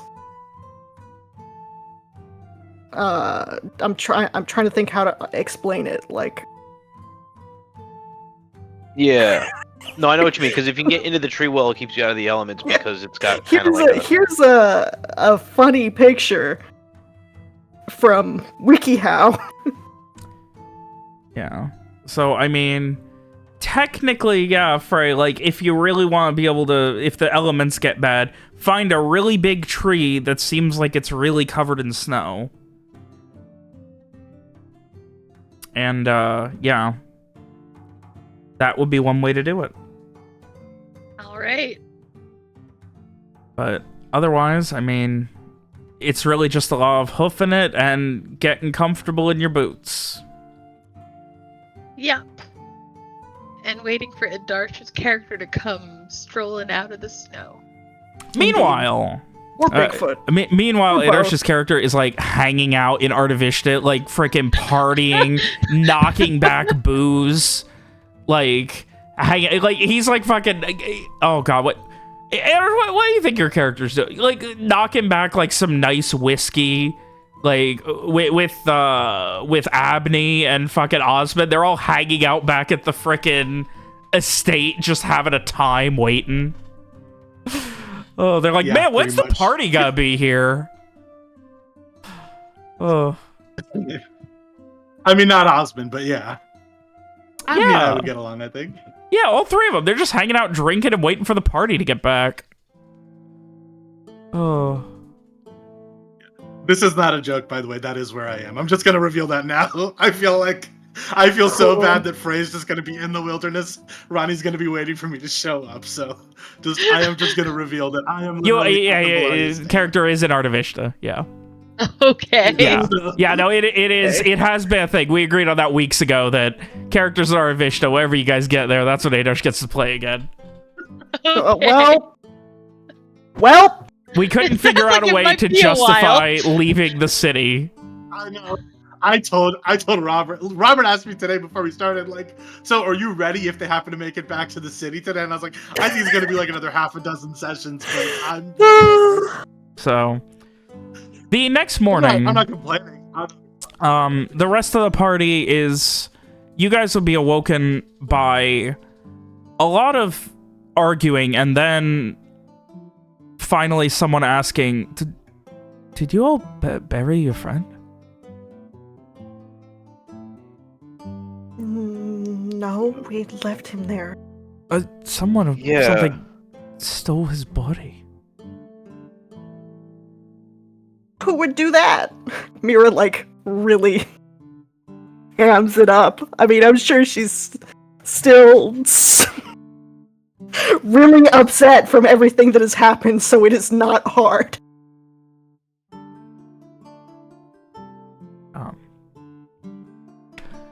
For the sake of narrative ease, I want to just, you know, I do want to actually have, like, something resembling sanity as a wrap-up for this session, so unless if at any point there's something that you guys think is worth interjecting, feel free.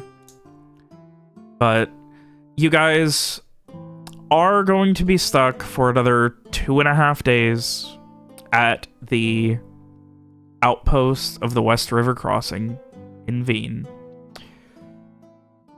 Frey, you have another horrible 2.5 days of travel. Almost no one on the roads. Would you be wanting to interact with people on the roads if they did cross your path or no? He would be. Yeah, he definitely would be willing to interact with people. Okay. Especially if he could maybe like get a fire food. One night. Yeah. Fire, some food. Find somebody, you know, he learns after the first day, like, travel a little bit lighter or a little bit later, so you're on the road a little bit longer and you can find somebody, you know, you can see a fire while you're on the road. Give me a luck save.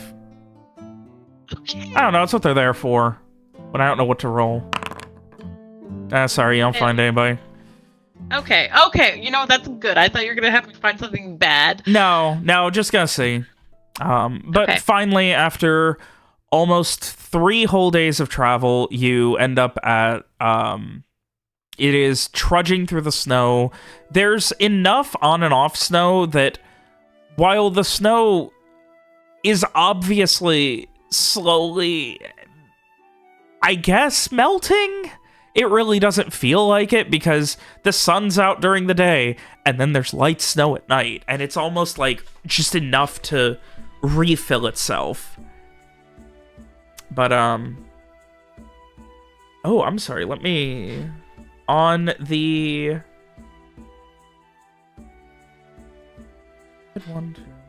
On the second evening, you would see a large caravan of Ducal guards with the duchy's colors emblazoned on it, heading in the direction that you are coming. So you would be crossing paths. Okay, that one he is going to duck off the side of the road. Try and stay out of sight. I mean, easy to do. It seems like in total there are, from what you could tell, like at least 20 or 30, maybe more. A couple people on horseback. There was some sort of arcane light being emitted. And, oh boy, I get to actually have something weird happen. You would notice that, like, the road where they came from, completely devoid of snow. Oh.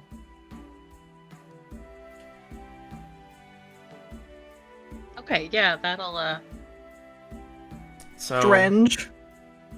He is, much relieved. Yeah. Actually, like, you know, after they pass, when he can get back onto the road. Hopefully that means it'll be, faster going. A lot faster on the road. So, starting the next day, Frey would be able to make it all the way to Artavishta, really.